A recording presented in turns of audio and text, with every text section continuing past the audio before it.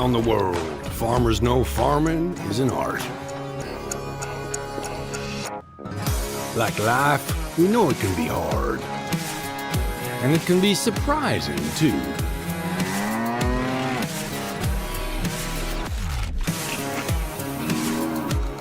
But sometimes it's about being at the right place at the right time.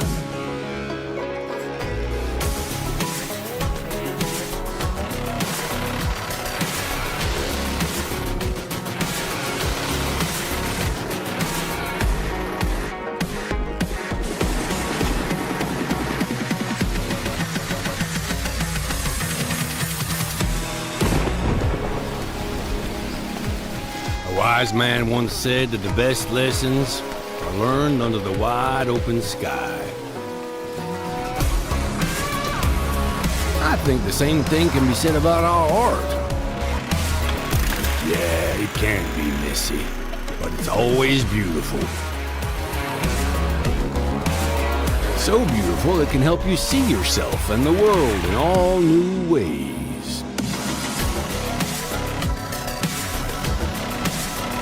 In the art of farming, the soil is the canvas, the seeds are the paint, and the harvest is the masterpiece.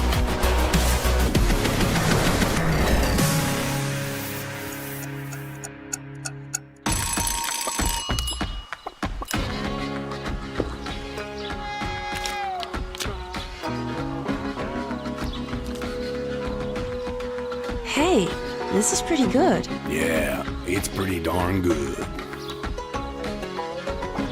Is it missing something?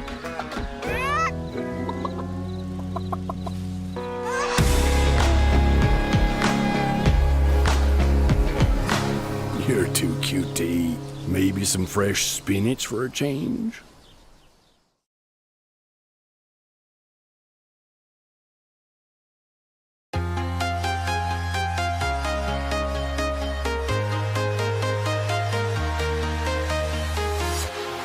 Walking alone, the streets are empty.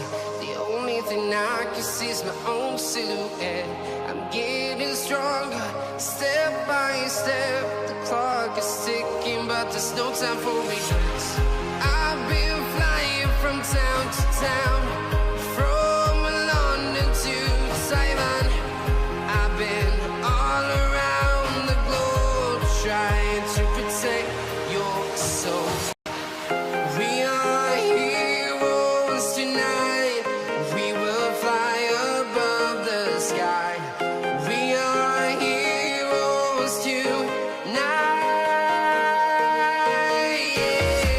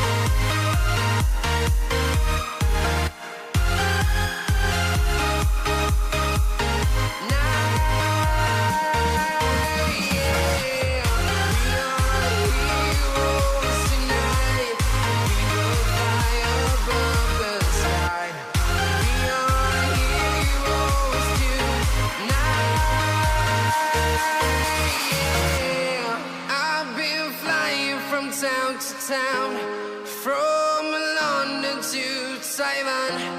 I've been all around the globe trying to protect your soul.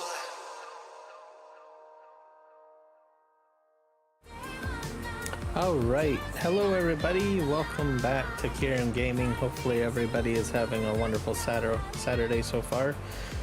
We are on the Fraser Valley, British Columbia map once again, and I am plowing up a field at the moment. We will be turning this into grass, and then later on we will be probably doing some more tree planting. As you guys know, on the last episode I had started, I think I got about 50% of the trees planted on the one field up at the main farm. So that is what we are doing today on episode 44 in this Fraser Valley based series. Hello James the Splendid Engine, or Splendid Nugget I should say. I still consider you Splendid Engine. So welcome. Hopefully you're having a great day and you had an awesome week doing all of the things that you normally do during your weekdays. I will be doing a World of Warcraft stream later on tonight, so I know that I've got some new people on Kick that has probably seen mainly World of Warcraft content, but I do also do farming simulator content as well. But I haven't forgotten about you guys on Kick.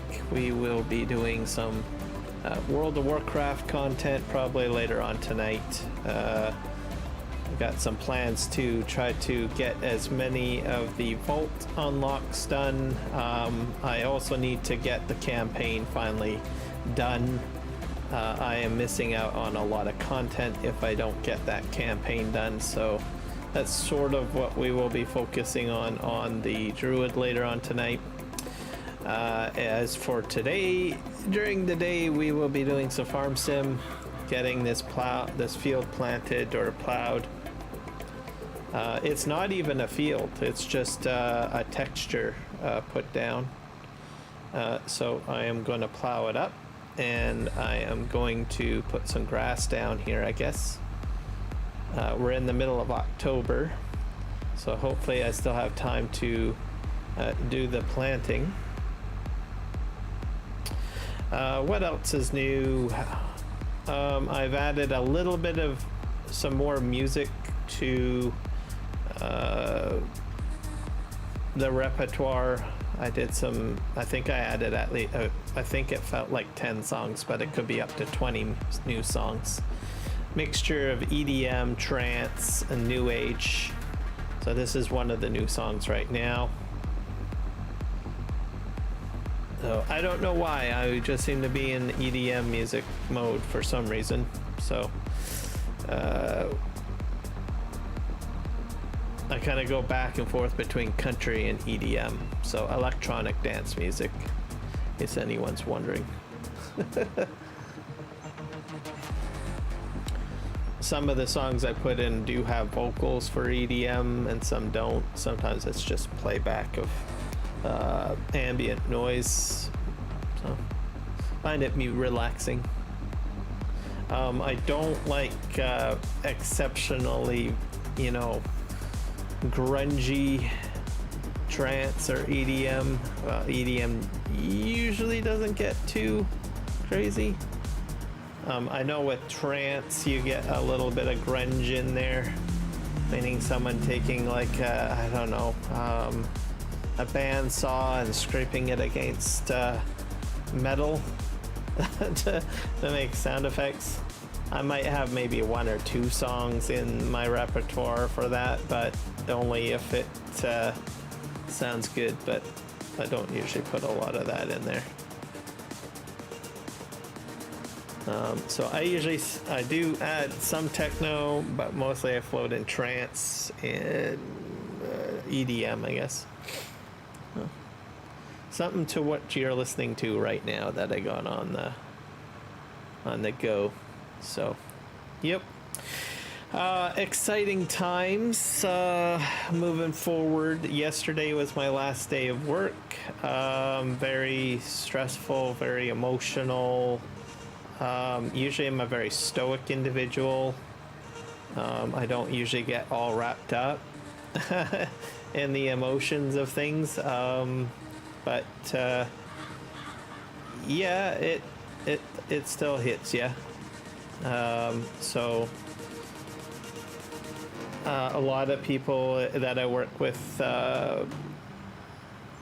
were very emotional, so it kind of caught me a little off guard a little bit. But even myself, I started feeling a little, I guess, nostalgic over the situation and everything like that. So, but I did not break out and cry or anything like that, in case anyone wanted to know. It's not how I am. I tend to usually stay on the positive, and I usually focus on moving forward. If I'm not 100% positive, I will generally focus on moving forward and not get too wrapped up in the emotional aspect of it all. But yeah, it was an interesting day. I did everything that I was supposed to do, continue working 100%, performing 100%. Sometimes whenever, a job is ending, or, something is changing drastically in the workplace, usually people tend to just stop working, or working not as effectively as they should be. But I just kept on doing what I normally do, what was expected of me, all of that jazz. So putting in your top 100% as much as you can. So it went well. So I'm going to take some time off a little bit, because like I said to you guys earlier, I had plans to take 2 weeks off at the beginning of September. So I am a bit drained. I usually deal with a lot of stressful situations in what I do or had done for my work. And it does take its toll. I enjoyed the work, but at the same time, with any job, you get a little stressed based on what's going on, and everybody needs a break, right? Just think of it like playing a video game, right? You can't play a video game like 24/7 or like 8 days a week or something. Well, I guess suppose some people can. But eventually you're going to want to switch it up and try something else so that you can recover your juices and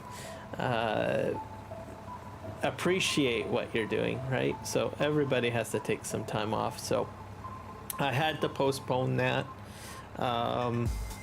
so that I didn't end up owing my company money. Because usually my company, how it works is if you haven't accrued enough vacation pay, usually they'll pay you out anyways, and then you just basically end up in the negative in your vacation bank account until you work enough hours to fill that account back up. But I didn't have as much in the kettle. Usually by December or something, there's enough in there, so I had to cancel the 2 weeks. I think I took about 2 days around Labor Day to take a little bit of time off. But as soon as I went back into the office again, by the end of the day, I was like tired. So I was like, okay, well, I'm gonna give it all till the end, and then just relax and chill at the end, and enjoy a bit of free time. I do have my sister coming out tomorrow. I have to go and pick her up from the airport. She's visiting. So I live in British Columbia, Canada, and she lives in Ontario, Canada. So Ontario, Canada is Eastern time zone. So above the state of New York, I guess, more or less. So she'll be flying in tomorrow. I'll be picking her up. So my streaming schedule will probably be a little bit erratic as I want to spend time with her. If I can do a live stream tomorrow, I will. Probably most likely in the morning because her flight will be coming out. We'll be here probably around 3 p.m. Pacific, which is normally my streaming time frame. So I'll be probably changing it up. I will be streaming more in the morning. Probably maybe a 9 a.m. to 12 p.m. So about a 3-hour stream in the morning. I believe that'll be on PV Canyon Crossing, another farming simulator.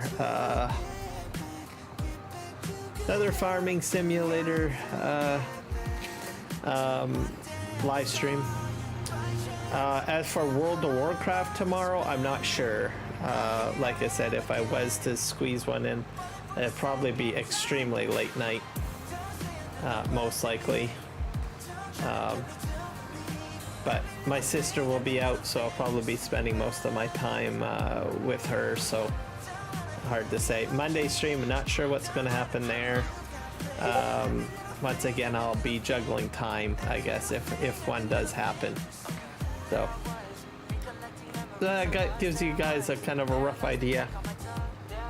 I'll do my time. If I got like spare moment or something, then I'll live stream. Because I do like gaming and I do like live streaming, so there you go. Hopefully on my World of Warcraft stream I can get everything that I need done on the Druid. I've been researching and trying to figure out everything, and I definitely have to get the campaign done. That'll unlock the world boss and also other things too. So yeah, that's life with Kiram, in case anyone's wondering, kind of my update. YouTube news. I think I briefly mentioned it on one of my World of Warcraft streams of some interesting stuff coming down the pipeline in the experimental modes. Essentially, video hyping is coming down the road, perhaps. So what that means for you as a viewer, you can go to your content creators page and hype up a video. So if there's something that you like, you can hype it up, basically. So if there's an awesome tutorial video that someone does, there will be some sort of option for that. I don't know when that feature will come, but it's just something for you guys to be aware of. They're also experimenting with, a new way for you guys to see if new videos come out, right? So if you go to a person's page, like to my page, right? On the thumbnail, it'll actually say new. I'm not sure exactly how long that little tag will remain on there, but I've noticed it on, I think, a couple of my live streams from last week on YouTube. I think it's a positive thing. People are like skeptical. Some people are like, well, I don't think it really matters. But one thing that I noticed when I first saw it, I was like, oh. I kind of stared at it, so it did get my attention when I saw it on, well, my channel and a few other people's channels, because I do watch YouTube videos myself. So I thought that was interesting. So we'll have to see if that becomes a permanent thing. The hype thing, like I said, for me, I think will be interesting because people can go to my channel and hype it up. and that means, so if I have, like, I know I have one extremely well performing tutorial video that keeps on getting views all the time. Like, I did it like I think 2 years ago, and it's still getting a lot of views for courseplay and auto drive. So I imagine that video will probably get hyped up when that function gets introduced. Also, at the same time, it gives viewers the ability, if they think they see a video that should get a little bit more recognition, because like I do other tutorial videos on YouTube too, that for PV Canyon Crossing and stuff like that, a viewer can go ahead and say, well, I think more people should see this content. They can hype it up and try to give it a little bit more visibility. So it's almost something similar to the like system, but it seems to give a bit more of a super boost to the content. YouTube didn't go exactly into specifics, but it's supposed to give it a lot more visibility. So looking forward to that. Let's see here. What else did I hear that might be coming down the pipeline? Something that's not really too specific, but smaller channels like myself, I'm a smaller channel, I consider. They're supposed to be giving more options to give more visibility to channels like mine, to help get us into the monetization bracket, I guess. They didn't really specify what, but I guess we'll see. So always new stuff coming to new content creators is a good thing. The last item that I'm exceptionally excited about is the option for videos to be dubbed. So if you don't know what dubbing is, you might have watched like a movie or a film that might be made in another country, and you can tell, like maybe, I don't know, you speak English and you're watching a Chinese film, right? You can see the way that the person's moving their mouth that they're not actually saying the English words, right? So that's what a dub is. Basically, the film or the original content is in a specific language, but they dub it, which means that they translate it in an audio track that is in a language that you choose. So if it's a Chinese film, it's all done in Chinese, but then when you're watching it, you hear English. So that's what they're playing around with. They're going to be using their AI technology to make that happen. So as a viewer, most of my viewers, I think, are English speaking, or know a large or know a degree of English. So you guys probably won't see much of a concern or a change. But what it will do for English-speaking people is you could watch a content creator from Germany or from China, and you won't have to read subtitles. You'll be able to hear the dub of English. So you could expand which content creators you're going to be watching for English-speaking people. For me, I speak English only, but I do on occasion get people from India watching, people from Central America, South America, Lithuania, and Germany, and up there, as I can see in my demographics. So this should expand maybe my viewership a bit more, meaning that people from those countries will not have to wait till this live stream is over to watch my content and read the subtitles. They can just listen, right? So very interesting stuff there. I think I mentioned some of this stuff about, you know, audio translation or something like that back in the spring. I usually keep up to date on AI and some of the abilities that other companies have or little pieces of the puzzle, and I've always said to myself, well, YouTube should be able to do this. And well, it sounds like they're working on it, so I'm stoked about it. I think it's probably a good time too, because I do play Farming Simulator. I'm going to be playing Farming Simulator 25. As you know, we're trying to branch out into the Asian market. So it'll be interesting to have people from, Indonesia watching my live streams. The content for Farm Sim is showing maps of that nature with rice and everything like that. The Philippines, China, Japan, all of that area, right? So I might, it seems to synergize well with YouTube if they're moving in this direction, because maybe I might get a lot more viewers from that area of the world.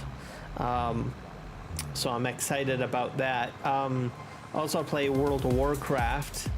It seems like that, I don't know, it was 2 years ago or something, Blizzard had somehow got locked out of China, and I think a few other countries on that side of the world.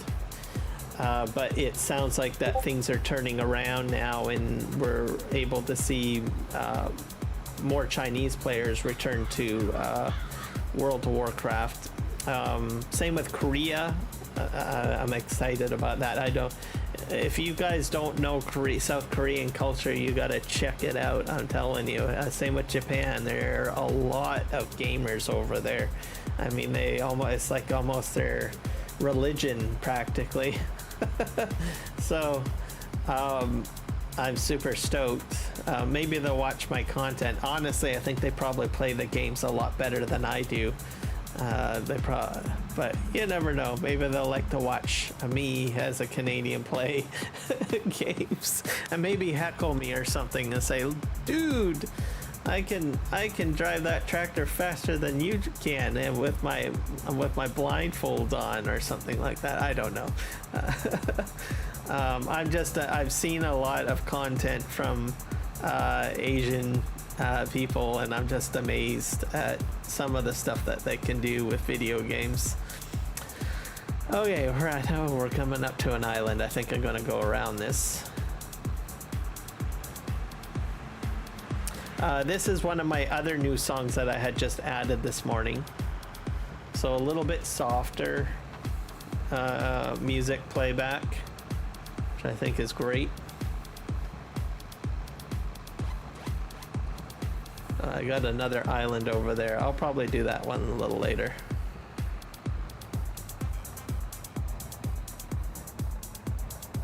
I'm not even sure if I can get my mowing kit in between this area. This might have been a bad decision. Maybe I should have made it a super island.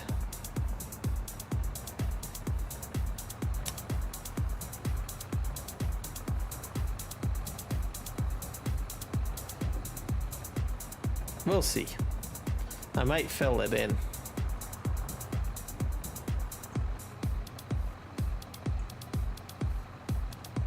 So I'm using an old Fent here, by the way. That's why I'm kind of struggling up the hill. I do have a John Deere, a much newer John Deere that I could have used, but I was like, well, I don't get to use these Fent tractors as much.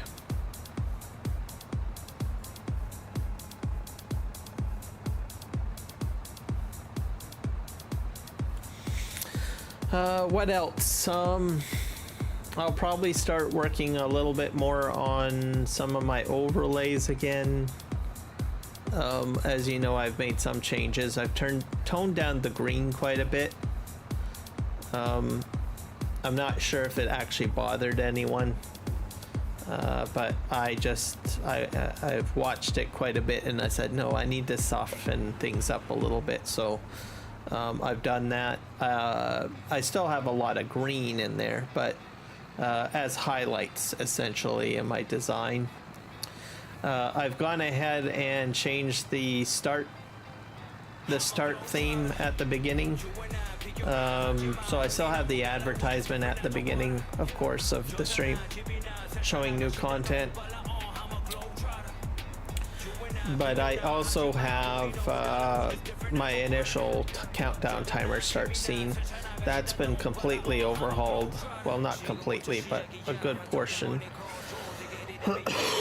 I softened up the green on that as well. And then I used to have text saying September 20th live stream, blah, blah, blah, blah, right? But I got rid of that. I decided to put in thumbnails. I used actually existing thumbnails that I've used on prior streams.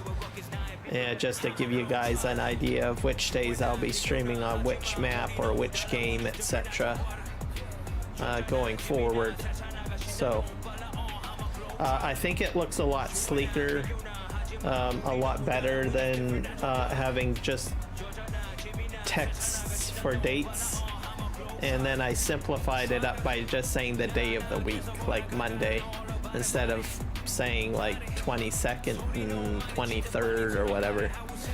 That's a lot of work if you do that, because I was doing that initially, so I would have to look up the calendar, look up the days, make sure that the numbers line up with the days of the week. So I was like, I should be able to make this a lot easier for myself. So, and make it look a little bit more presentable. So that's why I've got the new thumbnail set up for you guys in that fashion. I think it looks great. I might reduce the size of the starting soon text. It's a bit large, so I might reduce that down, maybe change the font a bit. It cycles through basically all the color gradients, so I don't think I'll change that. Just maybe the text and the size for that. And then I've got the leaves blowing. The leaves blowing is only temporary. That's just for the fall season. And then we'll probably switch it out around Christmas time, I suppose. I can probably put snow in. I might change the background picture at that point too, like probably put like a snow theme. I'm waiting till, what do you call it? Hollow's End starts in World of Warcraft, because I kind of want to transition the farming simulator picture over to a World of Warcraft picture. Because I do have like a lot of farming simulator content in my setup, so I'm going to try to balance it out a little bit. So we'll see.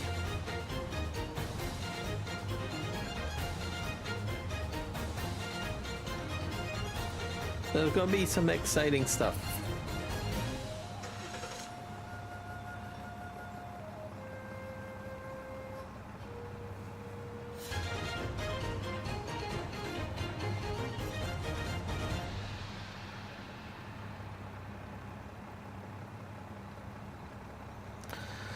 Let's see, I'll be doing some job searching probably in the near future as well. I'm not sure what I want to do. I just need to recharge and really think about what I want to do. I might do maybe the same stuff that I'm doing now. I don't know. So it's just I'm just exhausted, so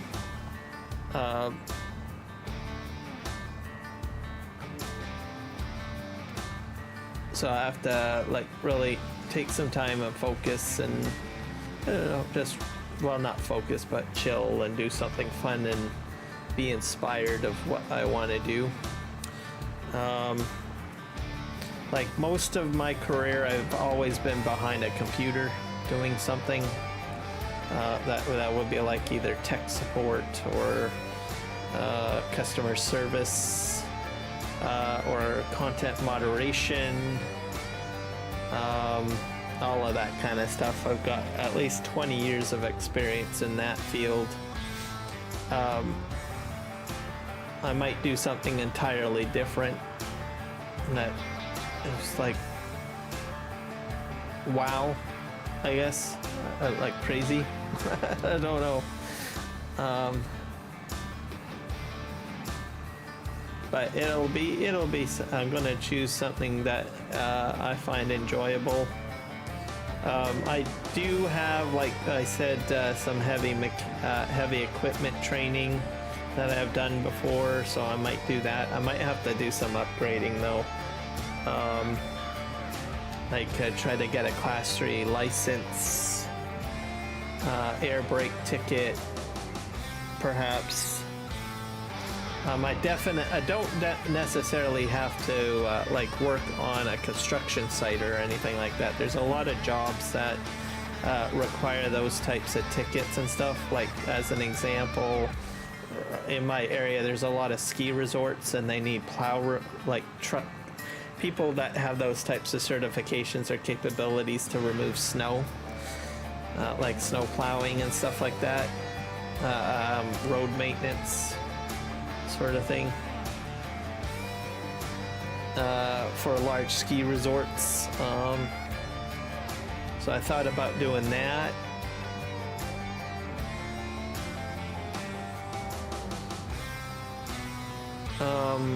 And this is also strange. They've got like that I had thought about too. Is probably won't pay as much as what I just described, but they got options where you go to like grocery stores that have like online delivery services. I thought that might be something interesting to do as well. Because then I'm out and about driving, and then I'm still interacting with customers and stuff like that, right? It's less than probably what you would make as a heavy, definitely less than what you would make as a heavy equipment operator. But something to do, something interesting. Plus it's all in technology too, so I don't know. I'm still very geeky, so transferable skills there. I thought about doing the same type of work, but maybe for a different company. So something that may be similar to what I've always been doing for the past 20 years, but that has a union backing.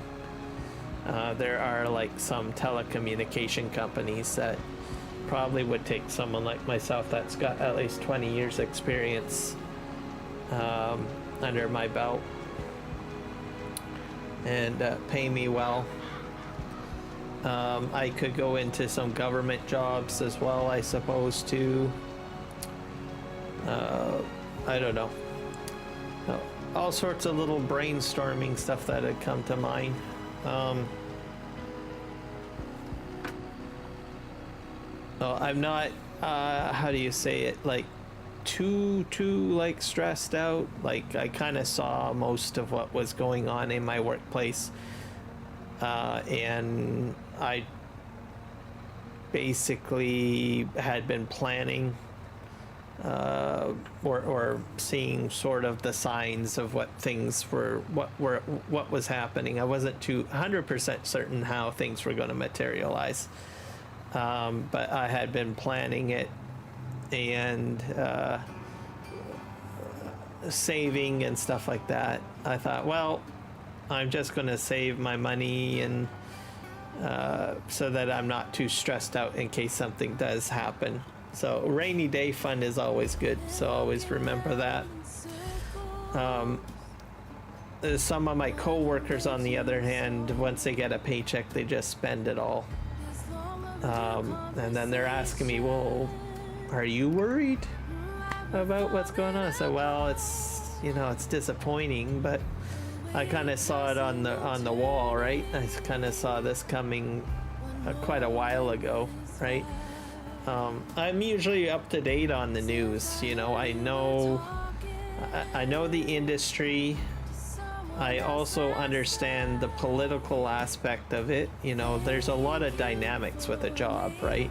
So if you're working, most people don't listen to the news. They just go to work and they get their paycheck, and then they go home and they don't listen to the news. They don't keep up to date with the state of the world. They don't keep up to date with, you know, their local area compared to other regions and stuff like that. And then all of a sudden something like this happens and they're like, whoa, what happened? Why is this happening, right? With a couple of my coworkers, I took the time to, you know, lay it all out, right? And I said, well, how do you know all of this stuff? That's because I listen to the news. I educate myself on what's going on, right? Also, I got 20 years of experience under my belt, right? And some of these people that I was talking to that are my coworkers are a lot younger than I am. They're like in their early 20s, right? So they just get their paycheck, they go home, they go out and they party, they have fun and all of that. And it says, my best advice to you, you know, you are young, you're going to be perfectly fine, you're going to find another job, but let this be an experience, you know. Do not just go out and party and spend all your money and do all of that. Save your money, secure yourself, and also listen to the news from time to time. Right? And understand what's going on. You don't have to agree with it, but it's important that you're aware of it and you understand it, right? And also for your local region, right? So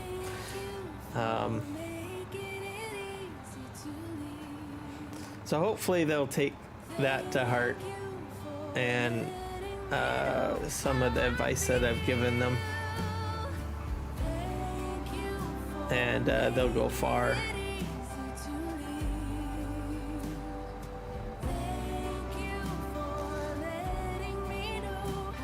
But yeah, so a lot of them I think I am concerned about.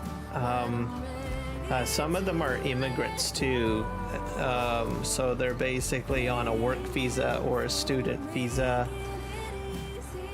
And a few of them I said, well, if you have to go back to your home country, just, you know, get up to date on what's going on there, right? Start looking into what is going on wherever you're from. And the more that you know, or the more knowledgeable you are on your situation, the better you are, right? So there's a lot of changes in Canada happening. Like we had, I guess, the door open for immigration. We needed to fill a lot of labor spots during the pandemic. Simply because, you know, a lot of people were getting sick and a lot of people had to stay home. Also, there was a lot of extra procedures and safety steps you have to take, right? So that slows down everything, so you have to compensate by increasing your workforce. It's to be expected, right? But now that we're over that hump, right, the necessity of having that many people, right? You don't need that many people, so you have to start recalculating and saying, well, we gotta start closing that door now, right? So some of my coworkers are on temporary work visas and stuff like that, or and whatnot, and they have to face that reality. Not that the door is closed 100%. From what I understand, I think most of what will be remaining open is the agricultural sector, right? But I think I asked some of my coworkers that were in that situation, well, do you think you would get into the agricultural industry? And they were like, no, all I know is my computer skills and stuff like that. And it's like, oh, well, you know, plan ahead. Look at your home country and see where you can fit in there, right? And sometimes that can be a little bit challenging too, because maybe they've got like certifications that are relevant in Canada, but they may not be relevant in where they originally came from, I think it was several years ago. This was probably 10 years ago. I had a coworker that came from Germany, and smartest guy I've ever met, literally. Smartest guy. Swore a lot. But man, I was amazed that he got away with so many F-bombs. But anyways, that's entirely off topic. But anyways, he had so much education in network engineering and IT, it just blew my mind. And he was fully certified, you know, good to go in Germany. But when he came to Canada, he thought, well, you know, I would just get into, you know, doing the same line of work. But every time he applied, they just closed the door on him and says, no, you don't have this cert, you don't have this cert or that certification. You need all of these things. So he had, he F-bombed so many times over that, but he just said, you know what, I'm just going to challenge all of the quizzes. So he didn't go back to school or anything. He was that smart. He's like, you know what, this is such a blank. But I'm just gonna challenge all the tests. So he took about a year. He did the customer service approach, and you know, took phone calls and all of that stuff, which is probably in his mind below him, which I would tend to agree.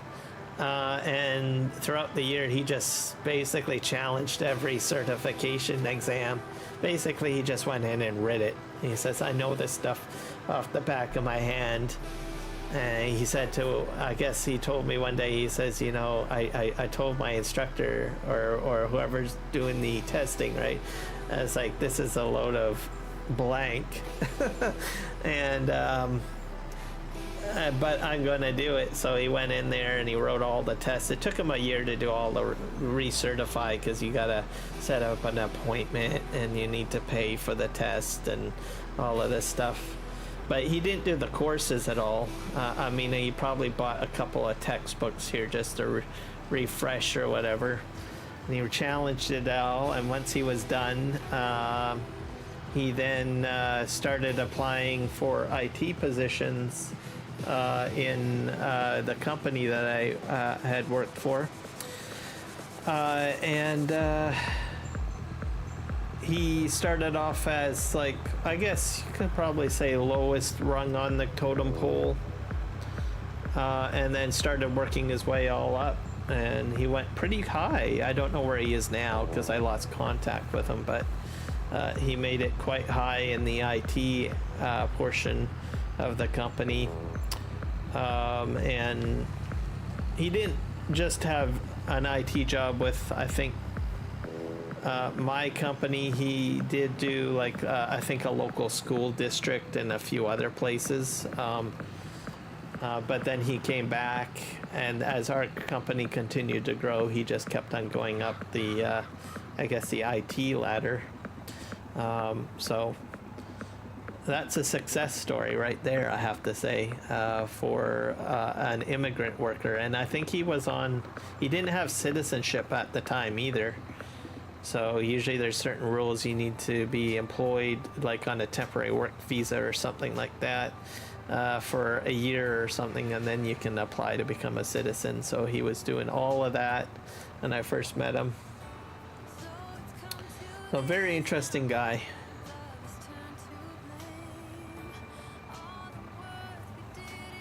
But a lot of, you know, hard work and dedication. In his case, maybe a few F-bombs here and there. Well, maybe not just a few, but anyways, you guys know what I mean. Hilarious guy.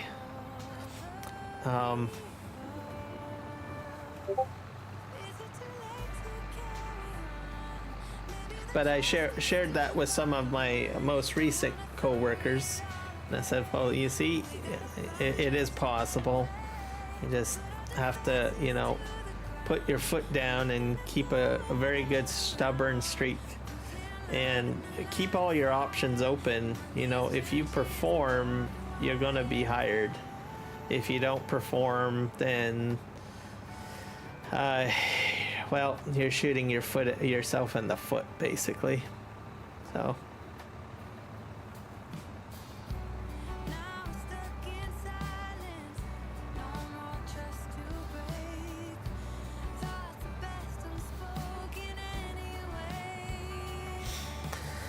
I wonder how we're doing here on this field. Sometimes when I get into like long chit-chat tangents like this, I kind of like zone out, like I'm aware of what's going on in front of me, but not the full big picture. I think we're doing all right. I do still think I made a mistake there. I probably should have made a super island. But I think this is just going to be a grass field, so I don't think I have to really worry too much.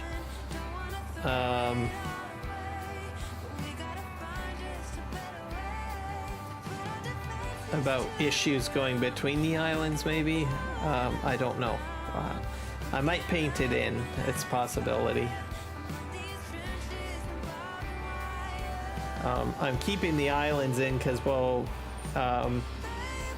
Hilly Farms did a great job at putting in some rocks and whatnot.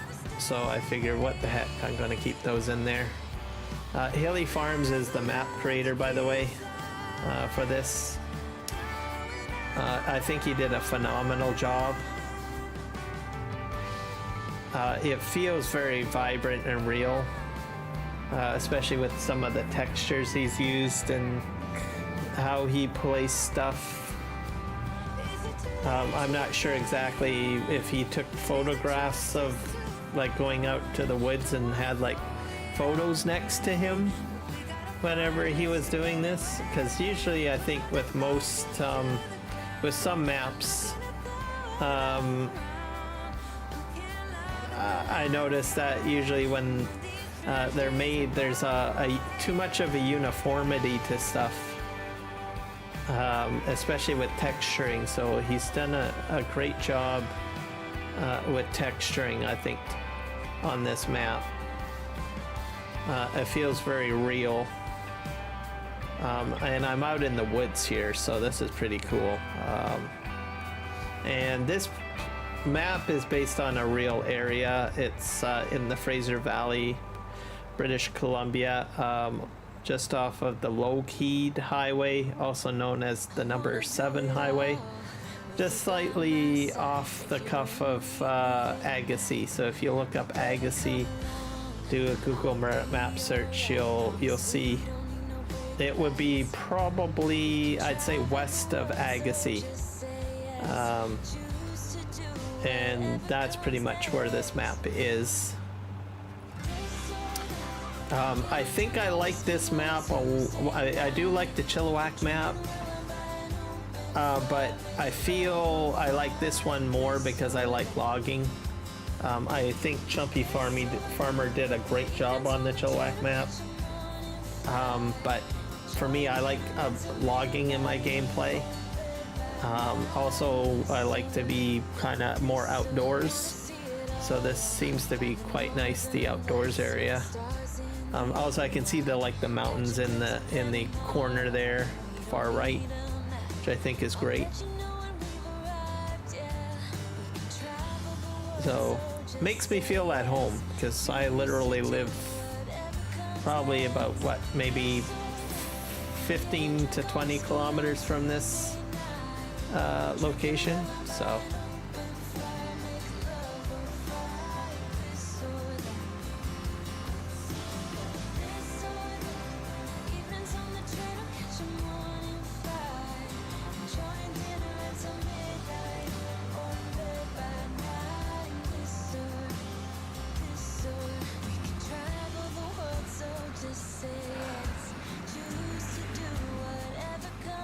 okay, I think I got another island up here. I'm probably gonna have to spin around this one.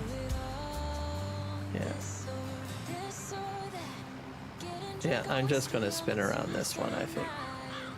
Let's go on the out cuff here.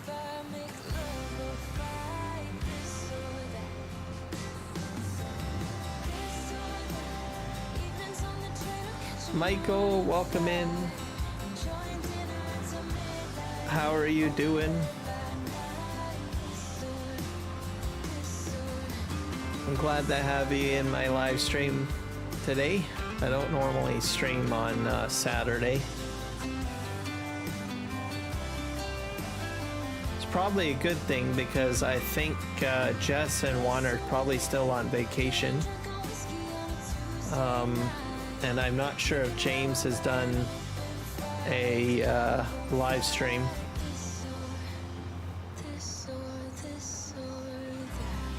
So you're welcome to come in and hang out with me.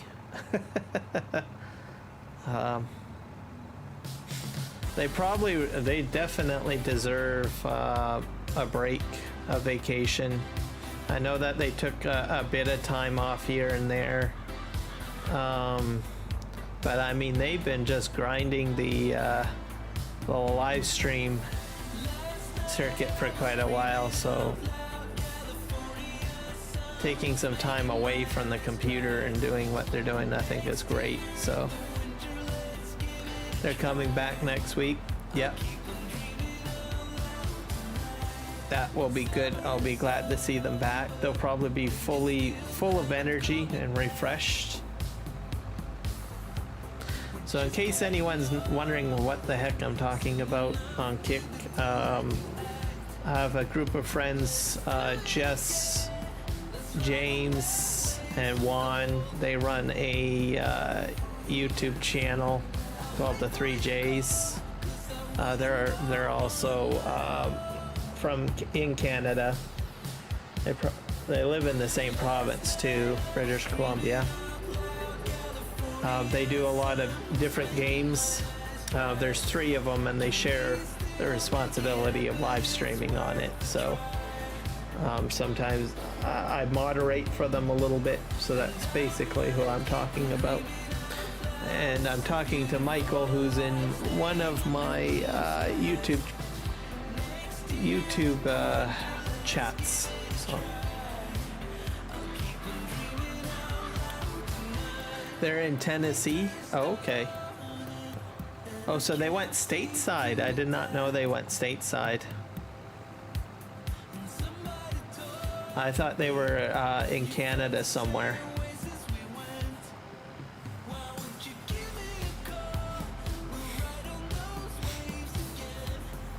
I sent a couple of messages to Jess, I think, the last few days.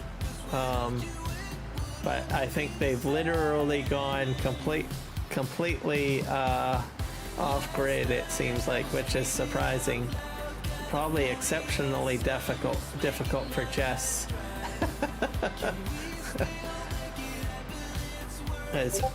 She's usually on quite a bit. Excuse me, guys, sorry. But that's awesome. I'm happy for them.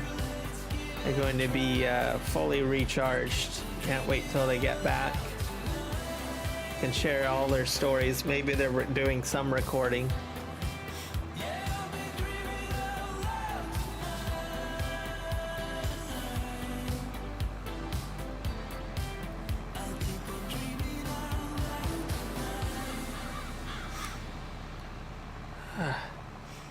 I got my balcony open and it's kind of sunny, and I'm getting that kind of pleasant smell of, I don't know, you know how there's like evaporation, you know how water evaporates.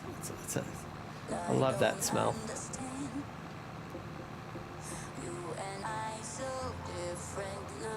James is home? Okay. Has he done any live streams this week? I'll have to check the channel.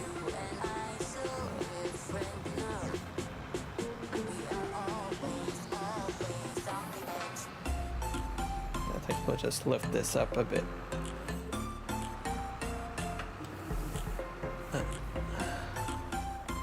But yeah, you guys will have to check out. It's the 3Js, so number 3, capital J and S, and that's on YouTube.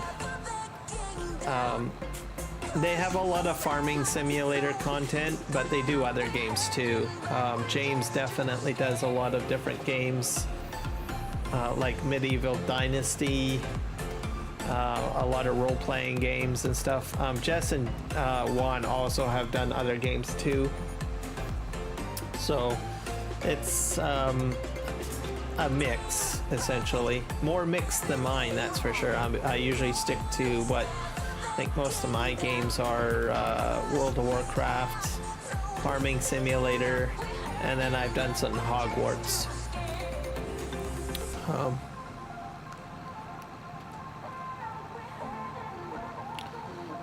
I try not to, I don't try not to put too much on my channel, just so that there's at least some consistency.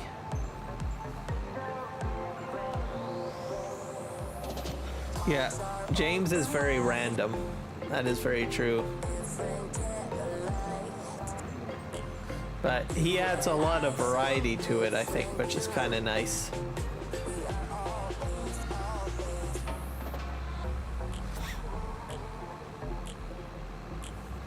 There we go. I think this field's almost done. I'm also going to start seeing some light coming up on the map, because it's at 5 a.m.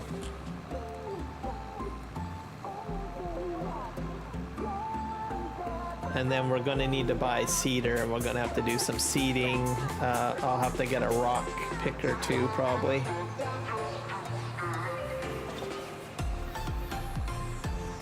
So lots of interesting things to do. I might have to go on the mod hub to get another rock picker or something, perhaps. But we'll see.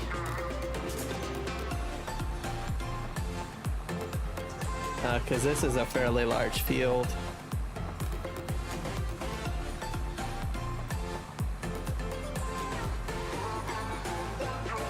All right.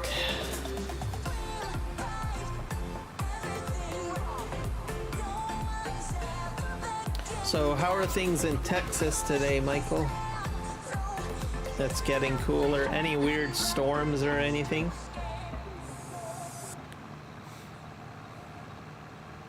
I think we're getting into storm season, right? It starts up again. Well, I imagine Texas gets affected, and they mostly talk about like Florida. It's like, oh, hurricane season's around the corner.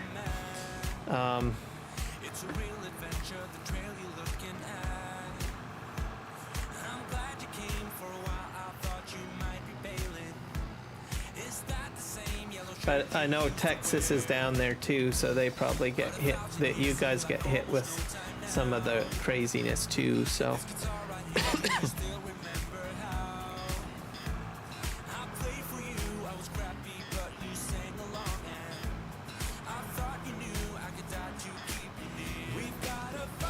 So it's already lightening up a bit on the map, because you can see like the trees in the background. So you can see the orange trees on the far right. So you can see that he spent a lot of time on this map trying to make it more natural. I mean, look at all of that, right? So very beautiful. And as we get it, as it becomes more sunnier, you guys will see a lot more. This is gonna be cool. So it's okay in Texas. That's good. Fall starts tomorrow morning at 5:27 a.m. Pacific Daylight Savings Time. Yep. Yeah, I think we're on almost, I think the fall equinox is either probably, I guess tomorrow, yep. I thought it was earlier than that.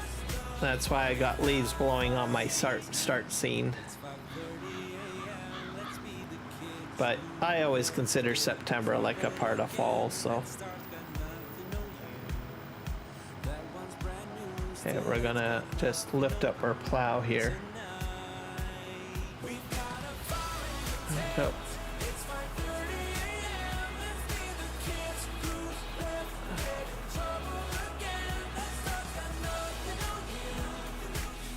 I'm not sure if I have any more to do on this side. Oh, I do. I'll just dig in here.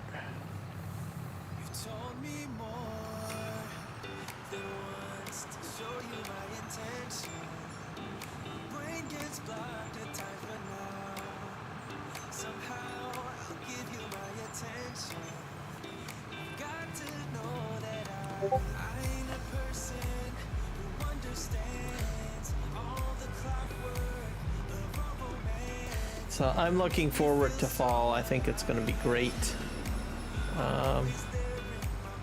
Just kind of cool things down a bit, change up the seasons a wee bit, make some good things happen.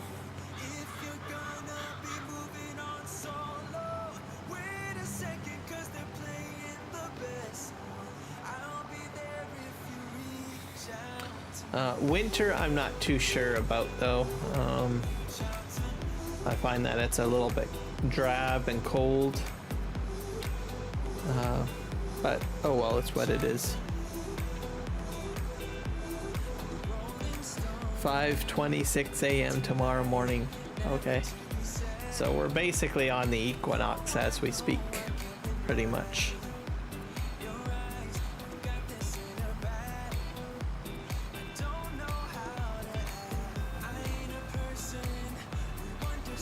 I've already started noticing condensation on my vehicle at night and morning.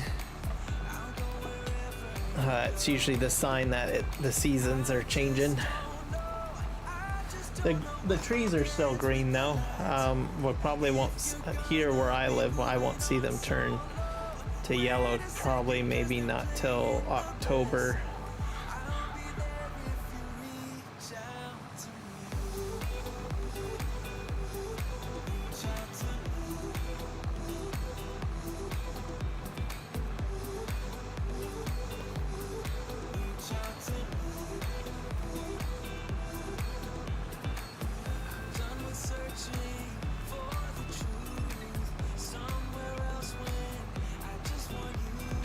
I'm probably going to need to buy a lime spreader, I think, too.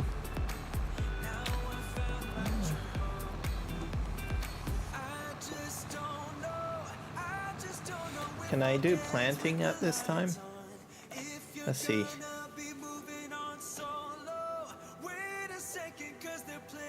Maybe I should plant during the, let's see, grass, I guess. I guess I got like, oh, I got a couple of months. I got November as well. So there's not really a huge rush for me to get this field like done in October. So the plowing I do want to get done at least, and then because I need to do, I think, liming. I'll need to buy a roller. I need to pick up the rocks, of course. So, quite a few things. For Texas, falls start 7:27 a.m. Oh, well, there you go.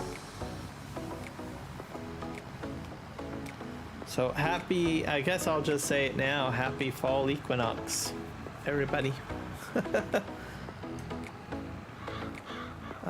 Some cultures celebrate the equinoxes and everything like that, so some religions as well.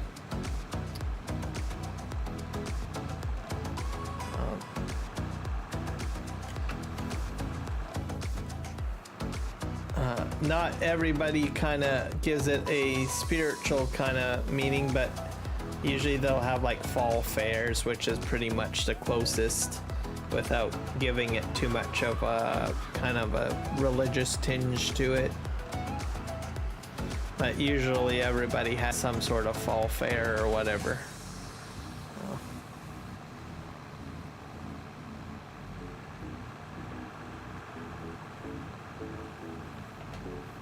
but in some parts of the world, it's a big thing. Huge religious aspect to it.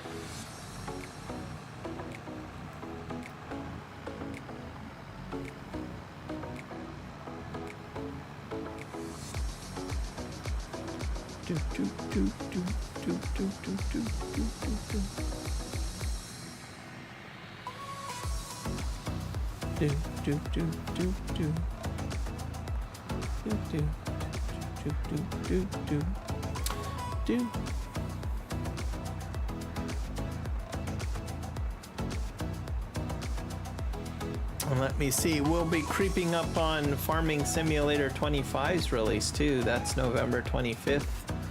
Oh, we're almost like, what, 2 months away. So that's pretty cool. I'm looking forward to that.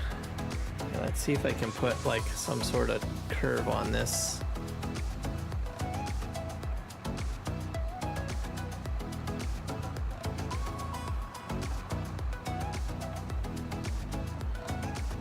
My kick going, I'm up to 4 followers, so I'm slowly growing.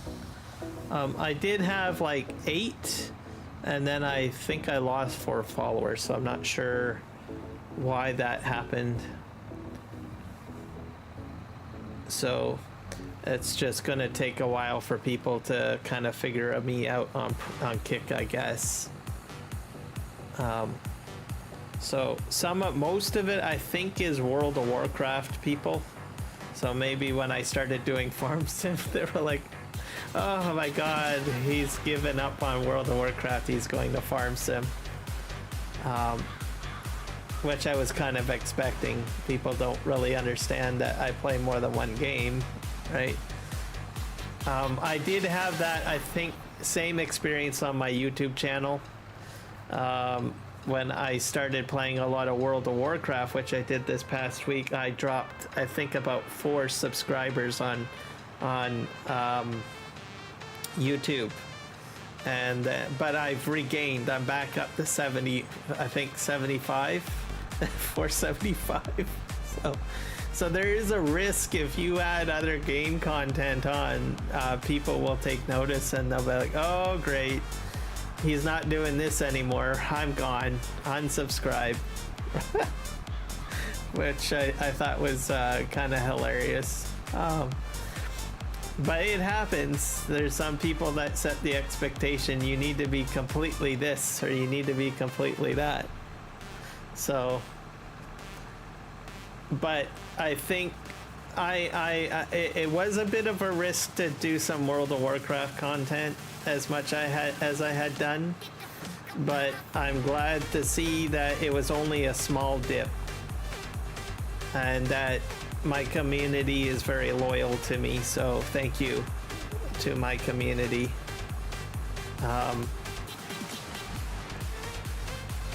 I think people know me quite well, that I generally don't overly dilute my channels. I usually keep pretty consistent as much as I can. So I do enjoy World of Warcraft and I do enjoy Farm Sim. I might add maybe a few other games, but I'm not just going to say, well guys, it was a splice. Guess what? I'm not playing this game ever again. It's banned from my heart forever.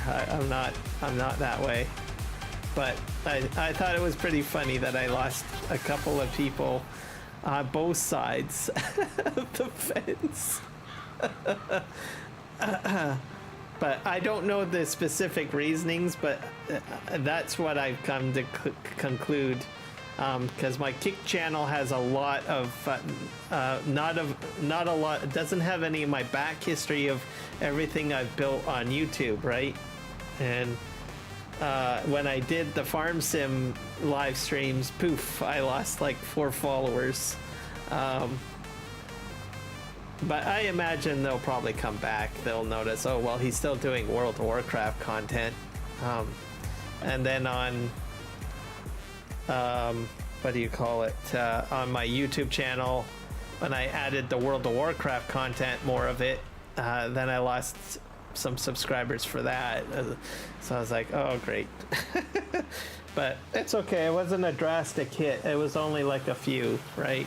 And my Kick channel is just starting, so it's gonna have its ups and downs.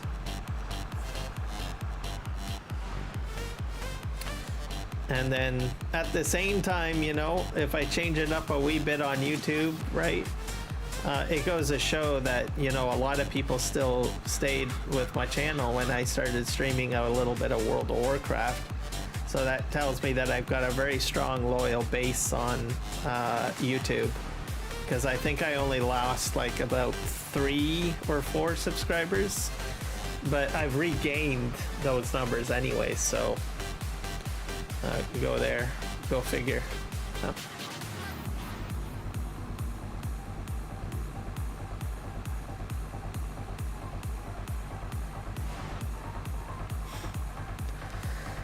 At some point I plan to bring Twitch into the whole spectrum too. I imagine there'll be some learning lessons there. I mean, I do watch Twitch streamers from time to time to see how they do things over there. Definitely a different vibe and atmosphere over on Twitch. So I'll eventually get over there. I think I have to set up a brand new channel. One thing about Twitch is that you cannot change your username. And I'm puzzled on that. The only thing you can change with the username is like the capital letters. That's it. And I said, well, that's just crazy. So I have like a name, it's basically Kiram Gadaru, but I want to scrap the Gadaru and replace it with gaming. So, and Twitch doesn't allow me to do that, so I'm gonna have to probably set up another Twitch account specifically for live streaming, I guess, over there, which is kind of disappointing. Like with YouTube, and I guess maybe Kick is a little bit more forgiving on changing. I have never had to change my username on Kick because when I set up Kick, I set it up as Karen Gaming right away. And then YouTube is very forgiving. You can kind of change things around a little bit if you want. There's flexibility. So why Twitch doesn't do that, I don't know. Head scratcher.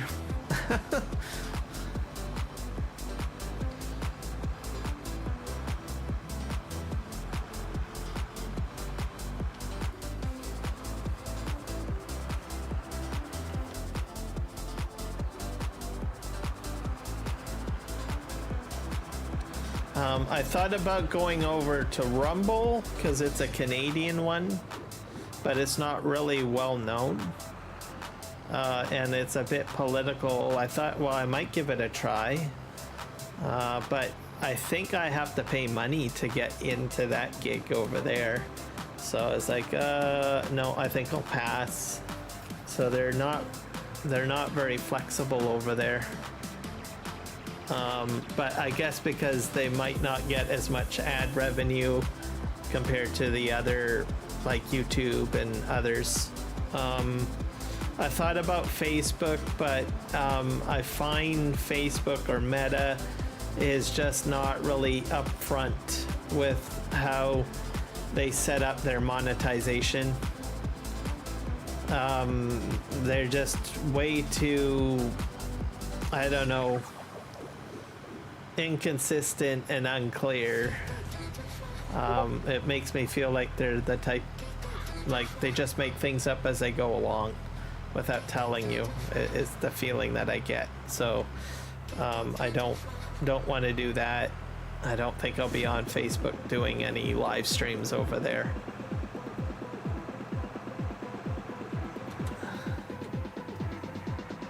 I think they bought out Microsoft's platform for live streaming, and they were hoping to, I guess,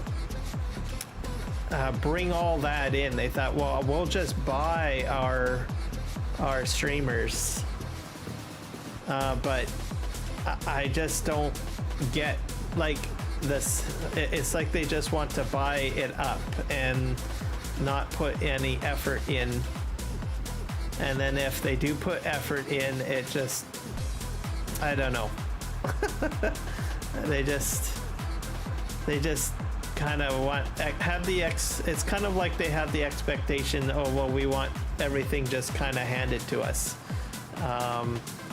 Whether that be viewership or even people that create content is sort of what I get from their platform, and they're a little bit, I don't know, elusive or ambiguous over there, which means they're not as clear.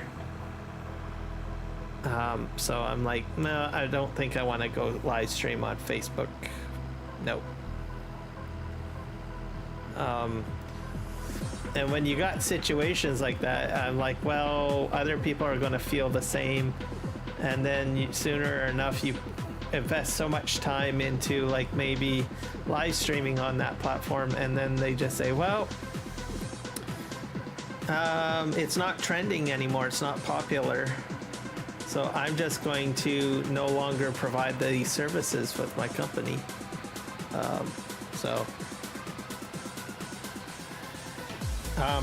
And I think Meta's probably doing better than what they had been doing in the past, but I just feel that they still have such a huge negative vibe to them. They got so much like a bad reputation, essentially, is sort of the feeling, and it's going to take them a long time to dig themselves out of that grave. I mean, they're not really well liked by the government. And there's all sorts of other things too, I suppose, behind it, I guess. Even the user base that use their services probably even think the same too, right? So I don't think I'll be on Facebook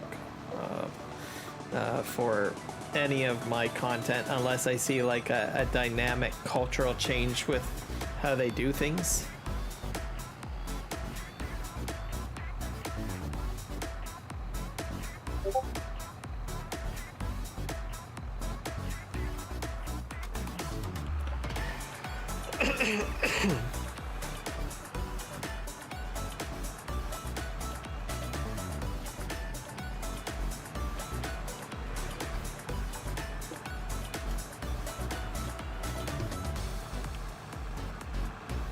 But not to say that Meta Facebook is out of the game or anything.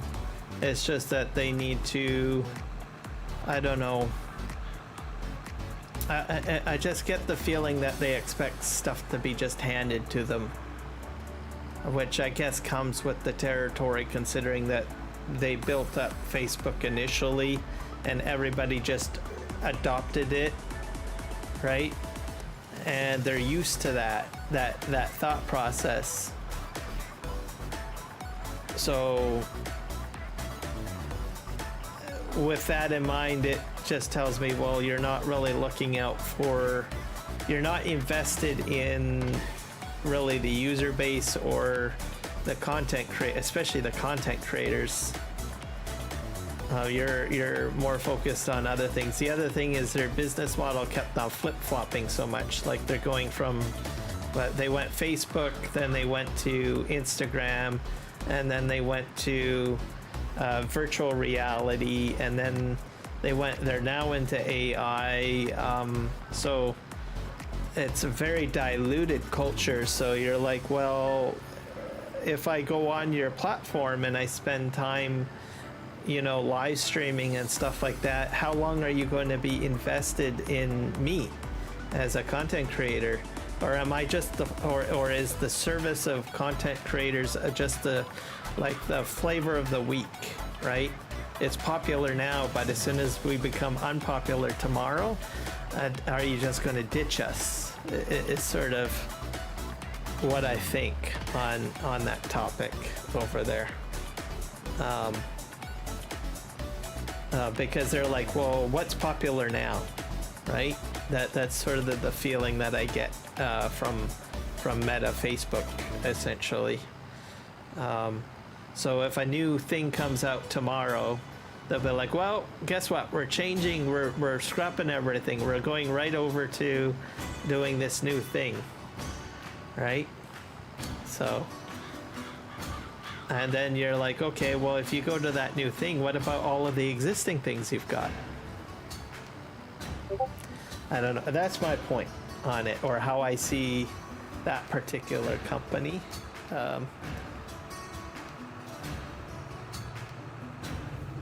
And I don't really hear a lot of positive, like, awesome things. So nothing like negative. It's just there's not really a passion, I think, over there with regards to keeping existing projects going. So whatever they're doing over there. So.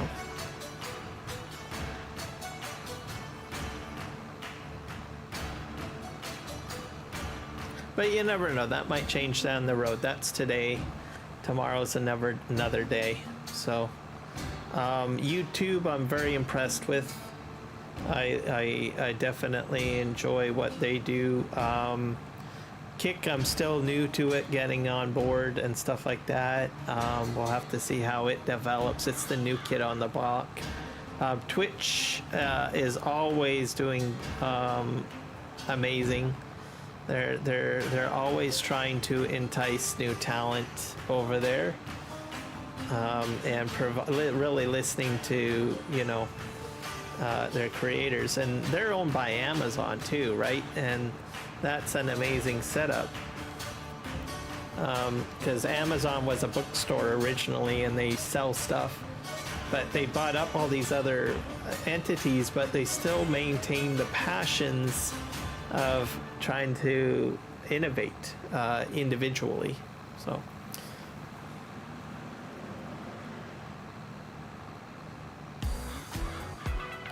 bow echo season. Oh, it's now echo season. Oh, okay. What's echo season?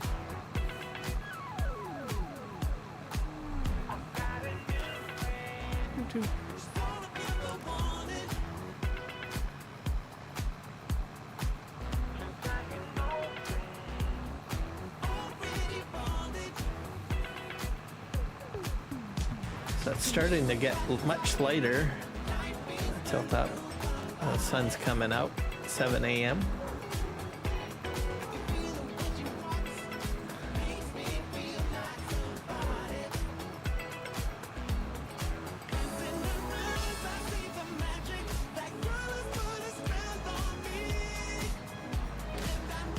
Okay.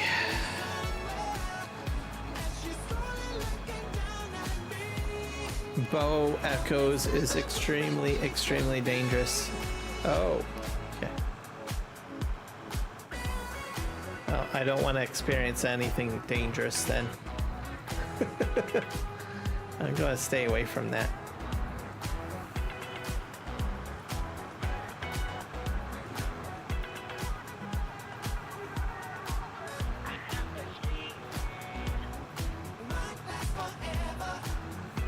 So that's the valley ahead, everybody.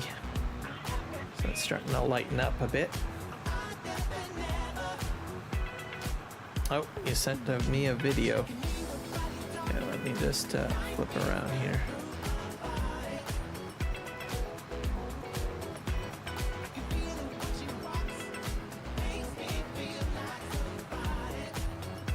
There. We'll take a video break.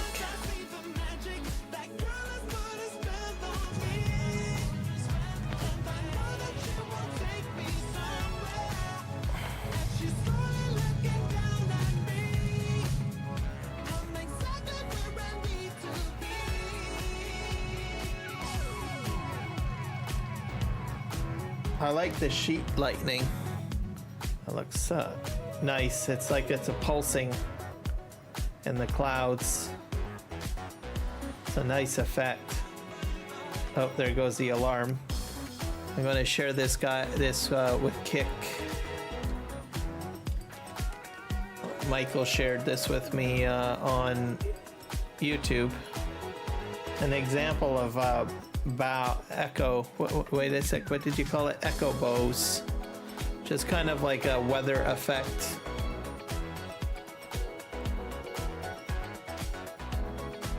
Bow echo. Sorry. Bow echoes.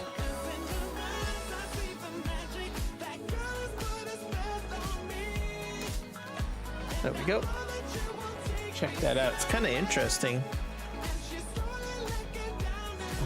For me, it's interesting because we don't get a lot of lightning up in my way. Not to say that we don't ever get any, but this is about a 2-minute and 41-second video.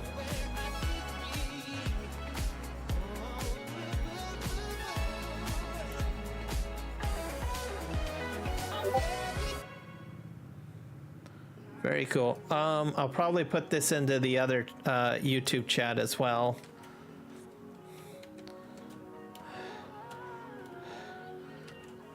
Bow echoes video. In case anyone wants to watch it over there or bookmark it for later. There we go. Cool. Oh, it's over now. Oh, there was a tree that fell over. Oh, lots of trees fell over. Crashing on cars. Wow. There's a tree that is completely uprooted. Wow. Huh. Yeah, I don't see anything like that very often where I live. Definitely not really trees uprooting. Not very often where I live, but during the winter time we get some extreme ice storms, and usually we have like branches break and stuff like that. That's where we start getting a little nervous where I live.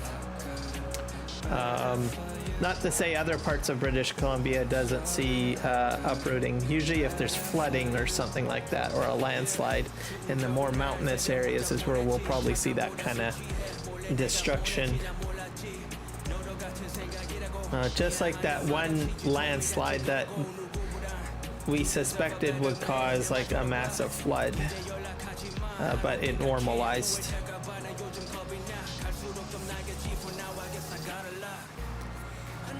Now, I can definitely believe you that they would be terrifying.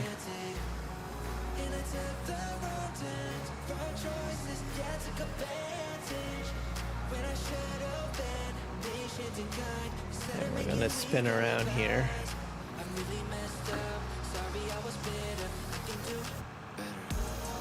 That's good.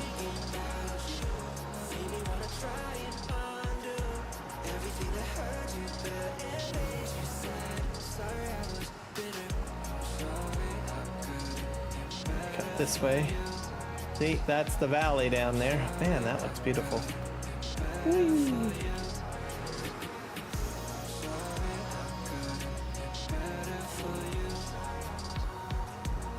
There we go. This is not the last part of the field. I've got another area that I have to go to on here. When I do the planting or the seeding, I'm probably going to use the John Deere, because this has taken quite a while with the fan. But I just wanted to give it a shot, because I have a feeling I probably won't be using this tractor very often. I always have a tendency of going like big or go home. Probably you guys are like wondering, you're probably surprised that I haven't already done that, considering I've got like $3.4 million at my disposal.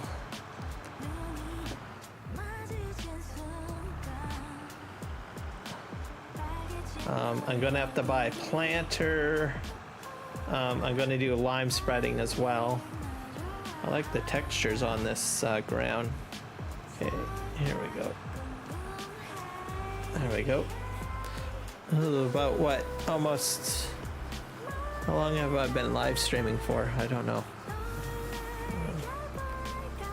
That's what I got done. I think probably about 2 hours now, right? Well, maybe an hour and a half. Okay, now we're going over here.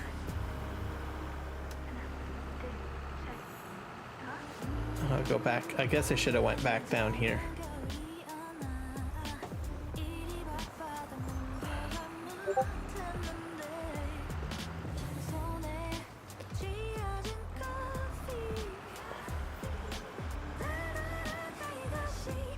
I'm gonna see if I can put straight headland. Go back up here.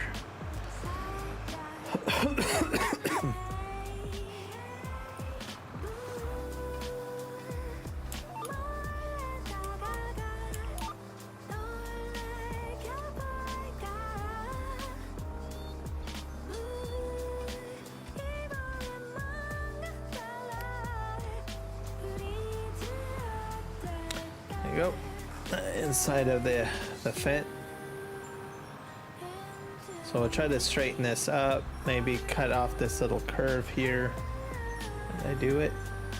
Sort of. Increase our speed.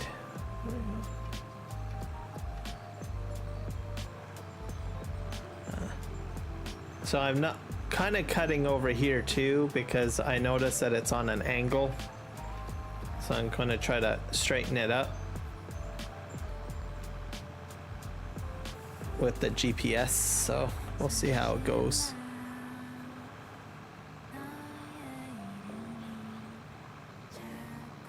Texas has 8 a yard.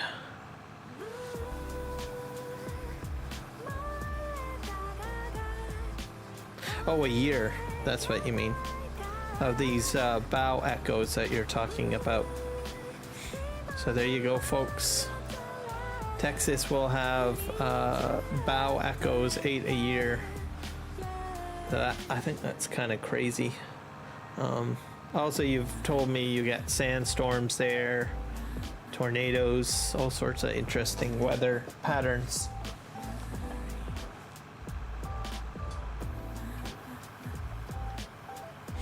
So day has broken. I'm just kind of give you guys a see. This is what it looks like during the day.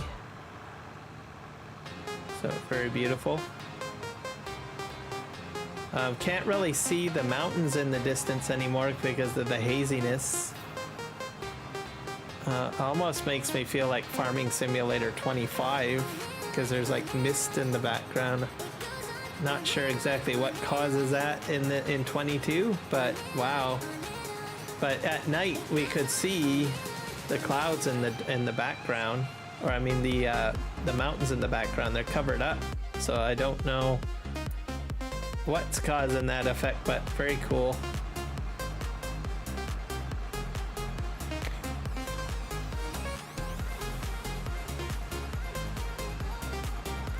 Because when it was nighttime, we could see the mountains in the distance. Now we can't because it looks like it's just steamy out there.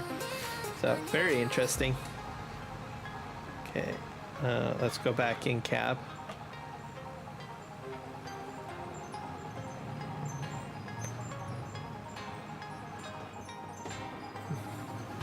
I'll lift up our implement and we'll turn around.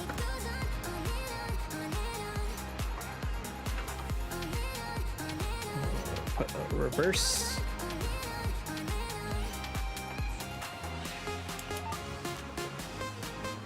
And we'll put our plow down and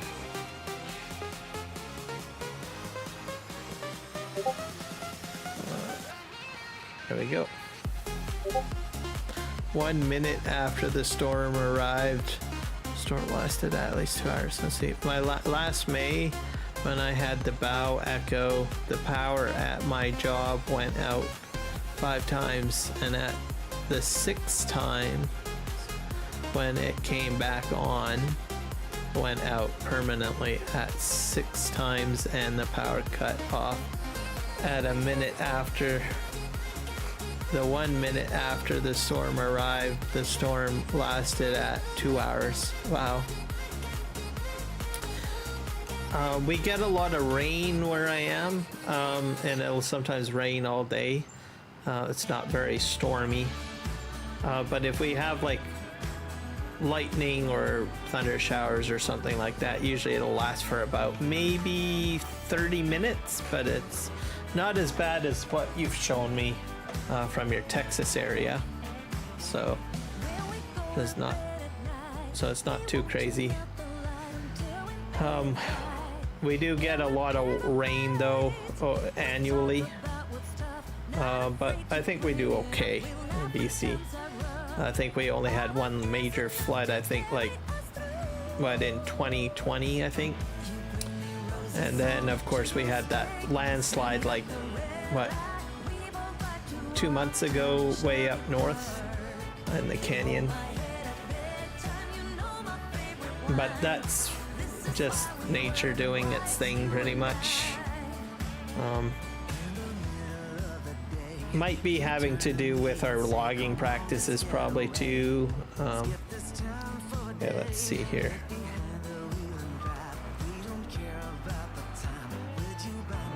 I'll probably go up this edge here. We're gonna just kind of whirl our way around. Come on, go, go, go.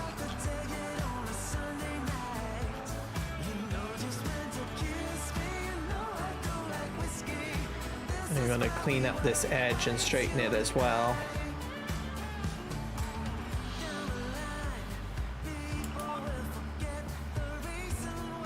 There we go. We're gonna straighten this up.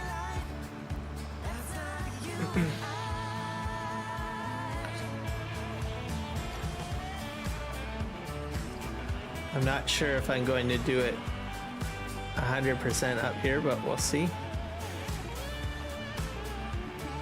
I think going up and down this way will probably be the best distance.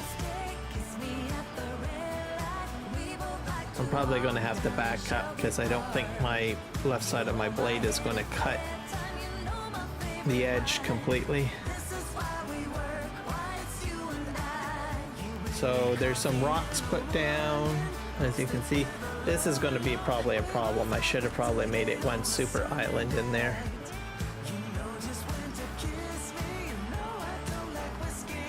We'll have to see when I start doing lawn maintenance or lawn cutting, because this is all going to be grass at the end of the day. Okay, yeah, I'm going to have to back up and get this corner here, I think.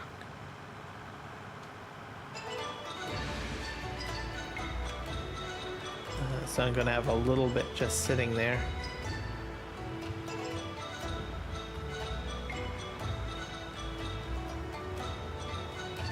There we go.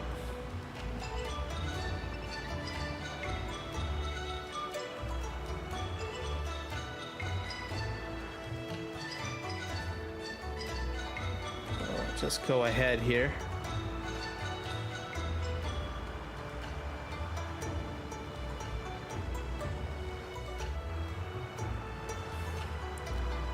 And I think the rest of it down there should be fine.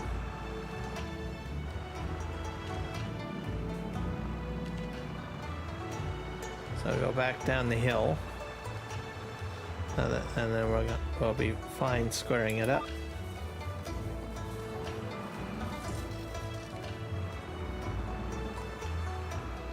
There we go. Off we go.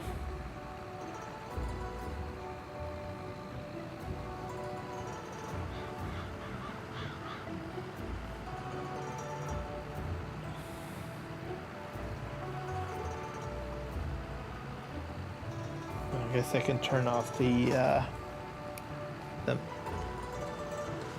not the map. Turn that off.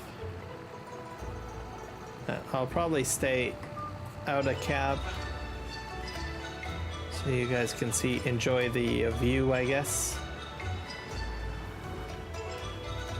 So it's going to be interesting when I start logging up in that mountain area. I mean, I honestly think I'm going to have some interesting logging gameplay.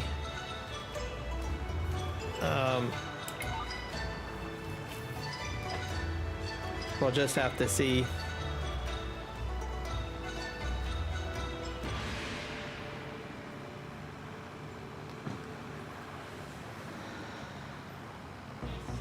And then I still got tree planting to do. As you guys know, the last episode I had planted some of the trees. I'm about halfway done the field, so I have to get back into the excavator and resume my planting process again. So you'll see that later. I'm going to definitely buy I'm gonna get a mod probably installed mid game here, so that, because this is a fairly large field, so I'm gonna just get a larger rock picker, and then I will be switching to the John Deere to do the planting. Yeah, so I got a few things that I'm gonna probably do.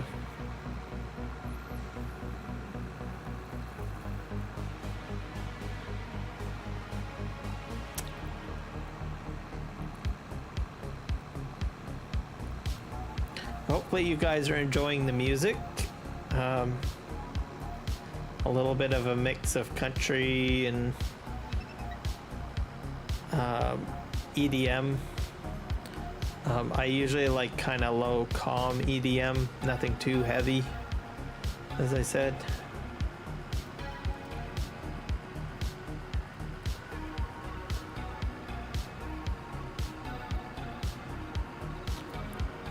This song here I've had on the channel before, but I did add a few new songs earlier this morning, probably roughly 15 to 20.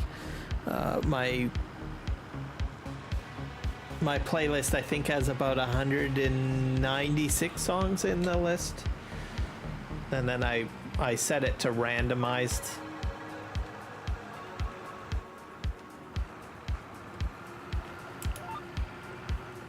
Maybe one day I might actually do like a full playthrough from beginning to end.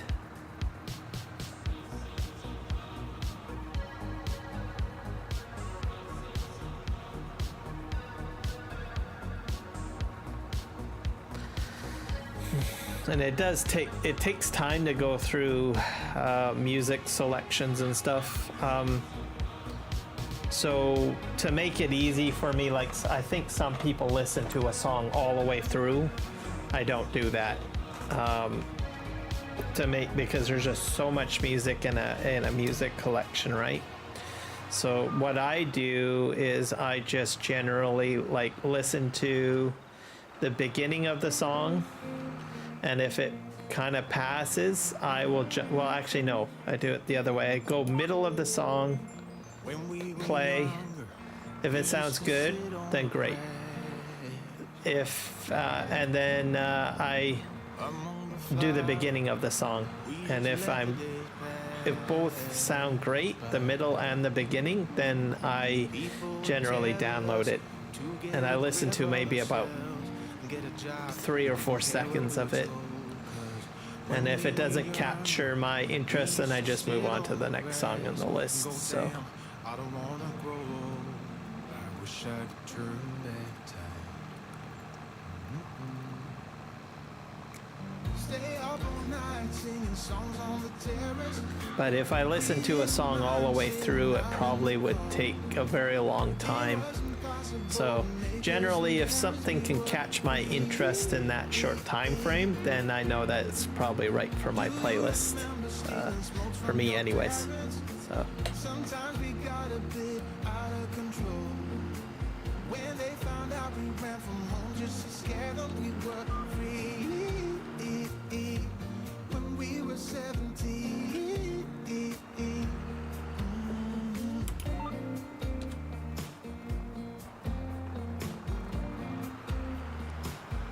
all right, up we go, up the hill. When we got older, we tried to stay in touch.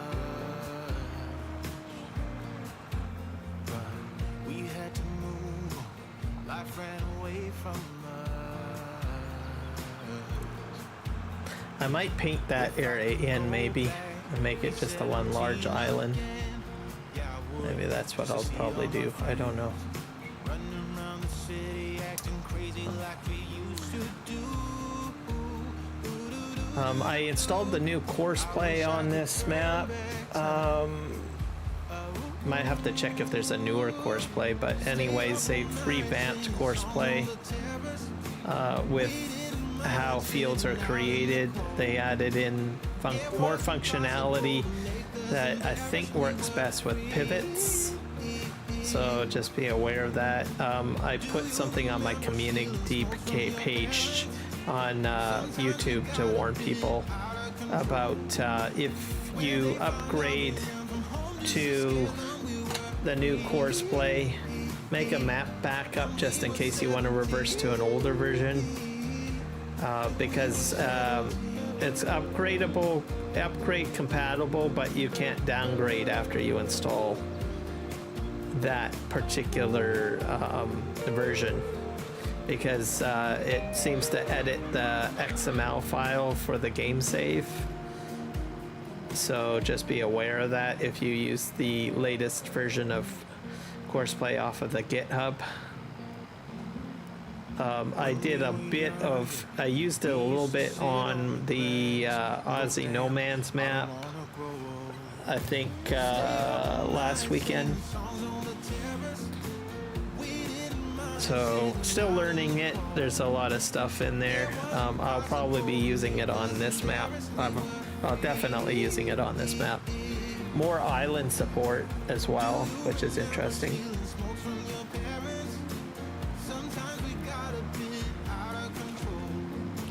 See, yeah, we're getting to the end almost.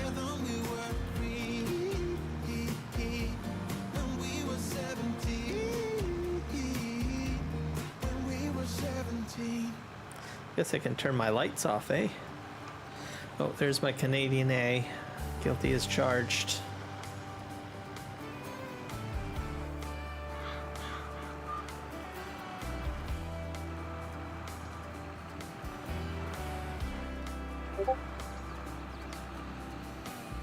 We're going to go down and get some Tim Hortons, eh?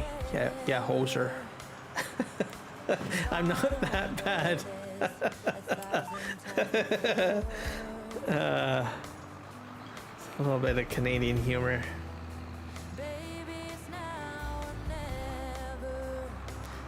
Eastern Canada, you'll hear a lot more A's. And differences in pronunciation as well. But I've lived in Western Canada most of my life, so I can probably pass as an American a little bit, not entirely. I mean, brief interaction, I think I'll be fine, but long term, like, oh wait a sec, there's something wrong with you. What are you? Like, I'm a Canadian. Oh well, that explains it.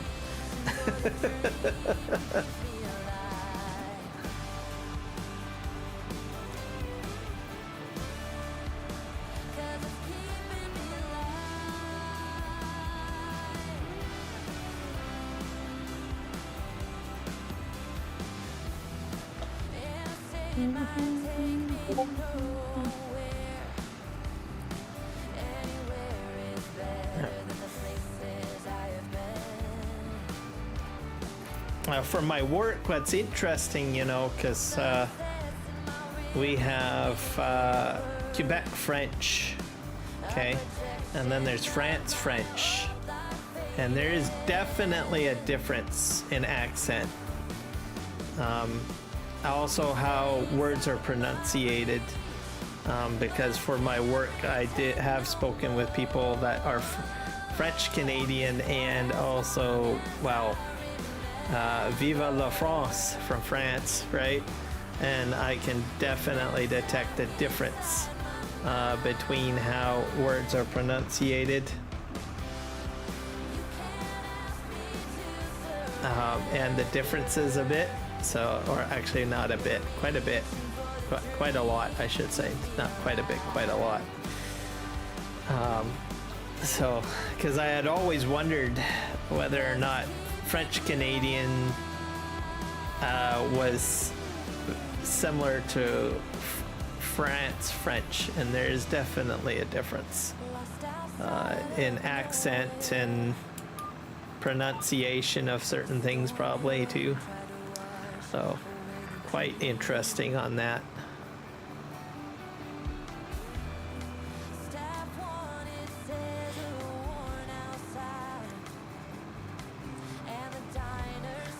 My background too, because I'm from Ontario, I don't speak French.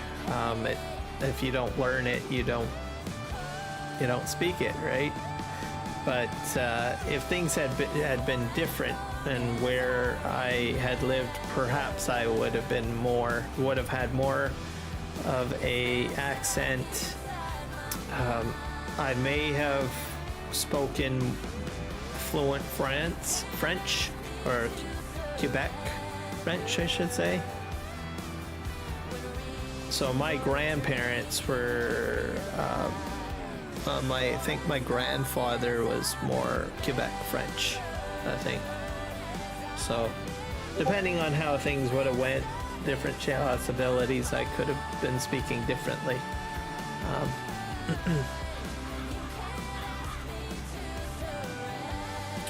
Some of my family members know French very well, but I had moved to the West Coast at a very early age, and on the West Coast of Canada there's not a lot of importance on speaking French, as opposed to when you get more to Central Canada or especially Eastern Canada.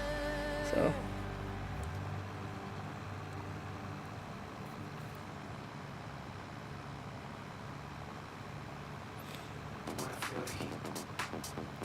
if you go to Quebec, definitely French would be an asset.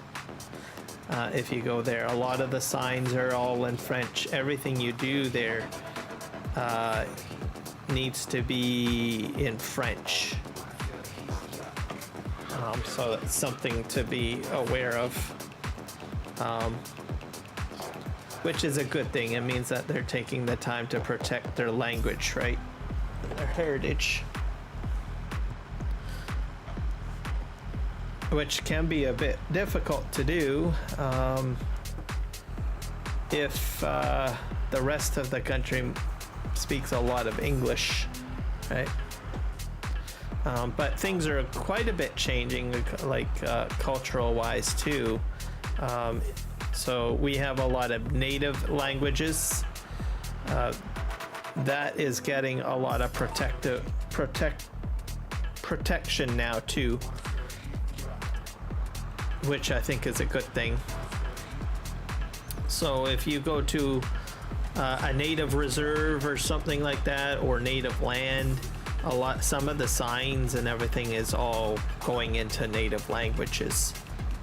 So native languages I don't think are officially recognized as a Canadian language, but that could easily change in the near future. And there's all sorts of different native languages in Canada, including Inuit. So kind of interesting how we change and we grow, and our culture changes and grows and becomes enriched. So there's a lot of diversity growing, I think, in Canada in that regards.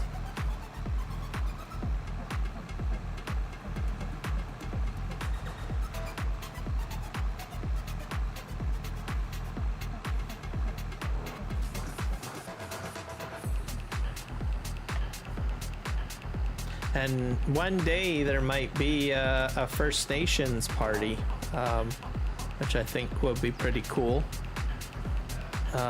So they have already got like an official Quebec party called the Bloc Québécois. So they look after French Canadian interests. and they're recognized as a nation on their own. And they're represented in basically our government structure as a party. And I have a feeling probably in years to come, we'll probably see a First Nations party. A lot of the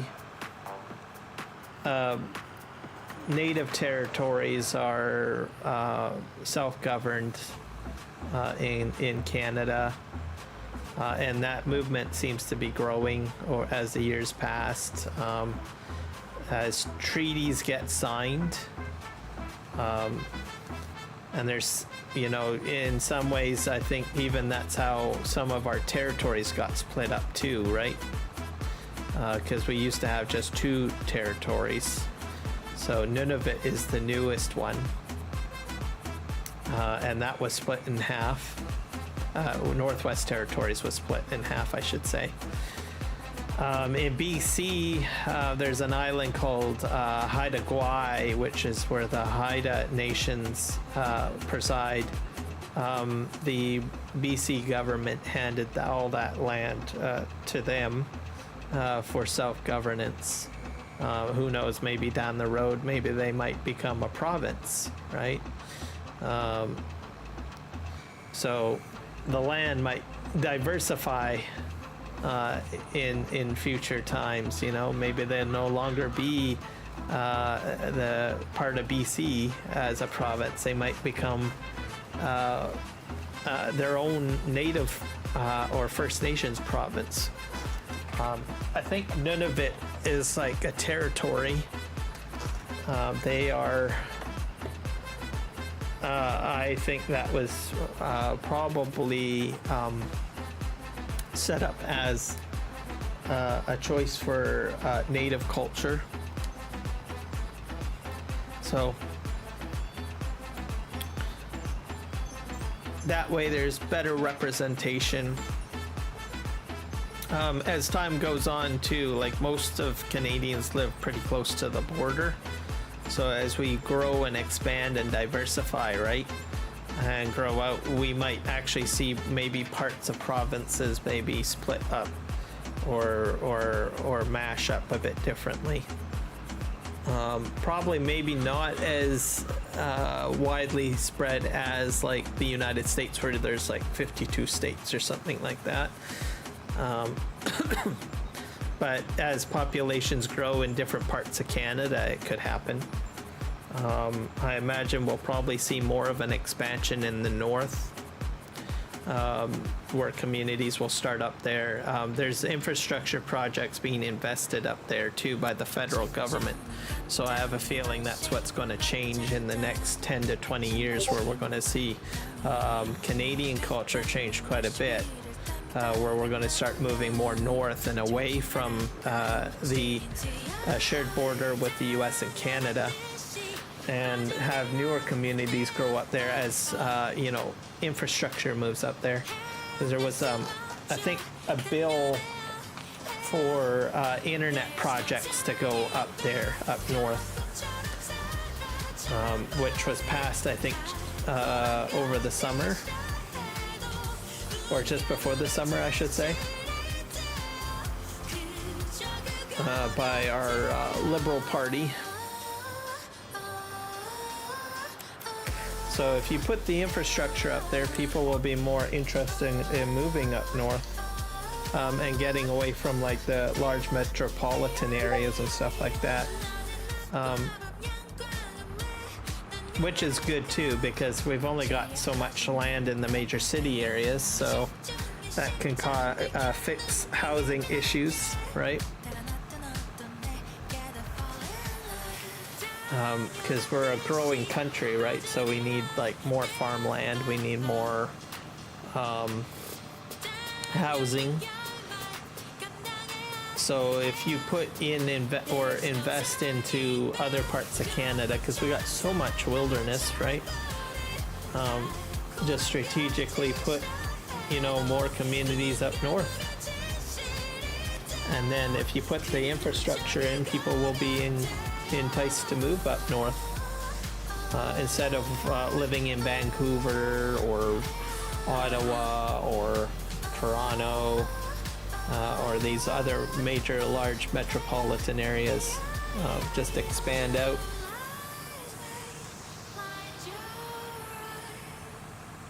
And then it makes housing affordable as well.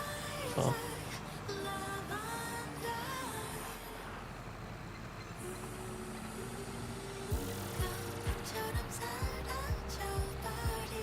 Probably cost of living lower too, I imagine. So, interesting times.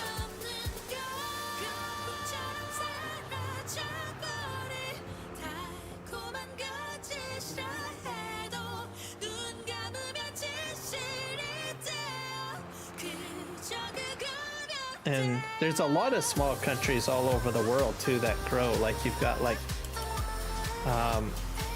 island nations too. They have small populations, but as time goes by, you know, they learn and they expand and put in new infrastructure or grow.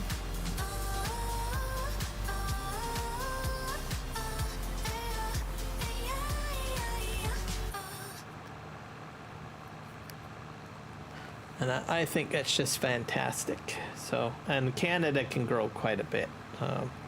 We've got most of the land that we have up here is unused. It's not to say that that's a bad thing.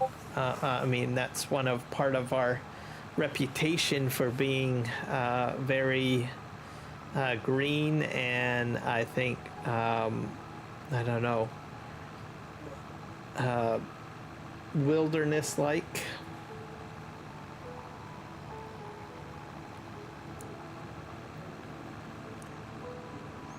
But you can literally go into the, you know, the north and just get lost, literally. The wilderness sucks you up, basically, as opposed to like a large metropolitan area.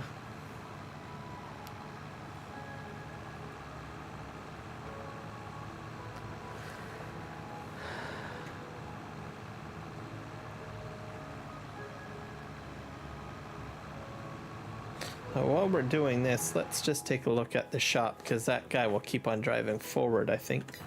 Yeah. Uphill. We're going to probably need a fertilizer. Let's see, this has got 18,000, 10,000. Or lime spreader is probably what we need. And what's this one? That's 14,000. So combine.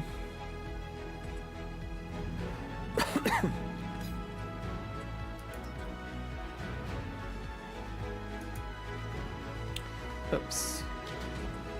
Extension. Yep.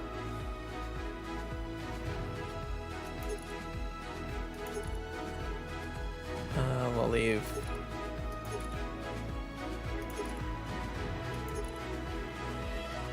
spreader discs. Sure.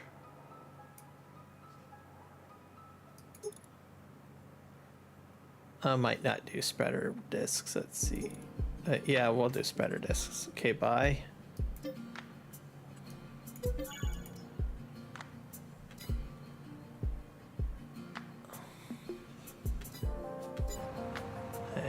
We still got plenty of time, so that takes care of that. We also need a rock picker, stone picker. So we'll probably use this one, I guess. Yeah.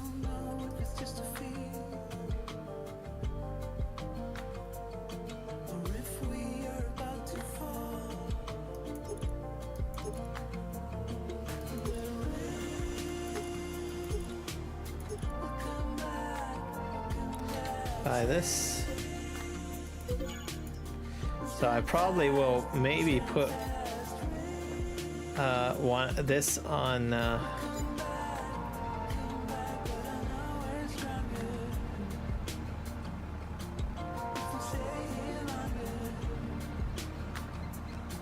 we go. I'm gonna go get a another tractor. Probably this one.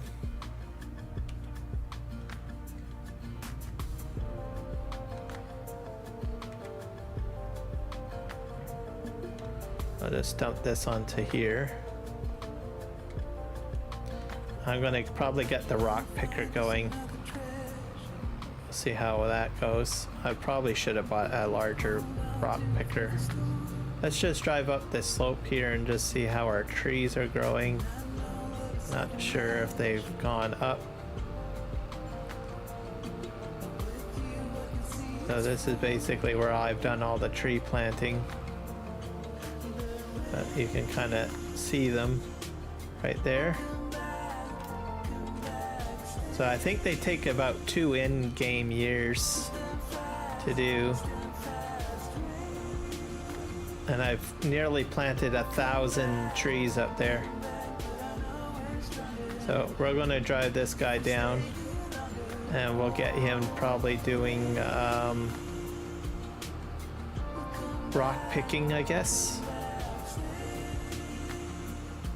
And I'm at $3.3 million. In case you guys are wondering.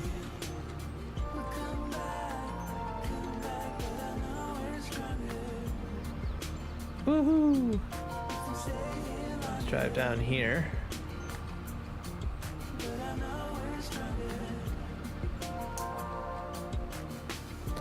Using this area for logging roads is going to be very interesting when I start having the log up there.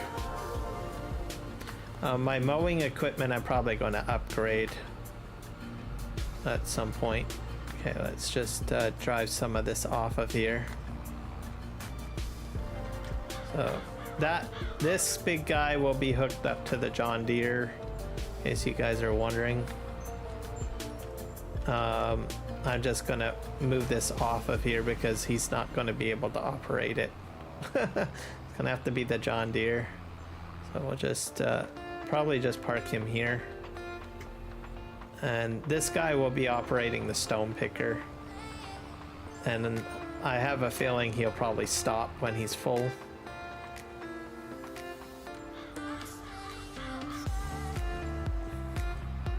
And we're gonna put him on course play. We'll just line up here. We'll probably, and yeah, like this here, I guess.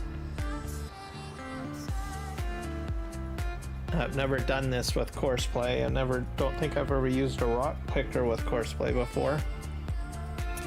Let's go into delete, I guess. How am I gonna bring up the, there we go. Field work.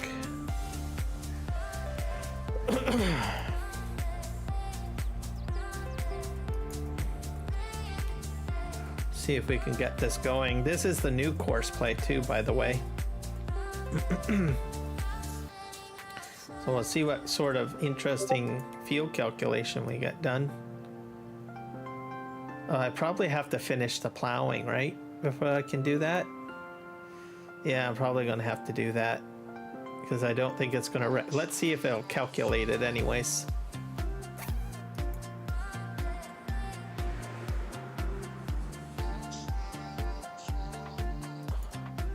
Let's just see.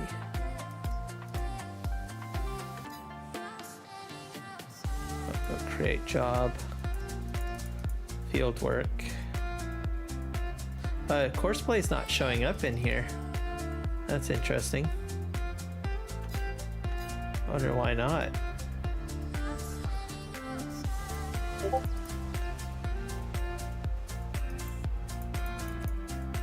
Here we go. Course generator settings.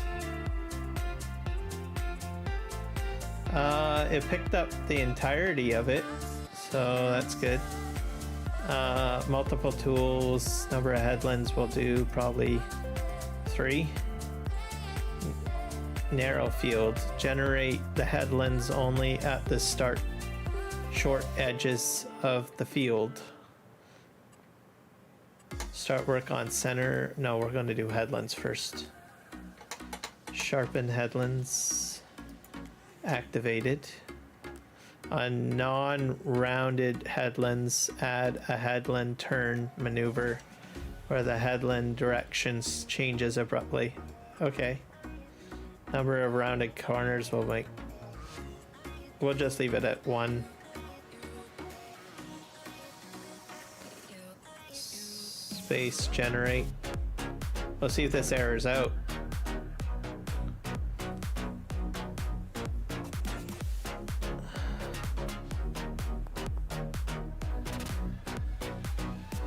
It's calculating it. It might have problems. If it doesn't work, I'll have to finish the plowing first.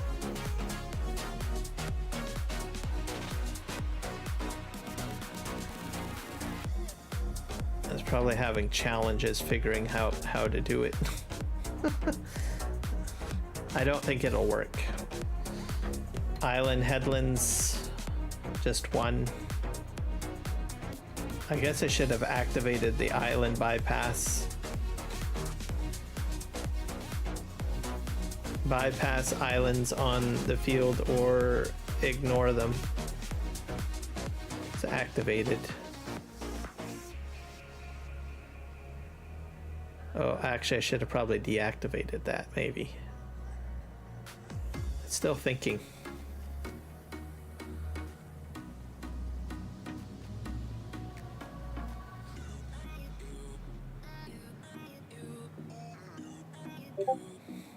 Well, that's calculating. I'm gonna just take a quick break. I'll be right back, guys. I'll be back after these messages. No, just kidding. Back with you guys, hopefully. Oh wait, it just finished. I still need to... No, it's still calculating. I'll be back.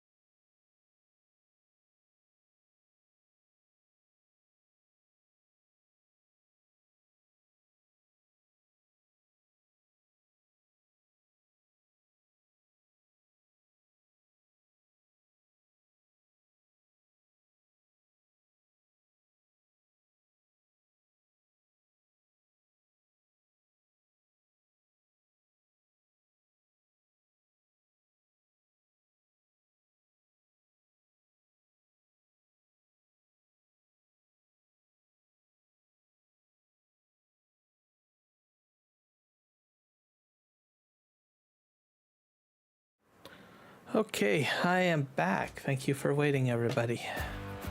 Let's see what happened here. I don't see any spinny circle thing anymore. Oh, that's interesting. So it did calculate it. It took so long because of the fact that... Oh, I got an alert here. Oh, pin from Argsy Gaming. Are you lurking in there somewhere, Argsy? I saw something pop up. Welcome to the stream if you're in there, my friend. Hopefully you're doing fantastic.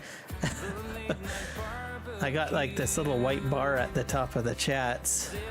It has a Argsy Gaming logo in there. Okay, so welcome if you are here. Glad to have you here, and it's a great day. Okay, so what was I saying? So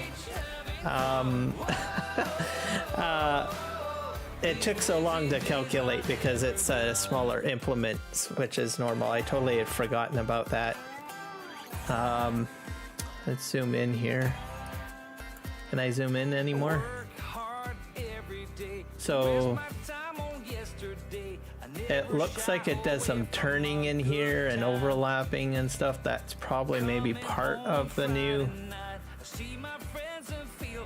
the new method of course play, I guess. So definitely looks different, that's for sure. Argsy sent you here? Well, thank you.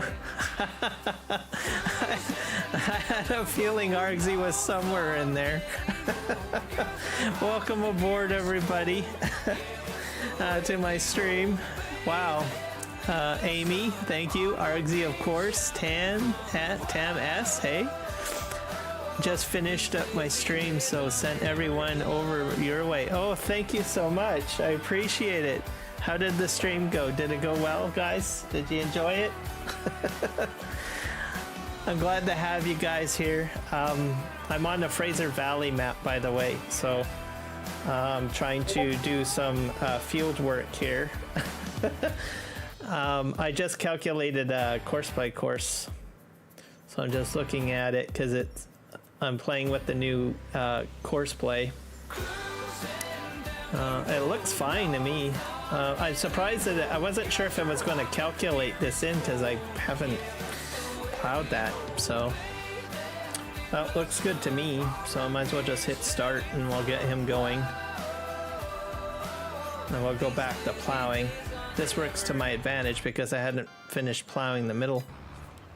Let's go. Hello, Agassiz, welcome in. You had a good stream? Awesome. I'm glad to hear it. Always an adventure on your stream. Always good.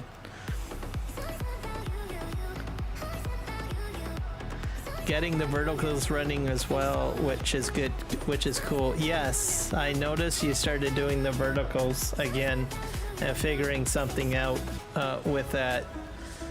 I knew you would figure something out. I had a feeling you would find some sort of solution. I'm still trying to expand myself. I've just downloaded the new course play. Looking forward to trying it. Yeah, it's definitely a new learning lesson. Tam.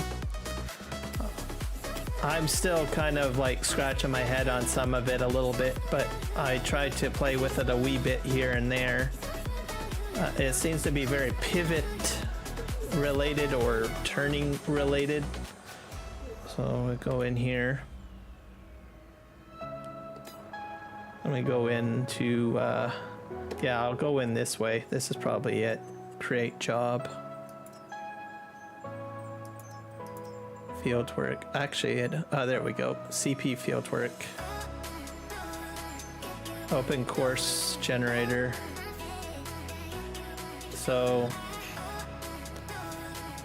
this is normal settings. Most of these items are the same. It's just the island stuff is where it really gets a little bit more interesting, because you can do headlands on islands now, counterclockwise.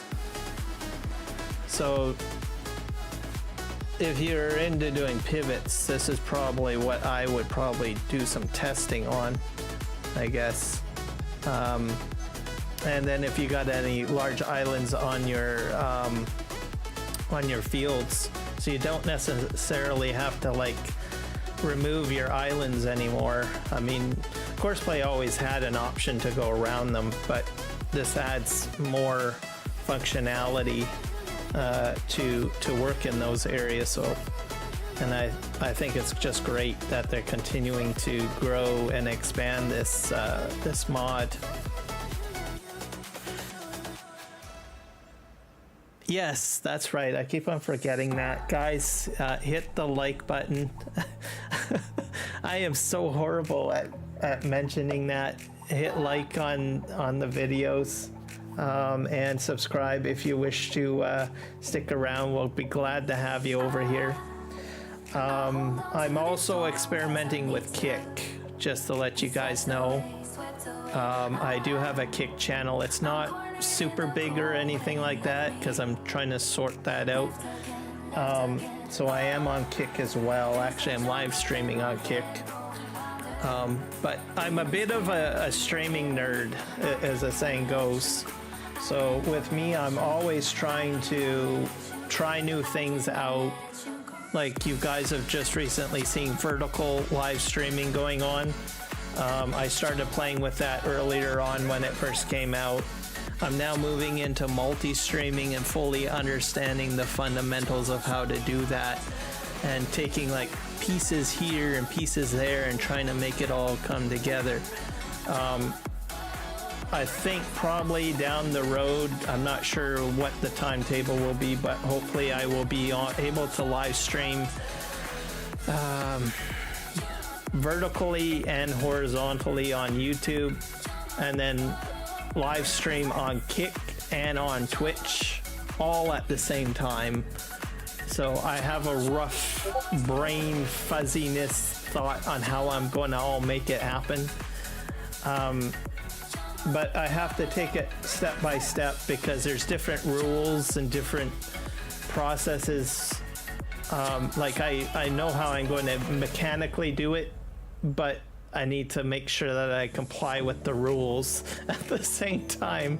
So I have to do a lot of reading up on different platforms and just take it one step at a time. But at the moment, I think it's doable. I'm getting there.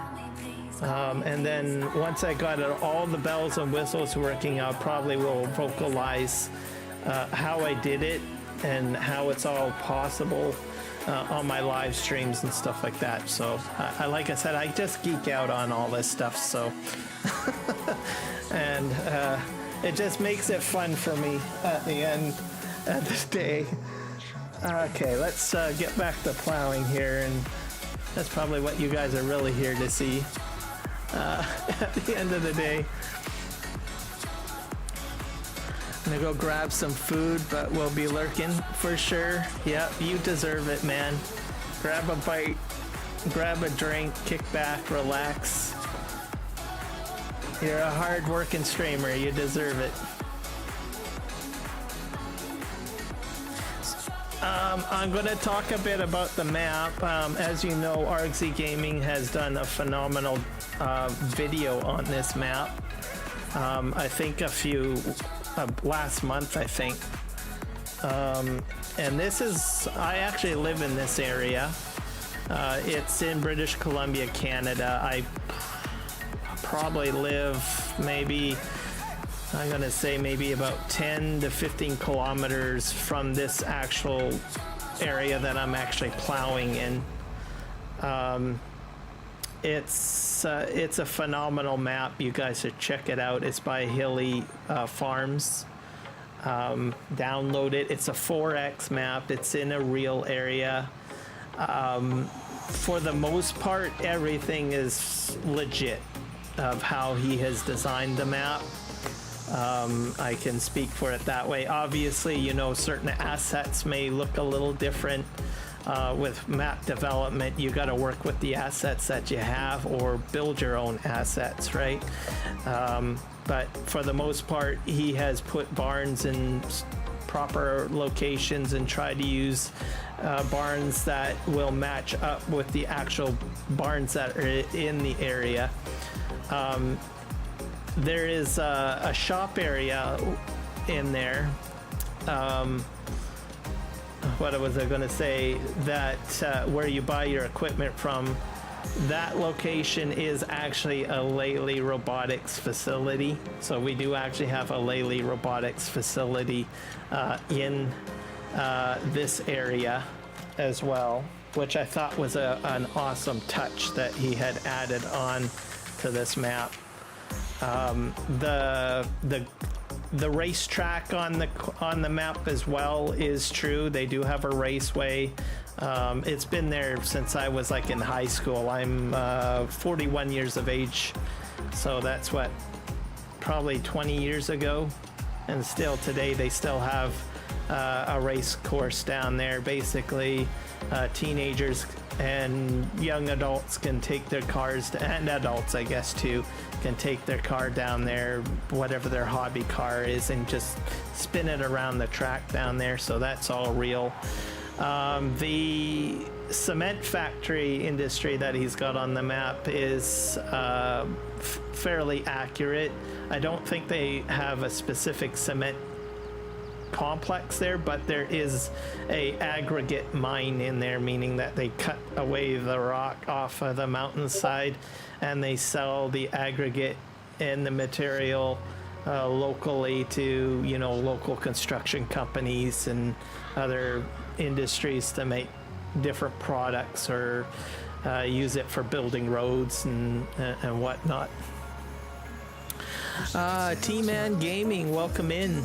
Hope you are doing well. First time visitor to the channel. Well, I'm glad to have you here, sir. Hopefully you'll stick around and enjoy the craziness of what I do here on my channel. I have a lot of fun. So that's pretty much this view on the map. I like the detail on it. Like if you're looking in the distance there, you've got like a mix of different trees, right? Like I can really tell that he put a lot of time and effort into, you know, making it more natural looking. I mean, you look at the mountains back there, right? And you can see the textures that he's kind of used on the mountain slopes and the sides back there. When I get further into this series, it's going to be very interesting when I start doing logging.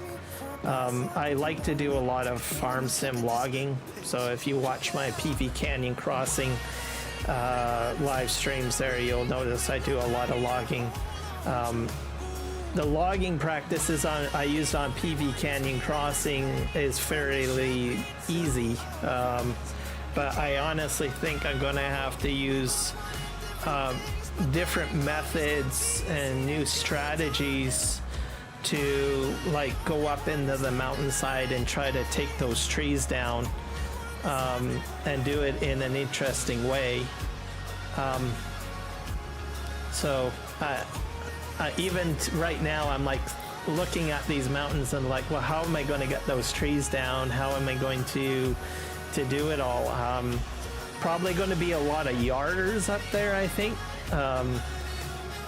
So it's going to be fantastic. I've used a lot of heavy equipment on the PV Canyon map, that particular map, but I really hadn't gotten a lot of yarder use, so I think this map is going to be ideal for that. I've also done some tree planting too, so I'll show you guys that actually right now. Just put this guy down here. So this guy's still doing his job? Yep. Good job. So, let's see what he's going to do on the turn here. I'll flip to the excavator in a moment. I think he's just gonna back up, is he? Yeah. Yeah, that's what he's probably gonna do. Okay, I'm gonna just tab to my excavator. So I'm using a different planter on this. Most of the time, people plant with, yeah, this is what I'm using to plant, but I'll show you what most people traditionally are used to planting trees. Oh, I hit the wrong button. I'm going to the shop. I think it's, is it under logging? I think it's under logging equipment. Yeah, I think it's in here. Let me see. Yeah, most people use this to do their planting, right? So you get, you put this on the back of the tractor and it keeps straight rows to do the planting, right? So that everything is all in line. And I think you hold, what, maybe 20 saplings?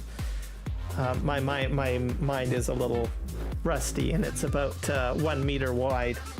So that's usually what most people have done in Farming Simulator 19, and I think probably maybe in 22.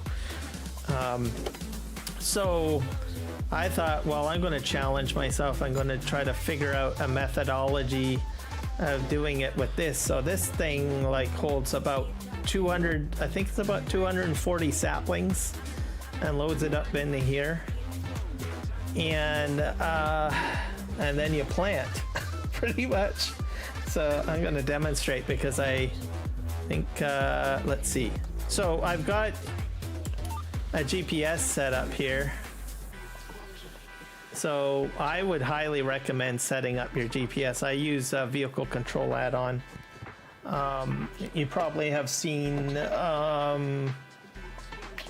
let's see, Farm Sim Guy has done a talk on it on a few of his videos. And Disturb Simulations if you want to know more about the vehicle control add-on. But anyways, so you go in, and then these are your vehicle control add-ons. So I had set that up, and then I go inside cab. I usually use this view, and then it's pretty cool. I mean, it's awesome. Okay, wait. Hooked up onto my steering column. So yeah, just go down and I pull the trigger. Tree planter is not on ground. So we go like that. So this is probably not as accurate. So as you can see, the animation, it moves. Not as accurate as, say, the other planter in the shop, but there we go. So I am maintaining some sort of road. The spacing's probably a little off, but it's doable. And you just go up the hill. I did like an entire stream, like I think last week, of just doing this. Probably not the most entertaining stream, but hey, it works. I was like shocked. One thing that you can't do with vehicle control add-on and the excavator is you cannot reverse very well. Like, oh, show you, like I'm in GPS. Well, actually it's doing quite well now. I don't know why. It's making me a liar, but oh wait, I guess it's working fine. Okay, I don't know. I had some issues last stream where it was like going all over the place. It was kind of crazy. Okay, where's my saplings? Let's just put one down here, I guess. I like how you count the crashes. Yes.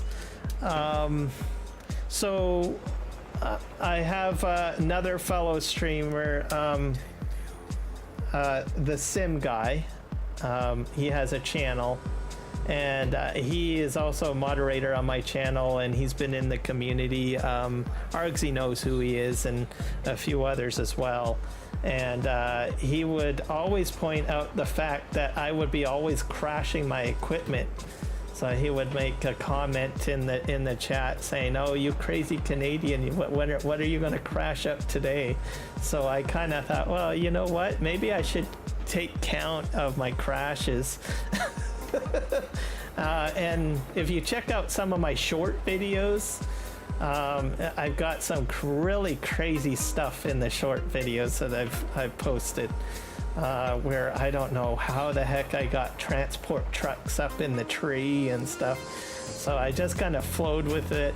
The community seems to enjoy it. I get a good laugh out of it. Today I'm doing quite well. I seem to be on board. I haven't got any crashes today, so that's good. I usually crash when I'm distracted a lot or if I'm talking too much. And depends on how much caffeine I've had in a day. Like right now I'm doing fine, but if I was driving down the road or something, I probably would have crashed. Okay, there we go. 68. So we're probably going to do a couple of more. We'll do one full row up the hill just as a demonstration, and then we got to get back to plowing. Is it anything like terraforming? What I'm doing right now, T-Man Gaming? What I'm doing right now, no, it's not terraforming. But I do terraforming on PV Canyon Crossing. My last 2 episodes have terraforming. So I love heavy equipment, so I do a lot of the logging on that map, and I've done a lot of terraforming on there. My last episode, I probably took about about 2 million liters of stone out of the ground in a small spot so that I could lay a silage bunker down because I had redone my fields all corn. So I put up a poll and I said, well, what do you guys want me to plant? And people in the stream said, well, they voted for me to do corn. So I was like, okay, we'll do corn. And then I said, do you guys want me to just sell the corn or do you want me to make a silage? So of course they said silage. I was like, okay, that means I need to put like silage clamps down. So I got into terraforming and I just tore up a whole large area and I flattened it out with terraforming with a bulldozer. And I put the silage clamps in. So that was last weekend, actually. I did that. Hello, Kansas wheat farmer. Welcome into the stream, my friend. Glad to have you here. Hopefully you're having a great day. First time I was on Argsy's stream, I ran over him and didn't mean to do. I was so nervous I was going to get banned. Yeah, you gotta watch out for that. Don't take your fellow farmers out.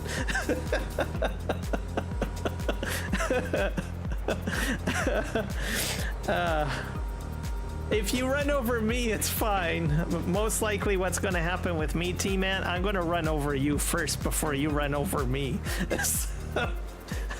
You're probably going to be like, okay, challenge accepted. But yeah, I understand completely. Okay, guys, we're going back down the slope now. So here, this is what I'm talking about. See? I'm like waving all over the place if you're going backwards, so I would not recommend doing that. Okay. Just detach your disconnect from your cruise control, sorry, your GPS system, and just back up normally or drive down. With the excavator, it works best just going in a straight frontal motion and not so much in reverse. Yeah, let's go down here. I think I got a gap here. I think I might have moved my excavator over too much or something. I'm gonna just set myself up back down here. Crash counter on both of us. Yes, exactly. And depending on how big of a disaster it is, it might even spike us up to like 5 or 10. But it's all good fun, right? You get in there. But I still, you know, some of the stuff you get into with the crashes that I know I've experienced, and I'm so certain that other players have experienced too. They're like, how the heck did I do that? How the heck did I just flip this truck? Or how did I get this truck wrapped around this tree or whatnot? I'm pretty sure all of us have been there at some point. And at the end of the day, you just gotta, you know, kick back and laugh at it. And then it makes for good stories like what we're talking about today, right? Argsy needs a water counter. Why does he need a water counter for? I know he's pretty good at washing his tractors.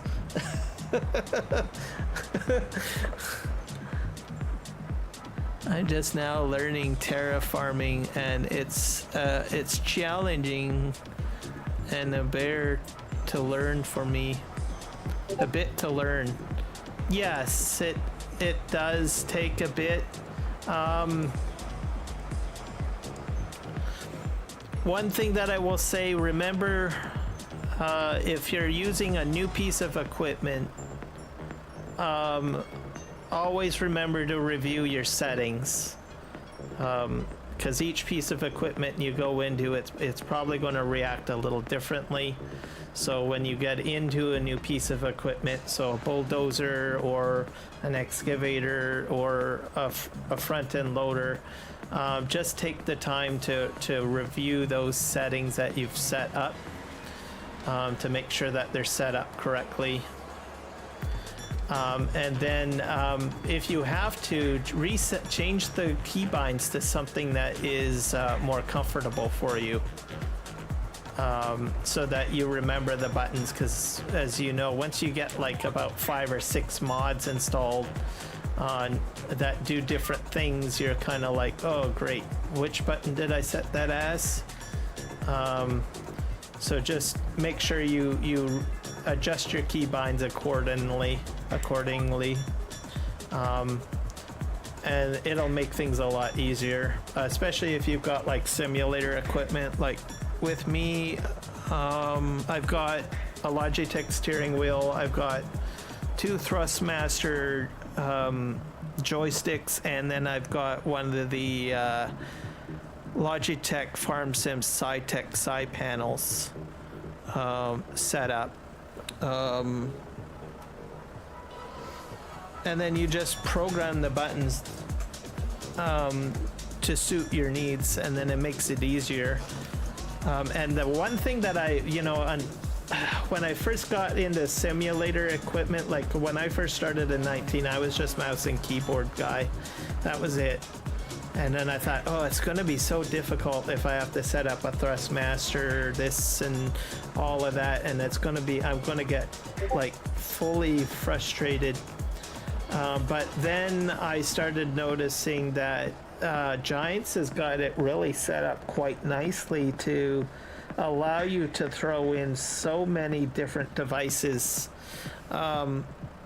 Like for live streaming, us streamers, you guys probably don't have them unless you've got one yourself, but we use something called a stream deck, right? It's just a bunch of buttons that allows us to flip-flop between scenes, right? Going to break scene, etc. You hit a button, it automatically switches. But you can even program one of those things to do farm sim stuff. I mean, it's just crazy. All right, I think we're gonna line up here. I'm not gonna do another run here because you know what? We've got some plowing to do. I'll probably be back to this machine a wee bit later. Okay, Let's move around. Oh, I'll line up here. Get going down the hill. There we go. Because that rock picker's going to catch up to me in no time if I if I don't start cutting this back a bit. All right, damn ass, you have a good one. Washing them in rivers. Oh, yeah. Well, hey, they're getting washed. But yes. Water, yeah, I have seen him drop his tractor in the river a few times. He might need like an early warning system or something added. Say, warning, warning, we're coming up to a river. Put on the brakes. But yeah, I think that would be an added bonus. Have a little counter for the amount of tractor dipping that he does in the riverways.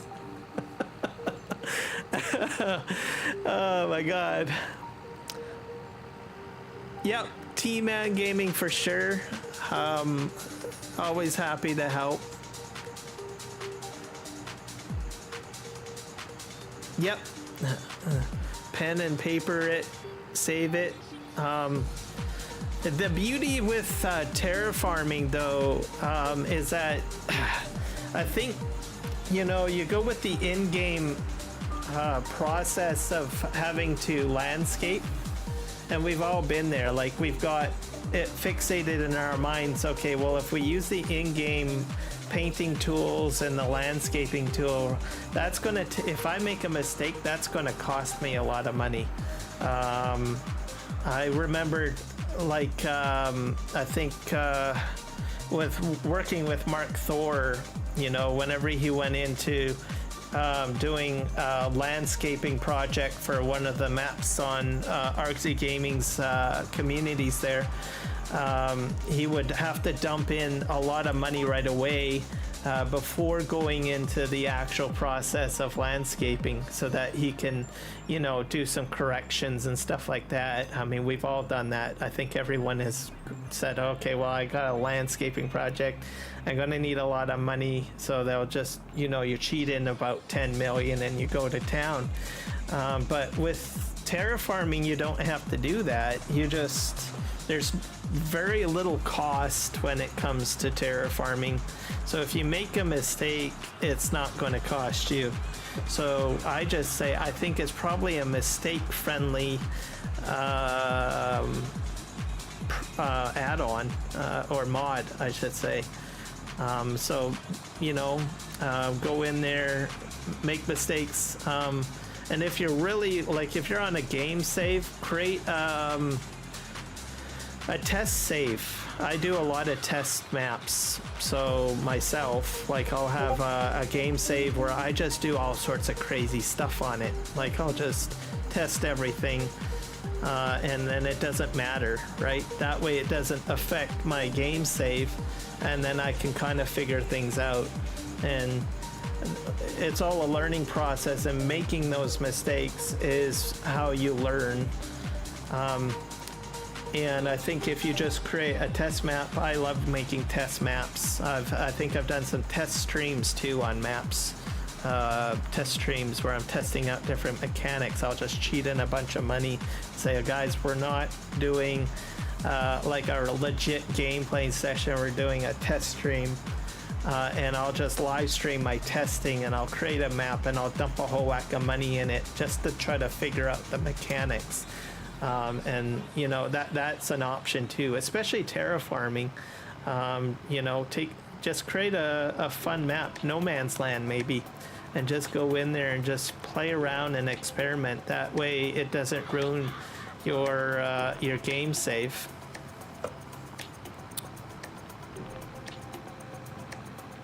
Yep, Mark Thor is an amazing guy. It's like a pillar of the community, as I say. I met him, like, I don't know how many years now, quite a long time ago.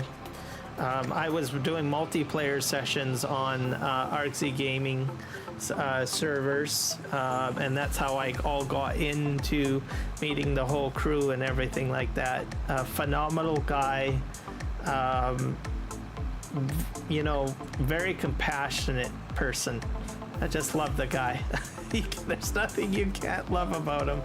And he's always there. You know, you need someone to moderate your channel, he's there. If you need a mod done, he'll help with that. I mean, it's just like amazing.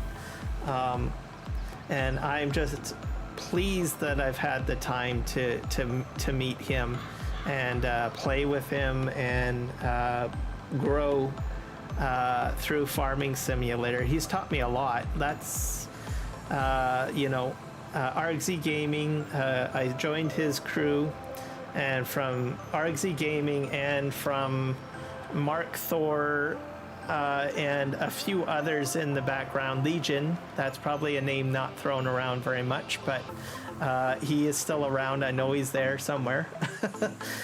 Legion, I learned so much from those guys playing Farming Simulator 19, and it brought me into the community, the fold, and it's just, I don't know, a very addicting game. I love it. It's fantastic, and it's growing, and every year a new game comes out, I'm like, how can they make this better? Like, even when 25 was coming out, I was kind of skeptical. Oh, you can't make it better than 22. You literally can't. You can't get any better than this. That's a sensation that I had. You know, it's like, no, they're not going to make it any better. You can't make it better. And then I see all this new fantastic stuff coming out with 25, and I'm like, oh my God, okay, I lied. You can make it better. So yeah, wow, like so many good memories, I'm telling you.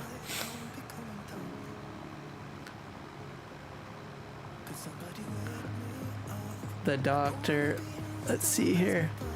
Oh, Farm Sim Freak, thank you for coming in. I got into a tangent, sorry. King's Mod just released a 6x and an 8x empty maps. You might like them for testing. Okay, I'm gonna have to take a look at that. Definitely. I'm always intrigued about new test maps to help me do my testing. Always phenomenal stuff to find there. Guys, this is Farm Sim Freak. He's a big, I think he's a new, well, he's not totally new, but he's sort of new Giants partner. He does live streams as well, multiplayer sessions as well. Great guy, should check him out. Especially logging. I think I started watching his channel when he was doing a lot of logging and crazy shenanigans. Yeah, I'm gonna back up. I'm not lined up very well here. Thank you, and I get on Argsy. I think we played before. I'm pretty sure we have played before, but I think your handle was just T-Man, I think, at the time. And I'm thinking we did work together in 19, especially the I think we did like a large cotton harvest with the cotton mod. You know, the one where you have to like it's all loose cotton, and you have to dump it into the compressor and create the large cotton bricks.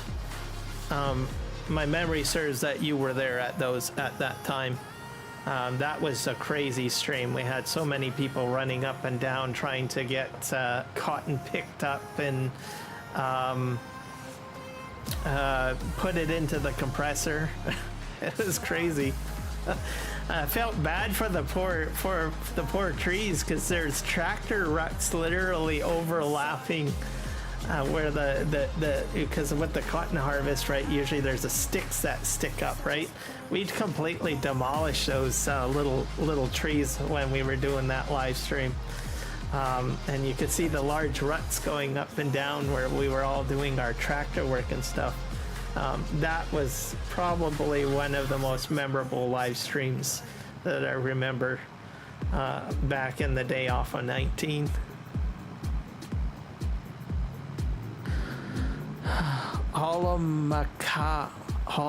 Macra 22, one of the best all-platform logging wraps. There you go, guys. Yep. That is probably the content that got me onto your channel not too long ago. The amount of people you had like doing all of the logging on that map was like, wow.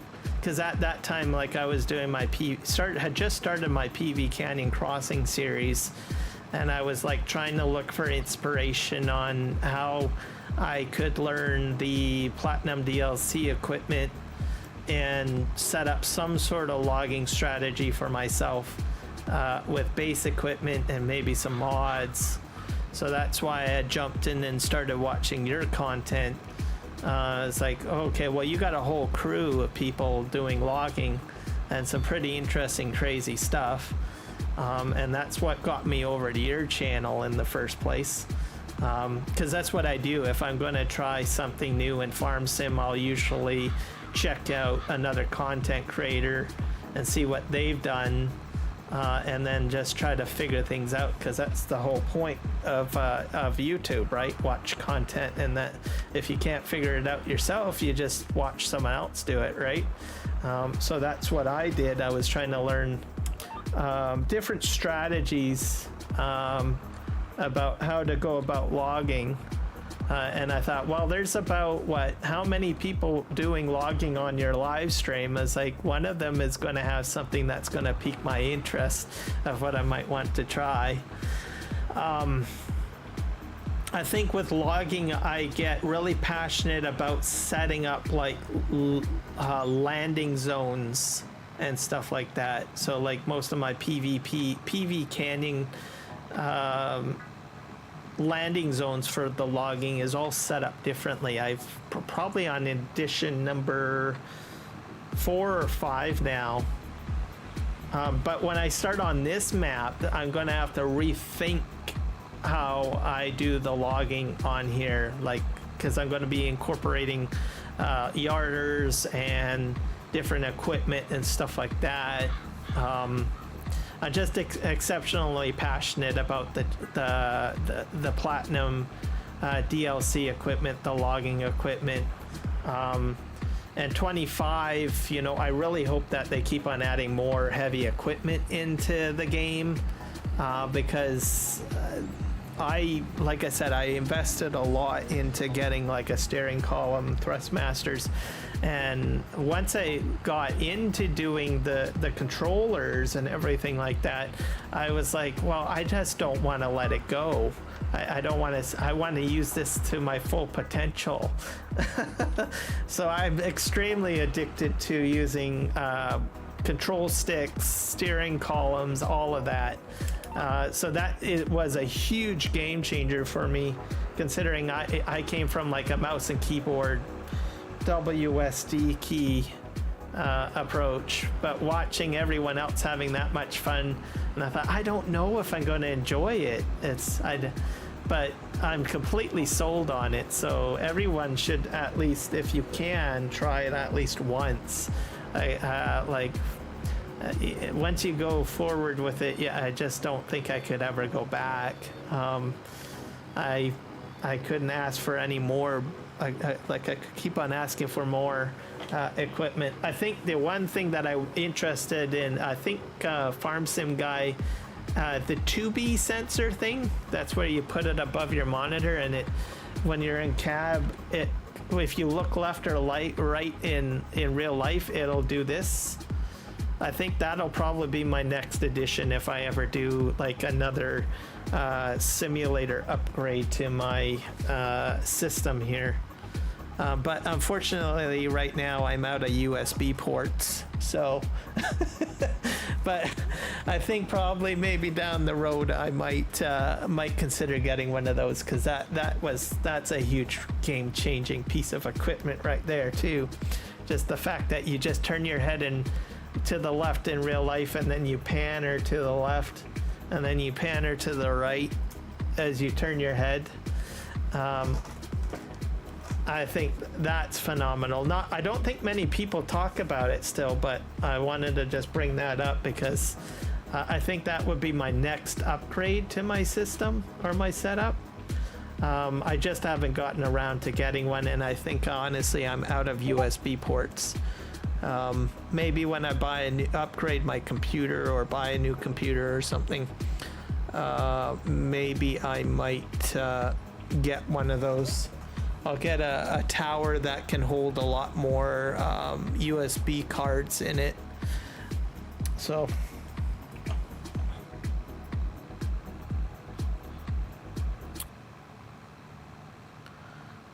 see ya later, man. Yep, for sure, Farm Sim Freak. Let's see, I'm catching up on the text here that you sent. Stopped because Mr. Green was not able to join anymore. He has Xbox troubles. I can explain better next time we chat. Yep, for sure. Check out NMC modding vids. Oh, yeah. Oh, thanks for the suggestion. Yeah, I'm always looking for more logging vids, especially mods. Time-lapse videos, that makes things a lot easier too. I love those. Farm Stick is back in stock. All right, see you later, Farm Sim Freak. Yeah, the Farm Stick and some of the other stuff that's come out. I mean, I'm using older joysticks and Thrustmaster equipment. But I am highly encouraged that there's investment by companies to really, look at the farm sim community. I think for years, I think it was just the SciTech panel and the farm sim. Well, I guess it's now Logitech, but I'm using both names in case people refer to it differently. But I think that was out for quite a while, and it's not until this year. And I think a mixture of all sorts of factors. Giant's putting out the Platinum DLC, and then also the Logging League, right?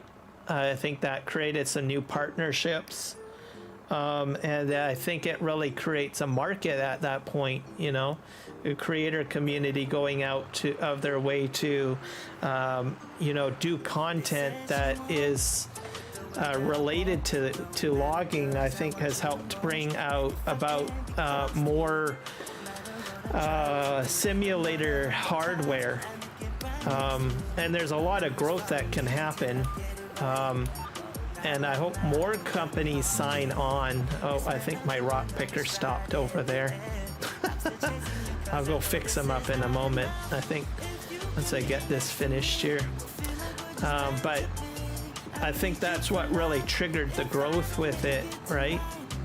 And then all of this equipment that comes out, right? Like the side panels, the Thrustmaster thumbsticks, and all of this stuff really gives us more versatile ways to make our game simulate more realistically and more fun. And I hope that it continues to grow. I hope more partnerships happen with other companies, and I hope that it will encourage all these companies to continue to invest in this type of equipment, right, for us game players, because it definitely I've gotten a lot of enjoyment out of it myself. So let's go raise this up. My eyes are getting tired. I can't stay on long as I used to. Good to see ya. You live stream. Maybe I can get back to live streaming one day. Take care. Yep, for sure. I'm glad to have you here. And yeah, I'd love to see you do some live streaming. We always need more live streams. One day we might even have something like a Farm Sim channel, right?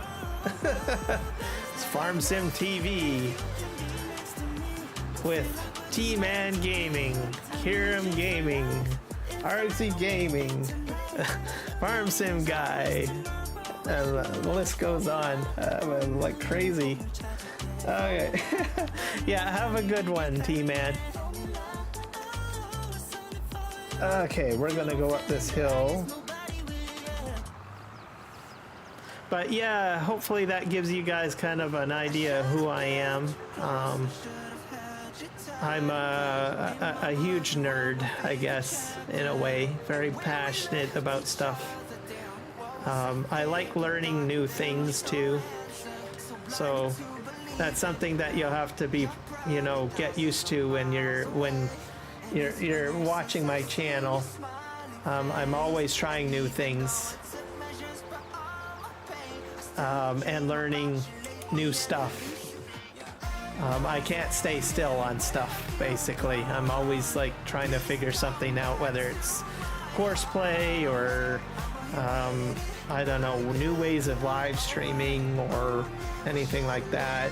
And then if I figure something out, I was like, oh, eureka, I try to share it out amongst everybody because it's just something that I get so happy about and enthusiastic about. Maybe sometimes my enthusiasm gets the best of me. So you'll see my energy level go right through the roof and you're like, oh, here he goes, he's going crazy. We're gonna have to find a way to bring him back down to earth again. Yep, most definitely, man. And there's going to be some exciting stuff coming, T-Man, too, to YouTube. Like I spend a lot of time like watching and updating myself on, you know, where YouTube is going with it. I think sometimes it gets frustrating, you know, you're trying to, you know, put out the content, because most of the time as content creators we have to focus on, you know, just building the content, right? We don't really have, I mean, you've got the content you're trying to create and you're trying to, you know, build your audience and maintain an audience, and then at the same time a lot of us have our own, you know, real jobs. You know, you got your regular 9-to-5 job that you got to do, and then you also want to stay in the know, right? And sometimes that can be a bit crazy because there's so much stuff that changes in the streaming industry. Like I didn't even realize it, right? Only recently did I actually start, you know, looking at, you know, trending and where people are going, you know, what new stuff is coming out, how do you use the new stuff, right? And I don't know, it's pretty interesting stuff coming out the gate from YouTube in the near future. I was watching something about that they want to incorporate, you know, from Star Trek, they got like different species that speak different languages, and they talk about this universal translator. Well, you know, like I think last spring I was like, you know what, you know, it'd be really cool because I do get people from like different parts of the world that speak different languages that, you know, watch my streams. The downside to it is that most of the time they have to wait till the stream is over and then start watching like closed captioning on it to translate it to their language, right? And I think it would be really cool if they really provided a lot more translation functionality. And I think they're moving to the point that they want to do AI dubbing. So as I talk in English, it will actually take away my speech pattern and replace what I'm saying into a different language. So if the person's from, I don't know, India, it will show up or start playing my voice in their native language, which I think would be cool. So they're working on that, and it's going to go through AI, and I think that's going to be like groundbreaking. That way I can bring my content to India, I can bring my content to, I don't know, Latvia or South America or Africa, and they don't have to read closed captioning to understand what I'm saying. The other thing that I really would like them to do is, if they're going that route, on my side, have an auto translator in the chat. That would help for moderators. So what would happen is, like, if you start messaging me in French, because I don't speak French, right? The chat, I can set it to be English, so it's visible on English, so that the actual chat knows that, okay, well, this content creator only knows English, so any other language that comes into the chat would get auto translated to English for me. And so on my end, I would see it in English. And then if you are, I don't know, well, let me think here, German, right? The chat would auto translate for you to German. I think that would be really cool. That way, and they could use an AI to manipulate that somehow. So right now they're going through the audio process. I think they're going to do the audio first, but I hope that they'll go the next step and start adding AI tools into the chat to add some sort of auto translating functionality in there. That way it means that we don't have to just stay with an English speaking audience. We can bring our content even further. I imagine if YouTube's already doing this, we'll start seeing that on Kick, we'll start seeing that on Twitch down the road, because they'll say, well, we need to do the same thing, we need to innovate the same way. And just basically build a content creation universal translator. And I think it can happen. It's there. We just need to take the technology pieces that are already established and somehow mesh it into the infrastructure that we're already using. The chat, I haven't heard anyone talking about getting chat to work that way, like as I described, but I'm hoping that maybe by chance it will happen. And me verbalizing it on the live stream, you know, I honestly think, you know, who knows, there might be someone from YouTube listening to my very live stream right now and say, you know what, this Kirim Gaming guy, we need to make this happen. We need to make it happen. Make it awesome for everyone, right? So if YouTube is listening, or Kick is listening, or whoever you are is listening, I think that is a game changer, and let's make it happen, okay?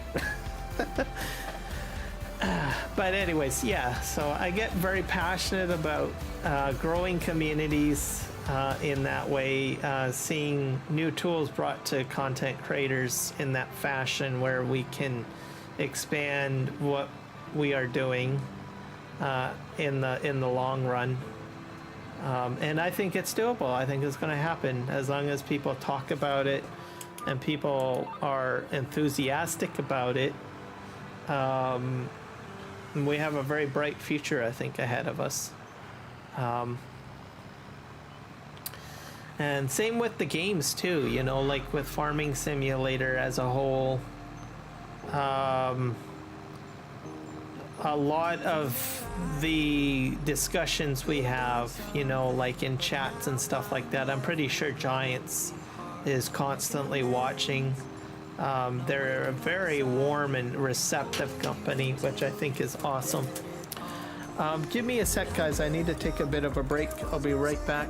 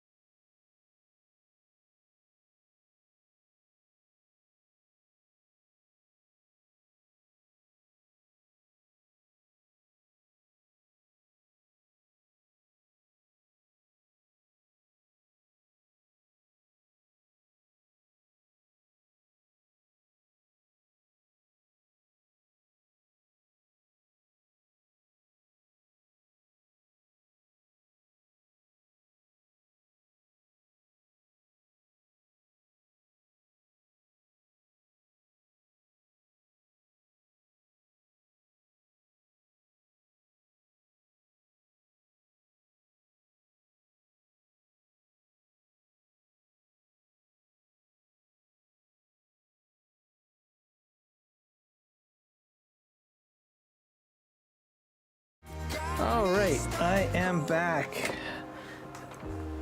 Thank you for your patience with me. All right. Okay, we're plowing here. But yeah, I think technology's pretty interesting and where we're going. And also everything that's going with Giants I think is great too, with their growth.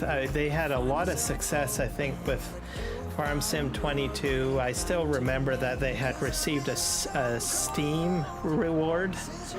I can't remember what the reward was for, but I know that they did get a reward. I think maybe 1 or 2 awards. And that's just amazing right there. And then they do their self-publishing, which I think is cool. I'm highly encouraged with the fact that they're doing that they will be publishing, not creating. I don't think they are creating. They're publishing a racing game. So I'm very encouraged with the fact that they're taking these strides or taking these directions. It means that they're growing. Which in the end means a lot of cool stuff for us gamers, right? To enjoy the content that they provide. Also, I like the fact that they're very receptive to the asks of the community. They really take the time to listen to what feedback is provided to them, what we talk about. Also, they take in a lot of feedback from creators as well. I actually think Giants partners, I think, are just phenomenal. Most people, as I look at them as, I'm not a Giant partner, by the way, just throwing that out there. But I think, honestly, they are the ambassadors. They're the ones that really give us the voice. Most people look at a Giant partner as maybe someone that is just partnered with Giants, and they might, get a little kickback here or a little support for their program. But it's not just that. They are literally ambassadors. They're our voice as I look at it. So if you attend a live stream and you're talking to the Farm Sim guy or Argsy Gaming or Farm Sim Freak or Farmer Cop, DJ Go Ham, the whole list goes on, right? You take the time and you talk with them, you comment on their videos, you talk in their chats and whatnot. Dollars to donuts, that information that you're providing to them, or your questions, your queries, your suggestions, everything like that, they're taking it to Giants, I'm pretty sure, and sharing that and passing it on, right? And that's kind of like not just a partner, that's like an ambassador right there, really. They should call it not Giants partner, they should call it Giants ambassadors. Because I honestly think that's what it is, literally. And I think that's phenomenal. And they work their hardest to, put out content, but also be a voice for us, I think, in the long run. And I think having Giants listen to that feedback from the partners and the live streams. I imagine they watch live streams quite a bit as well, and probably read the comments. But they go to FarmCon, they speak with them, and that's a good dialogue because they work with the game players, right? And the game players work with the creators and comment and share, right? So it's a good synergy, and and then at the top, Giants is listening to it all, and then you get awesome games like what we got now, right? the right formula to make everybody happy, as the saying goes. That's how I look at it. Okay, let's go down here. I got a few more rows. I really probably should empty out my rock guy. He's probably stopped because he ran out of rock space. I don't even know what I'm going to do with those rocks. I'm probably going to leave them back there in between those two trees back there. And then I'll eventually move them at some point. At that point, I'll probably have a large front end loader. And then I'll pick them up and then figure out where I can take them. Maybe the cement factory on this map might utilize them. I don't own that yet, by the way. I'm just kind of starting out on this map. The day is getting dark. I got probably about maybe one more month to go to get my grass into the ground.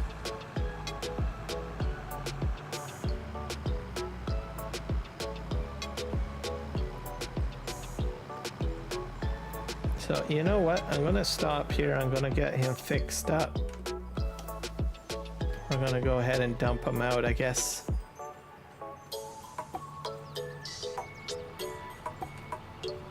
Okay, can I pick this up? I probably have to shut him off now. I probably should have gotten a mod. Oh well.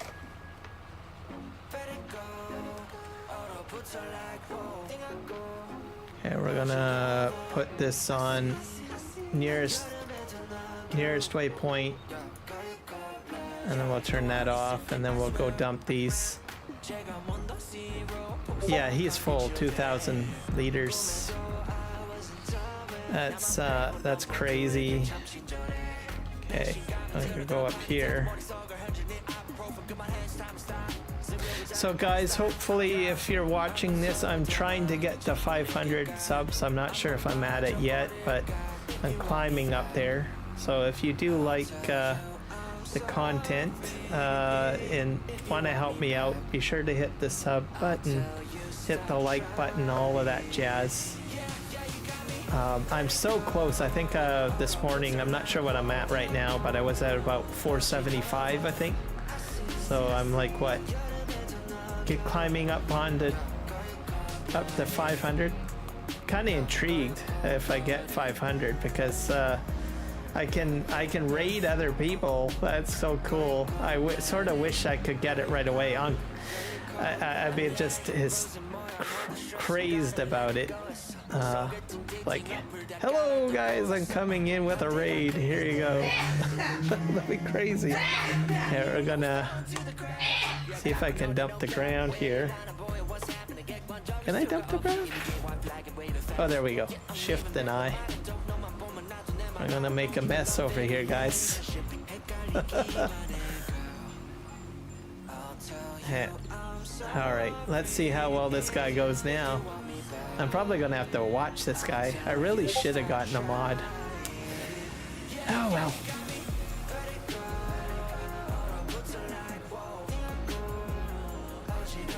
And we'll go down here. But at least I got most of the plowing done. So by the time he gets around, I think I'm probably right here.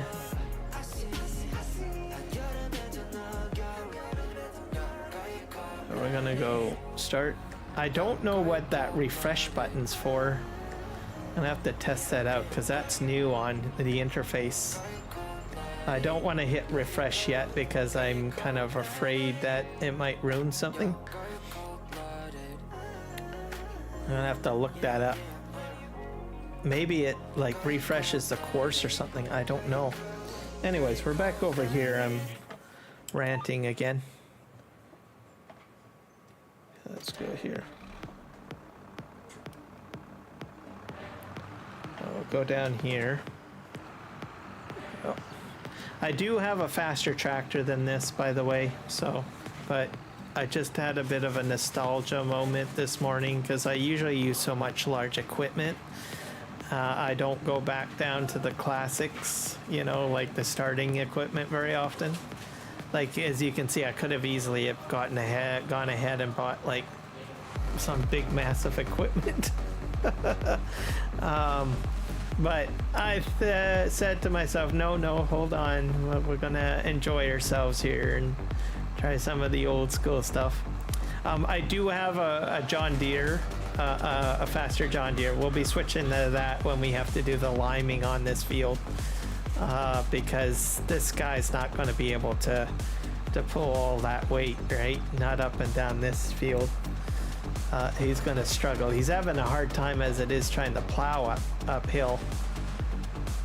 So yeah, I'm going to need to bring out my more powerful John Deere machine.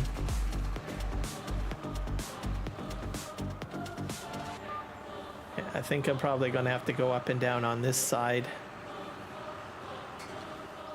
Because, yeah, he's,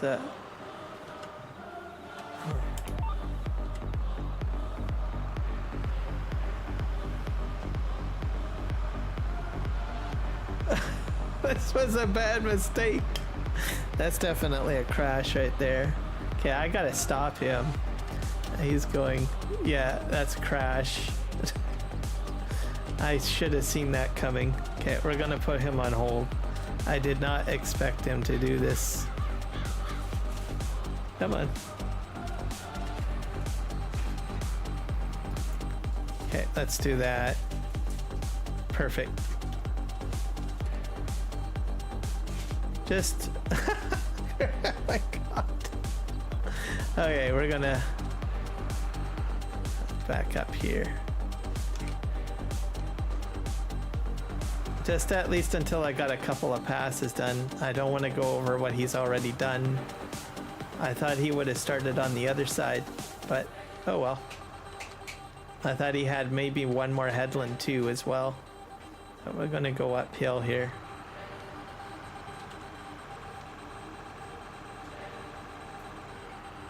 He's spinning out. The tires are spinning out. The one on the right is spinning more. Oh, there we go. Getting our grip. I'm gonna go up this way.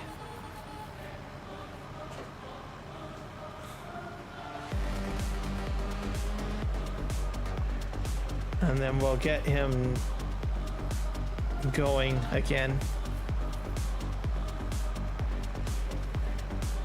This is gonna be awesome. Yeah.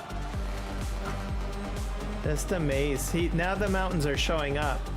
So I don't know, like earlier it was like foggy and I couldn't even see those mountains in the background. So I'm not sure how that happened. But it was in the morning, lots of fog in the background, and I couldn't even see those mountains throughout the day, and now it's evening. But you know what? To tell you the truth, that's pretty much realistic for this area. We get a lot of smog from Vancouver, and it just fills up the valley, and it covers the mountains during the day, but then by nighttime it clears up because the wind current shifts, and then all of a sudden you can start seeing the mountains again. So it's crazy, the realism on this map. I don't know, I'm just geeking out here. I was like, oh my god, wow. I can't believe I can't see the mountains. It's just like how I'm driving to work every day. I can't see the mountains. Not that that's a good thing or anything like that, but I don't know. It's awesome.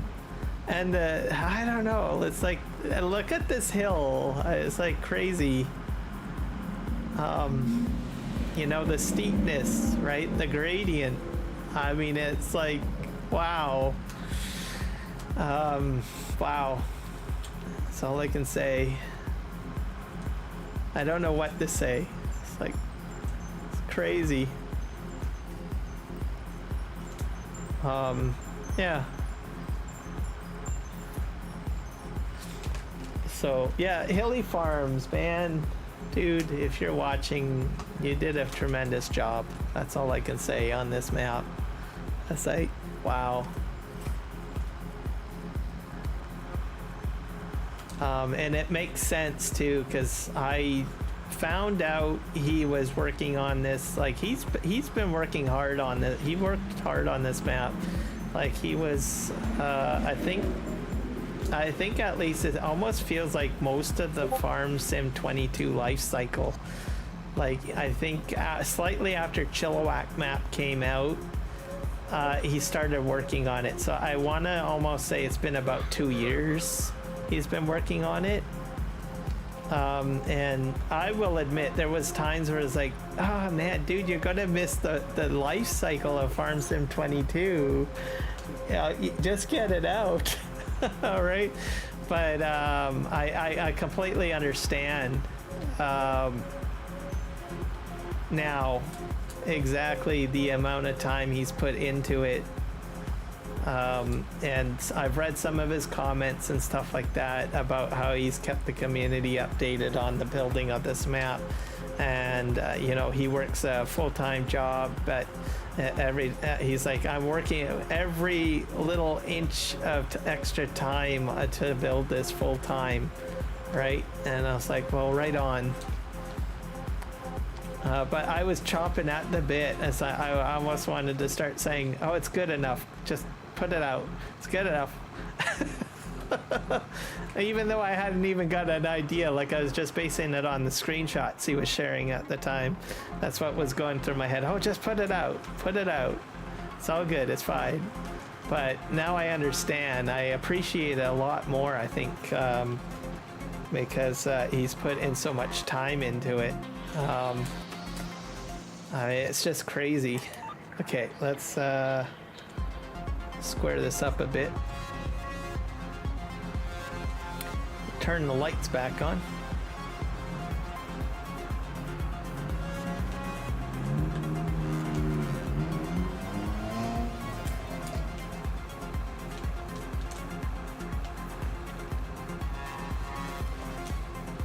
So yeah, actually, you know what? That crash probably will count for 2, because that was a pretty gnarly crash earlier. Mainly because it could have been avoided if I had just... Wait a sec, why is that lined up wrong? Oh yeah, because I kind of free-handed it down here. I wasn't using... Let's just sort of straighten this up. I got an idea. I'll just do this up and then I'll do one quick strike downwards whenever I come back up the other side. That's what I'll do. And I'll get that little strip. This is all going to be grass field, by the way. And then we'll do probably silage on here. Apparently I didn't know this, and the reason why I decided to do silage is apparently I have some sort of silage production, which I didn't know I owned. It just, you get it right away. So you go in here and you got these productions. So I don't know where these are on the map, but I'm gonna find them. I've got like a large fermenting and lots of fermenting silos. I got a large one, a medium one, and 3 small ones. So, but that makes sense. In Chilliwack in the Fraser Valley, it's basically silage town, really. It's really what they do here, a lot of silage. You can't grow corn here because it's just... Wait, no, you can grow corn here. You can't grow wheat here. It's just not dry enough, right? Your combines are going to get all clogged up and everything like that, and it's just going to be a mess. So a lot of wetness is in the lower mainland, essentially. Look at those mountains, all snowy over there. We're gonna go up the hill over here on the right, and then we'll run a quick strike downwards.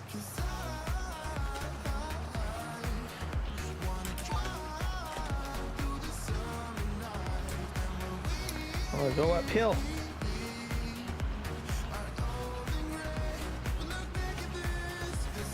So we got about an hour left in the stream, so hopefully we can be productive.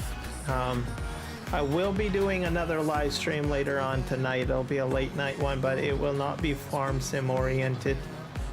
It'll be World of Warcraft oriented.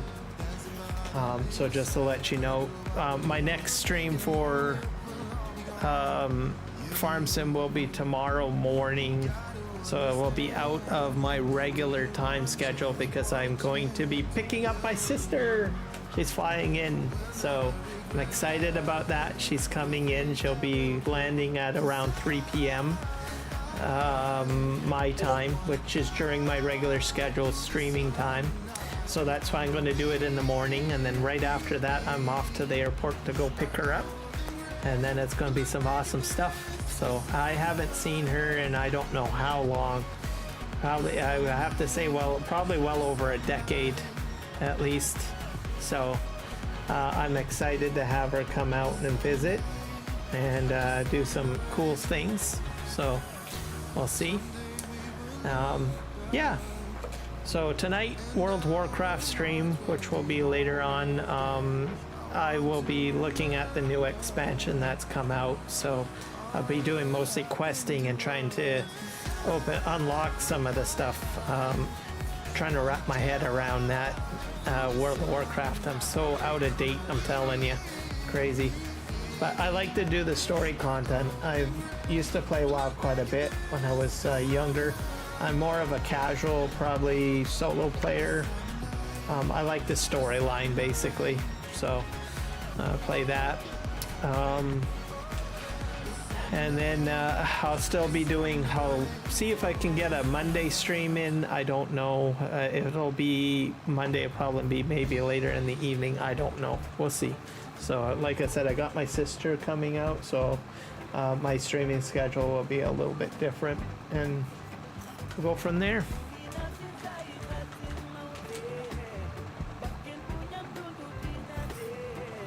Oh, this is a different song. I think this is from Africa, guys. This is one of the new songs that I had downloaded from Epidemic Sound to add to my sound repertoire.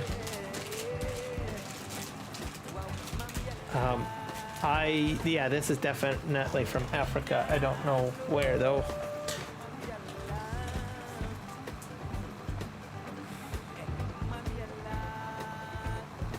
But I usually like just the sound of music and the sound of people's voices when they're singing. I know that a lot of people usually focus on the words and the meaning behind the music. For me, music, usually I enjoy the sounds basically, and maybe not so much the words. I mean, I do enjoy words too, but that's probably why you hear me playing a lot of like trance music or EDM music, because there's not a lot of vocals in there, right?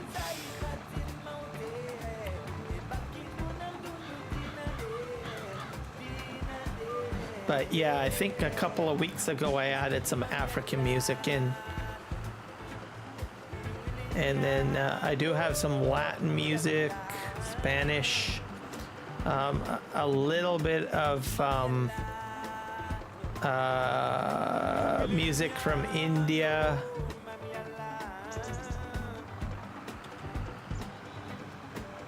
And I just basically type in a country that maybe I want to try out in Epidemic Sound, and then I just see what comes up. And then if it sounds good, then I add it. Mind you, I guess I don't think I really have to worry about anything vulgar coming off of Epidemic Sound. I don't think they would put anything vulgar up on Epidemic Sound. Unless I'm wrong, but I think they probably have some pretty good standards. So, because that's always the part of adding content that's not in a language you don't know, right? Because you don't know what they're saying, right? So, I think I'll be okay.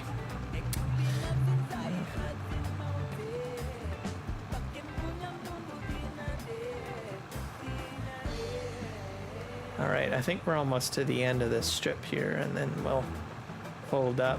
Can I get brighter? Yes, I can. Let's brighten our world, shall we?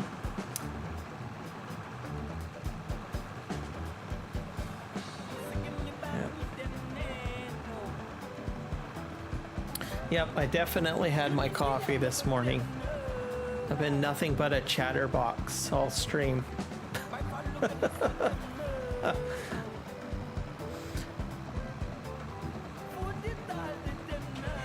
And a bit of a motor mouth, I suppose. Maybe I should take a couple of moments to breathe from time to time. To hold my breath and go blah blah blah blah blah blah blah blah blah blah blah blah blah blah blah blah. Breathe. Blah blah blah blah blah blah blah blah blah blah blah blah blah blah blah blah blah.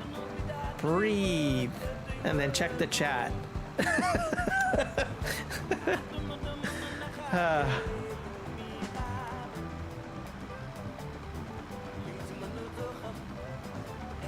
I also chat the same way too. I am a horrible chatter. I think I've sent quite a few chats to Argsy Gaming over the years, and I usually send. He'll probably agree that I'm a block texter, so I will send large paragraphs of information. Blah blah blah blah blah blah. Bloof.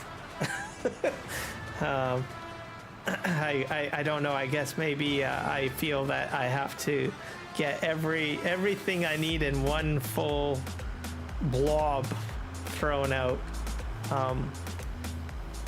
I probably I talk that way too. I suppose as well, as you guys can see. I get onto a tangent, and then once the tangent is done, then I refocus.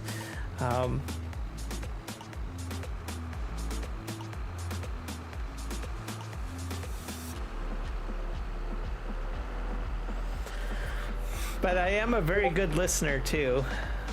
Maybe too much of a good listener. Maybe that's why I'm that way whenever I'm communicating information in such a blob way.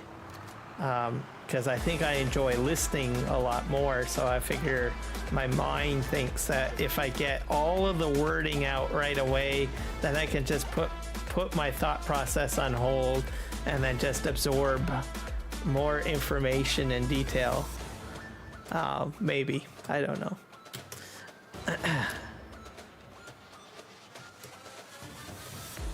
Alright, we are going to go down to the rock picker guy and see if we can get him going. Mr. Nick Kelly, welcome in. Welcome to the live stream. How is your day going, my friend? Another interesting guy, guys. I mean, this guy, he doesn't do farm sim, but I tell you, you know, he has some very interesting live stream conversations. So if you like to, you know, just have an open conversation with someone, this guy's your guy, I'm telling you. He does live streams where he will talk about all sorts of topics and subjects and stuff like that. And he does a lot of YouTube shorts about informative topics. Oh, I hit the wrong button. I think recently his most recent debacle is, as I call it in my mind, the infamous Roku TV. So if you want to know more, you gotta check out his channel.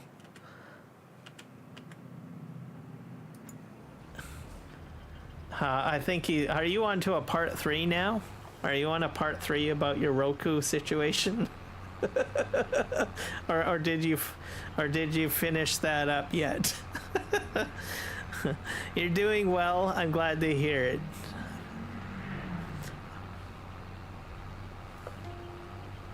Okay, so this guy is going to do his business. So we're going to go take the plow back. I'm having a fantastic stream. In very high spirits. It's a sunny day. I've had coffee this morning. I'm a chatterbox.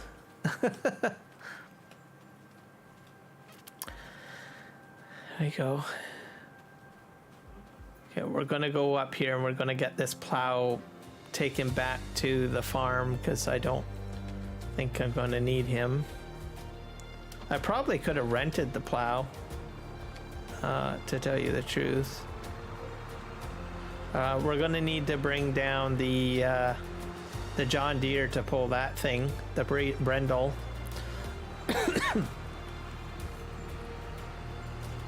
So we're going to go on Forest Service Road here, back up to the farm. So this is what a Forest Service road would really look like, I guess, in BC. And logging trucks would go up and down. We're gonna go right around here. This is my property.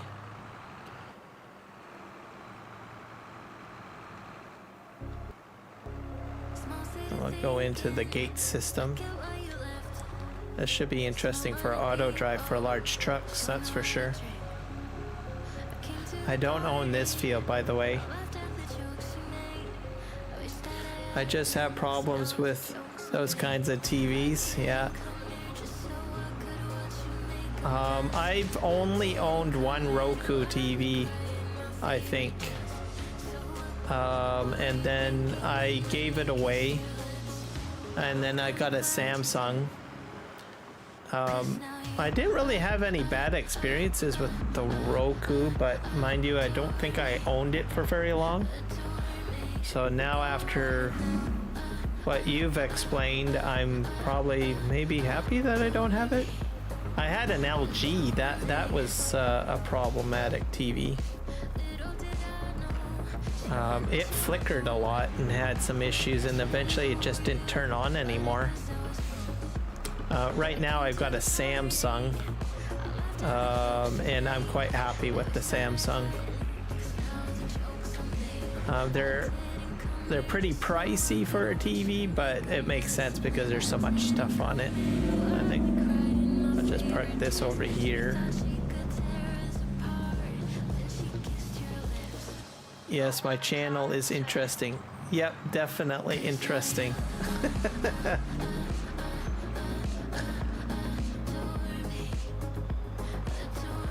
And I honestly think the chats that you have, you know, that's what's really doing you really good there. People asking you questions and stuff like that. I see a lot of people engaged with you. You might even try going on Twitch, to tell you the truth. Should try that out. I'm not sure if you're on Twitch yet or anything, but I honestly think you might actually do really well, because the amount of engagement that you get on your live streams is like crazy.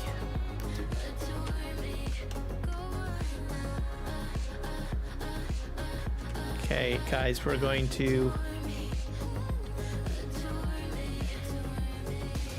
This is my John Deere. Start the engine. Gonna leave the lawn mowing equipment behind.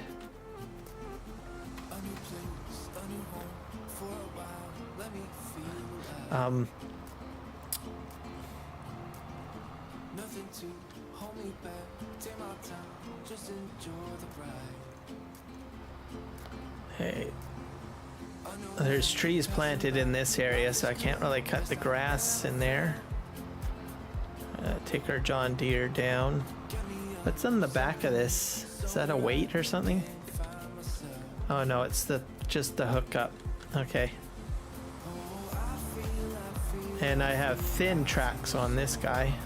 So this guy should be strong enough to pull that Brendel.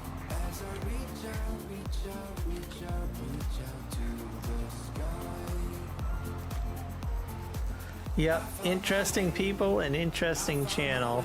That most definitely. So whatever you're doing is doing good. So that's like crazy.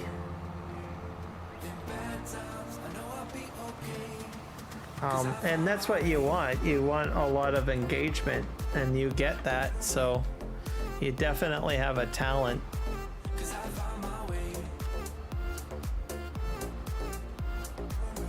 Okay, let's go down this hill and see how the tracks work. Ooh, that's pretty cool. It's not so bumpy. Like if I used tires over that, I would have been all wonky woodle all over the place.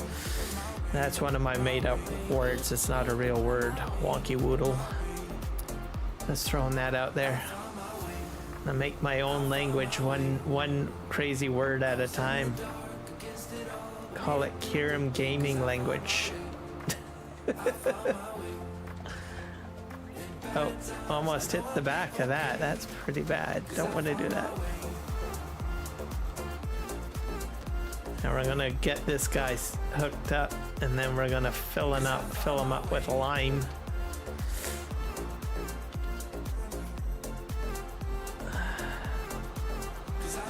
Back up. Okay, I don't know where I put my spawn point, so let's go ahead and buy some pallets. This is fertilizer. I'll eventually get to that when I start seeding. Mineral feed, vegetable pallet. I probably have to go to bags, right?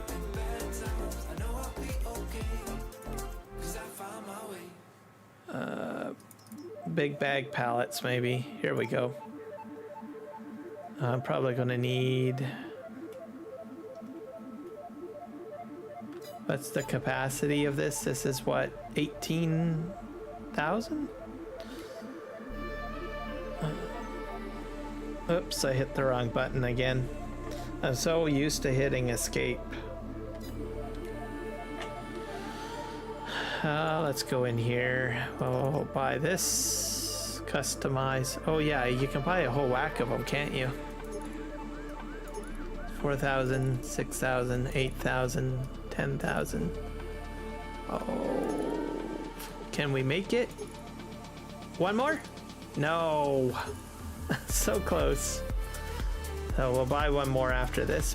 Buy. Can they all show up? Oh, I'll buy one of those.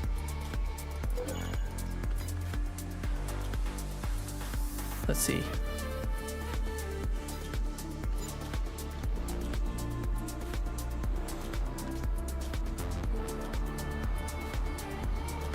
Technical difficulties. Yep.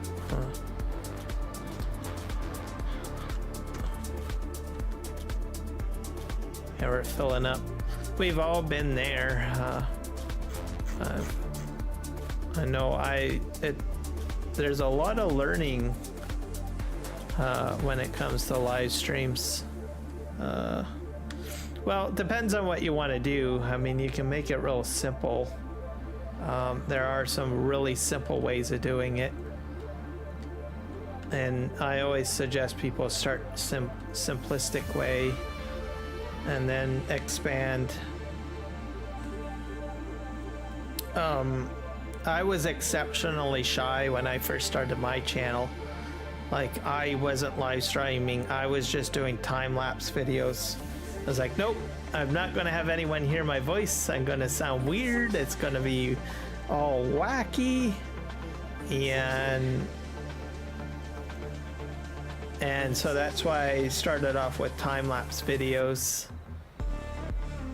And then I didn't really know, well, what am I going to talk about, right? So I had all sorts of questions when I first started live streaming, or started my channel, I should say.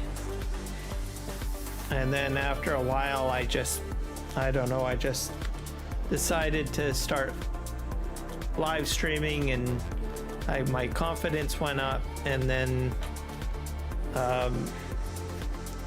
here I am. And I'm not like 100% perfect on my live streams, but it just, I think, rolls into who I am. I'm a more authentic. I just leave the mistakes in. If I make a mistake, well, so be it. And it makes me more comfortable, more relaxed by accepting my mistakes that I make on my live streams. Mind you, there are probably some things I probably should do more. Like, I've been told I don't say please like and subscribe to my channel.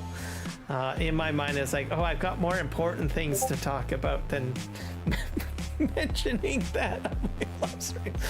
my thought process literally says that in my brain sometimes, literally, which is the wrong thing to think when I'm doing my channels, or I mean when I'm doing my live stream. So I was like, I'll just throw that in later. I'll say like and subscribe and follow later. I got to get my last thought out, or I got to get my current thought out. Or I'm driving my tractor. I got better things to do. And I laugh at myself because it's so ridiculous sometimes, my own thought process when I do things. It's like, wow, you know.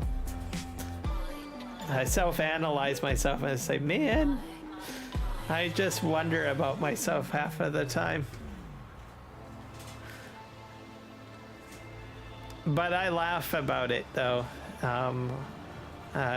Some of my shenanigans and craziness and stuff like that, I just laugh it off. It's like, if you can't laugh at yourself, then what's the point, right?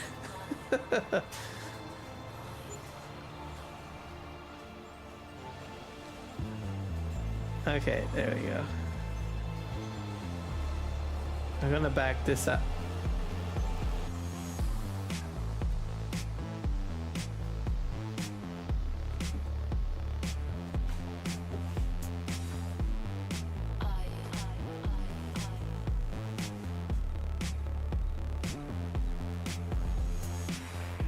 Yep, I think I do the same too. I just leave it up to the people to choose to like and subscribe, or follow. And then if they do, they do. And then if they don't, they don't, as the saying goes. I think probably too is I don't know, I'm not a really good salesperson. And I don't know. Like I've always said, oh, I'm not gonna be a salesperson, because all my life when I go into a store, like, especially Future Shop was like the worst place that, like, I love Future Shop because it has all the cool stuff in it. But then you walk in that door and you got that one person smiling at you, and you know they're gonna come up and say, can I interest you? And you're like, oh, no, don't do that. I just want to look around, right? Leave me alone. I've had too many experiences like that when I'm going into retail stores where they're right in front of you and you know, oh, they're gonna sink their claws into you and you're not gonna be happy, right? So, and they're doing their sales pitch or whatever. And I think that's probably maybe another reason why I don't say it so often on my live streams, because of those experiences. It's like, if I feel that bad where there's a sales guy right there, and that's trying to sell me a credit card, or, oh, credit card people are the worst. They just don't leave you alone. And then the sale, oh, the phone sale plan people. Oh my God, it's like, oh my God, they're looking at me. I need to turn the corner. No, I need to go into the washroom. I need to go away. It's a horrible experience. I think part of it too is I'm a very yes-oriented person. I'm not a no. So I don't like running into people that try to corner me into whatever they're trying to sell at me, and that's probably one of the reasons why I don't like those aggressive salespeople. I hate them with a passion. Sorry if you're watching this stream and you're a salesperson. Suppose you're a very delightful person at home. That's my disclaimer, but please be compassionate to us yes people, because we have a very hard time to say no. And we will avoid you with a passion and run away. I'm a bit better than what I used to be. When I was younger, I had a harder time. I just literally would just, nope, I'm not going into the store. I'm going away. and I don't like shopping for that reason too. When I like shopping online, that's a lot more fun. Mind you, with Future Shop, they've gotten a lot better. I'm going to say that because they now approach me and they say, how can I help you? Can I help you? And that's it. They don't throw anything at me, right? They don't say, oh, well, would you be interested in? That's a wrong approach with me. Don't say that. If they say, how can I help you? That actually works quite well. And most of the time, since Future Shop switched to that, Future Shop basically is like our Best Buy or major tech outlet. I should just mention that. So there's all sorts of tech stores all across the world. So take your computer gadget store, okay? That's what it is. That's what Future Shop is. Well, now it's Best Buy. Anyways, I thought I would throw that out because people are like, what the heck is a Future Shop? You go into these stores and their salespersons there, they used to be like, oh, here's our flyer, here's our deals, we have this great thing going on. And I was like, I'm not interested in any of that. Please go away. But now they switched over to how can we help you, which actually works quite well for me because most of the time when I go in the shop, I already know what I want, right? I want this and I want out. And they say, how can I help you? And I say, I am after this. Well, right away, follow me, sir. And they take me right to where I want. So I spend less time in the store, which I don't like being in the store at all, for a fact, right? So they're actually helping me, and they're actually, synergizing with my personality type, which I think is freaking amazing. They say, oh, not a problem. I know where your Cat 5 cables are. Come over here.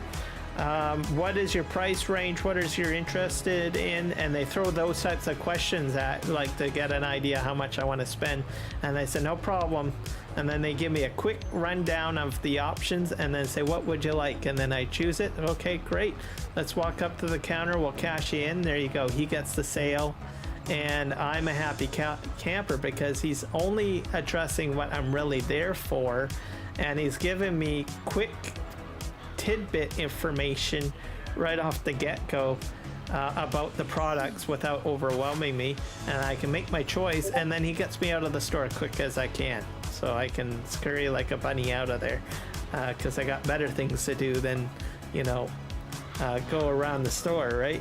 So I think, honestly, the new way that they do it is far better, especially for people like myself. There's some people that just love going into the store and they like walking down the aisles. I have a friend, we would go into the store, and I'm my personality type, but his personality type was completely the opposite. And he's like saying, oh, yeah, absolutely, tell me about all your specials and deals and all of this stuff. And I'm like, oh my god, don't do that, right? No. And I was like, fine, you're on your own. So I would just sit there just quietly as he's interacting with the salesperson, and sometimes the whole experience that should have taken like maybe 10 minutes ended up being a full hour, and my friend is best friends with the salesperson. So I was like, oh, what the hell happened here? What is a shop for a new friend? I don't know.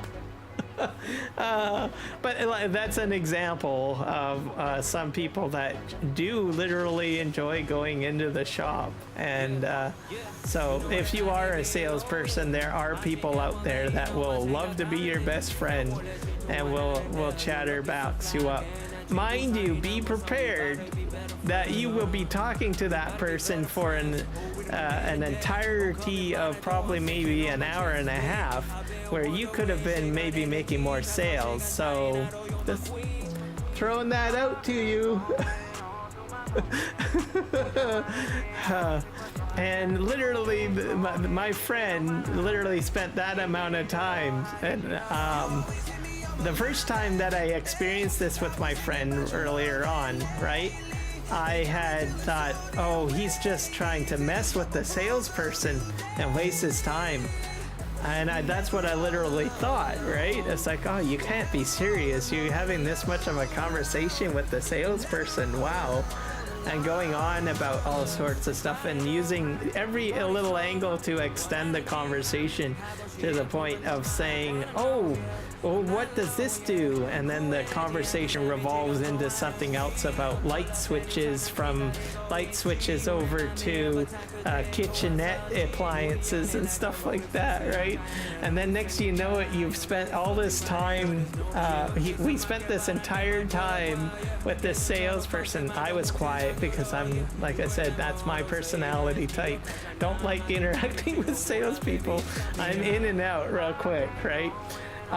But we spent literally an hour and 30 minutes, and he probably only bought like off of the sales guy probably something that was like $10, where in that time, you know, the sales guy probably could have sold a hell of a lot more in that time period.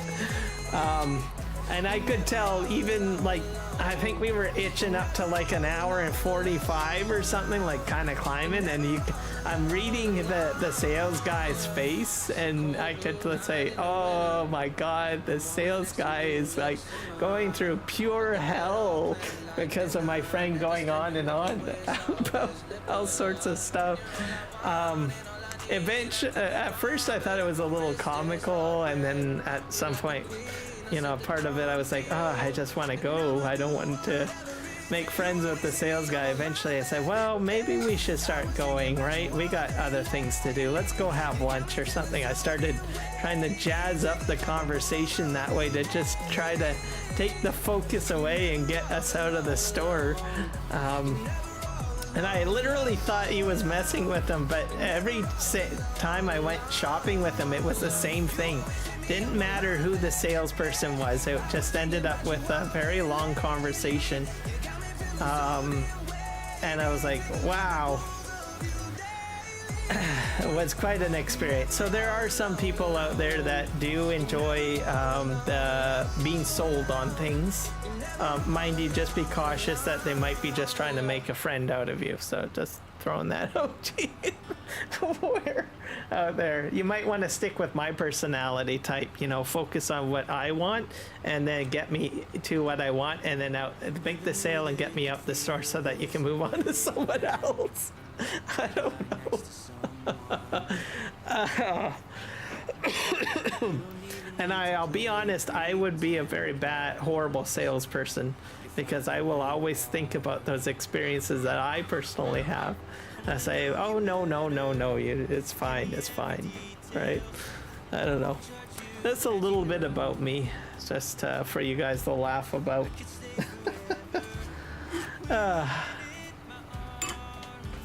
There you go. Thank God I got this guy on, what do you call it, on course play. It's got him going here. He's almost full. I'm gonna have to empty him out pretty soon. So we'll probably ride along with him a little bit longer. And then I'm fortunate that there's not a lot of rocks on here though, so that's a good thing. And I've got about, I think, almost 15 minutes on the live stream, and then we will be we'll be ending it. And like I said, I'll be doing probably maybe a late night World of Warcraft live stream. So if you guys are into that, be sure to check that out. I'll probably be mostly focusing on questing to try to finish out Ashkahet, so that I can unlock the world boss. There's delves that I still have to do, some heroic dungeons. I've already done the raids. Black Temple is done. The 2 wings on the Ashkahet city, I forget the name of it. That's already out of the door, out and done. So I've done, unless I go on an alt. But so I'll be mainly doing questing in Ashkahet, Probably some leather working, talking about leather working, some of the areas that I might find, and then see how well I progress on that. I really should have focused the quests, I think, earlier on, because I didn't think that the world boss would have to be unlocked by doing questing, but there you have it. So I gotta get the main quest line done, and then I probably will be able to create a new tune, which is the the Iron Dwarf thing. And then you guys can see the new troll species. I don't know what they are. They're like part bat, part troll, part something elf. I'm not sure if it's a druid form, like a bat druid form. I'm not sure, but they turn into bats. Okay, and I don't really know what that's all about. So I've only started interacting with them a wee bit in World of Warcraft. Oh, you know what? I forgot to bypass the island. I'm probably gonna. That's bad. I'm probably gonna have to do this manually. I don't. Unless. Did I set it up? Let's see. Well, I guess we'll find out. I have a feeling. Yeah, I didn't do island bypass when I set up my course. So he's gonna run into the island.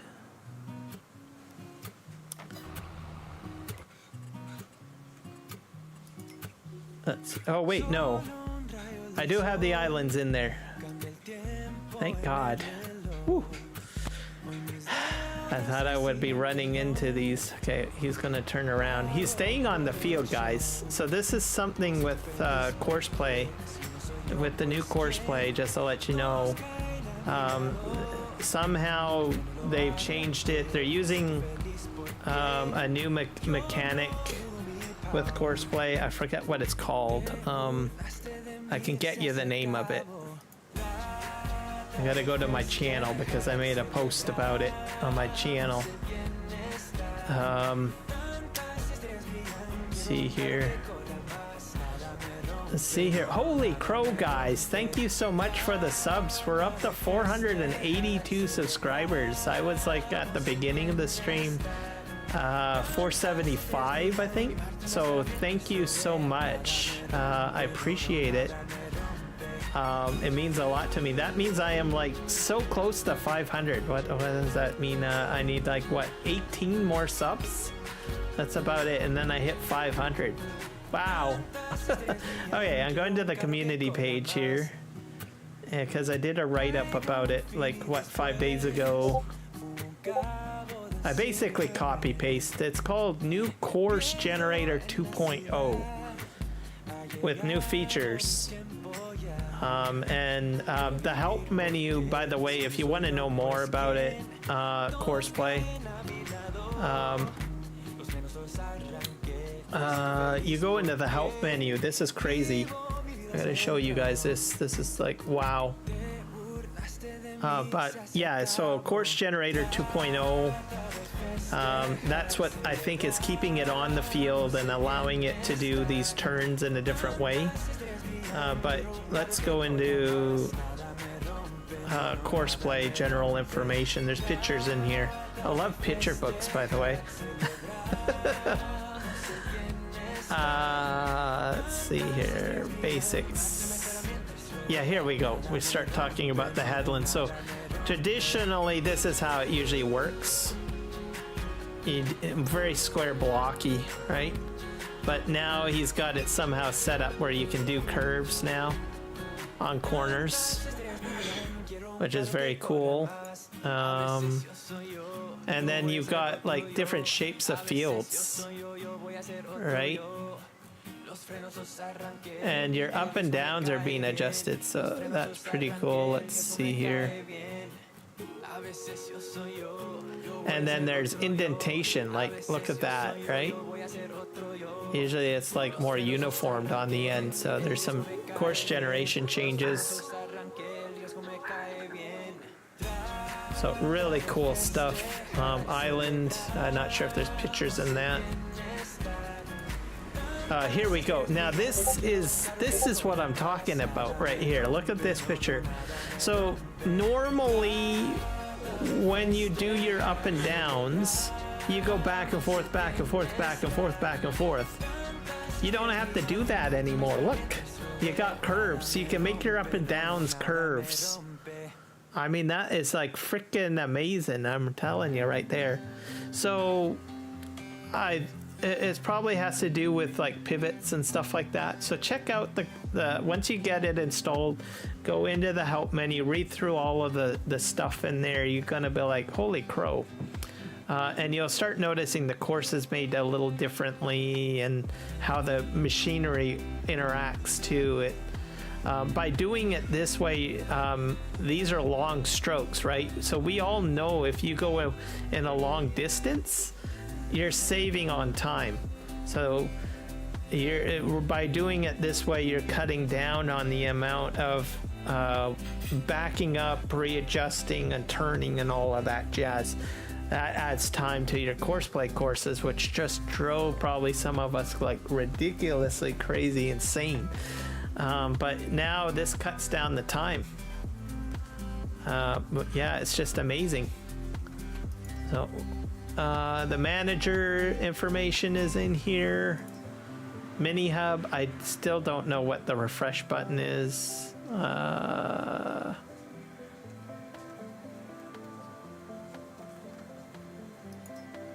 Custom fields probably also helps. That's how you can create custom fields. Most of us know about custom fields already.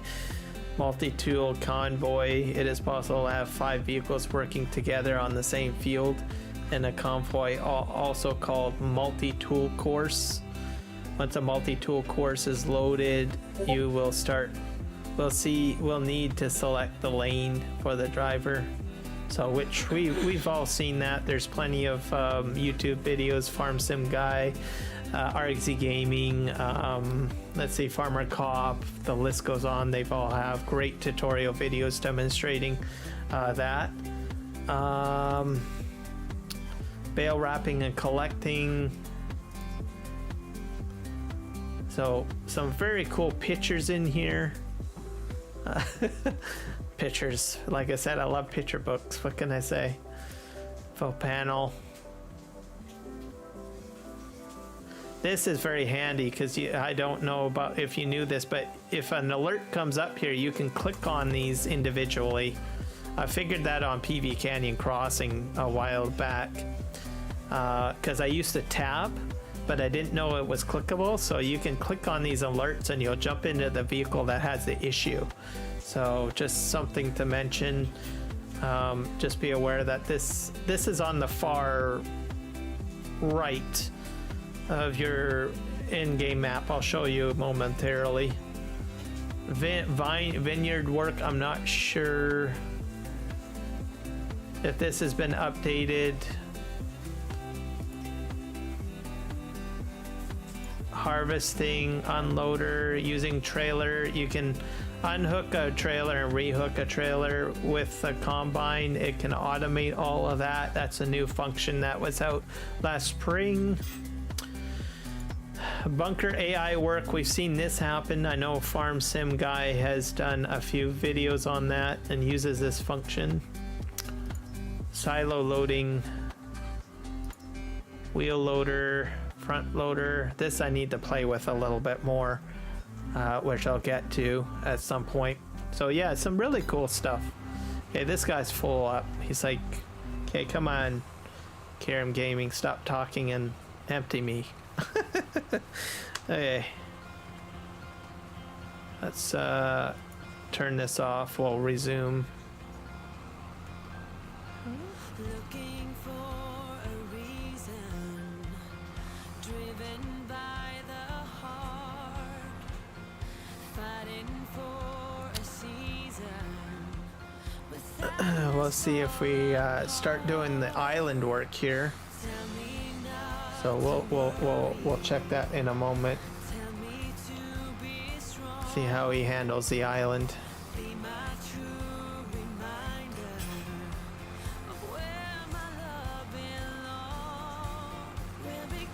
I got about 7 minutes in the stream. Okay, where did I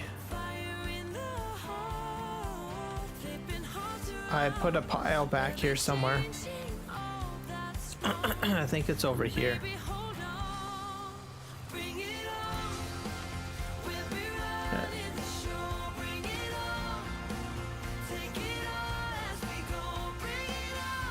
There it is, it's right there.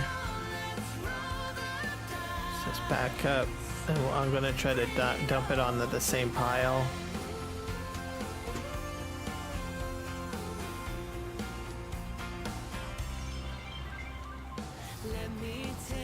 Okay, let's do Shift I.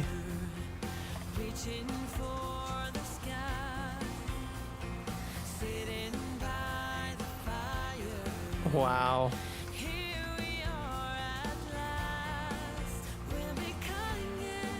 We're gonna head back down here. We'll see how well he does with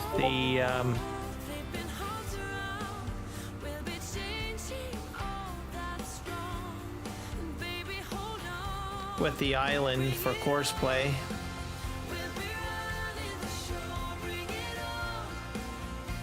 Here we go. So I'm kind of scared to hit the refresh button but I'm so curious to try it. What does this do? Like there's like a little circle thing. I don't know what that does. Does it do anything visually?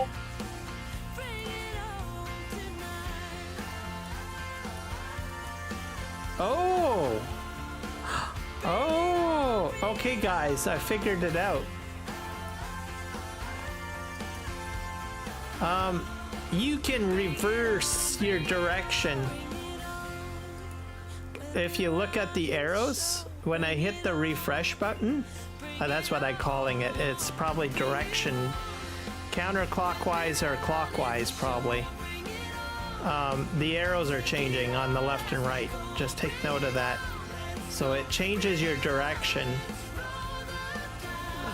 So yeah, just wow. We've never had that in course play before. I don't think. That's new. So that's what that button does. It allows you to switch the direction that you're going. So if you set up your course and you're like, oh no, I didn't mean to go this way. I meant to go that way. So like as an example, what I could have done, you know how I had my crash up earlier on the stream with the plow and this thing? I could have easily just said, oh darn, I'm still plowing over here. I'm gonna send my tractor over here and we'll just reverse the direction. I could have done that. So, wow. Groundbreaking. Okay, let's see here. This is cool. Okay, let's see what happens when I hit play.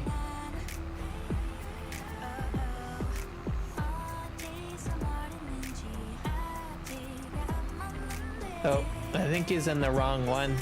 Wrong lane. Yeah. So we're gonna, so that's what I did. So I just switched directions. So it went down that lane. I wonder if it would have spun around or something. Oh no. Let's hit play here. All right, let's go. Very cool. Wow. It doesn't even cause my system to do anything funky or anything. Just switches the direction. Okay, let's see what happens when it goes around the island, because this is part of the new way it's doing it. I'm not sure. Okay, it's turning here.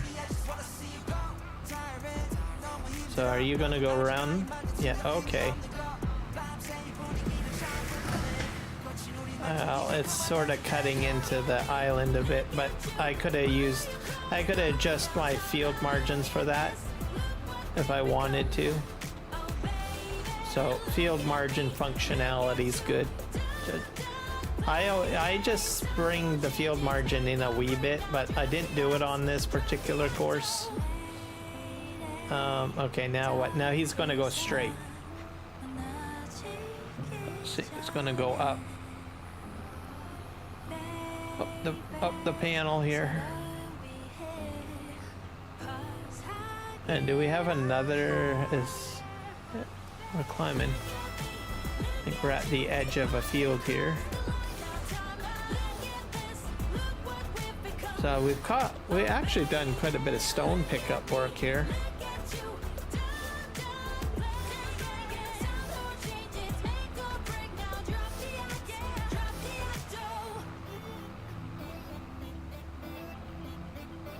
He went off field a little bit there. I guess we can forgive him for that.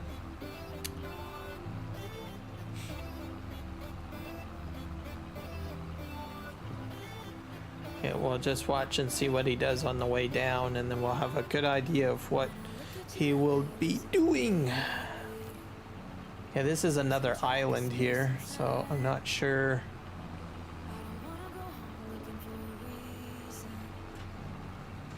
Very good.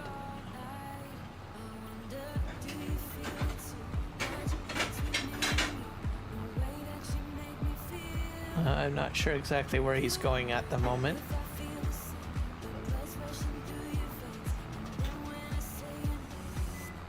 So this might have been a bit of a waste doing a second lap around, maybe.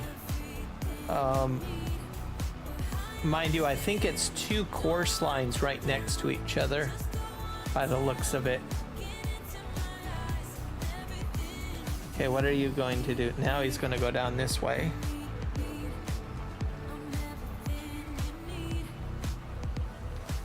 And then I did a little bit of work here because remember I hit the switch up direction button.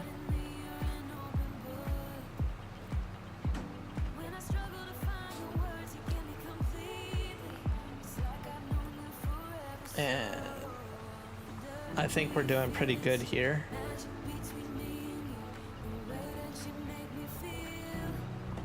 Alright, so let's just do a look at the field from the air.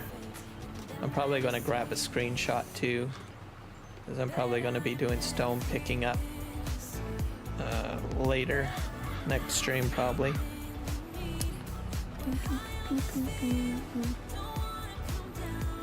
Let's just hide this stuff, and then we'll hide the interface. Easy Dev Tools.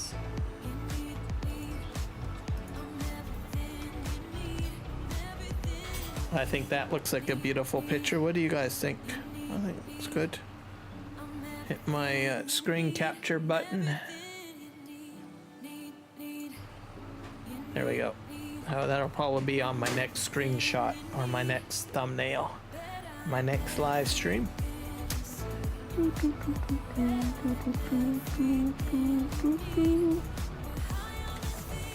Okay, let's see if we can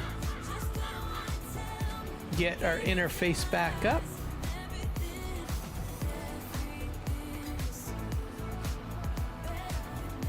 And then we'll go into flight mode now. Just get a rough idea of how much of the field we're done. So I still got quite a bit of field to do. I gotta go way over there, so I'll probably do that on the next stream. We'll let this guy get situated a wee bit here. Get him up the hill.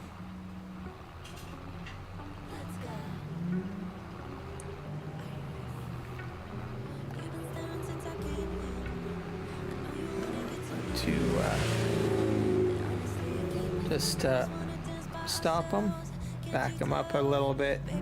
Next stream we'll probably resume right here, and probably will next stream on this map anyways, I mean, which will probably be next Saturday-ish.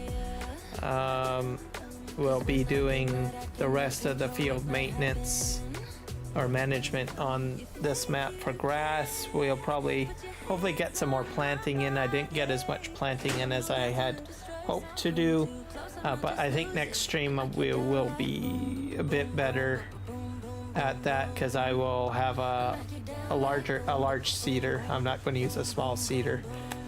So we'll be able to get this field done a lot quicker because I've only got like what, one month. So one stream left pretty much because I seem to go through a day on one stream. And then that'll be it. I'll have to get my seeds in the ground by then. So, yep, that is the plan. Guys, hope you enjoyed this.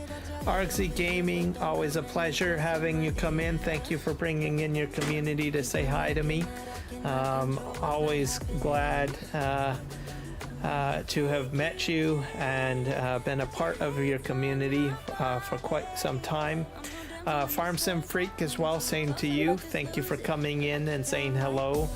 You have supported my channel quite a bit too over the time that I've met you.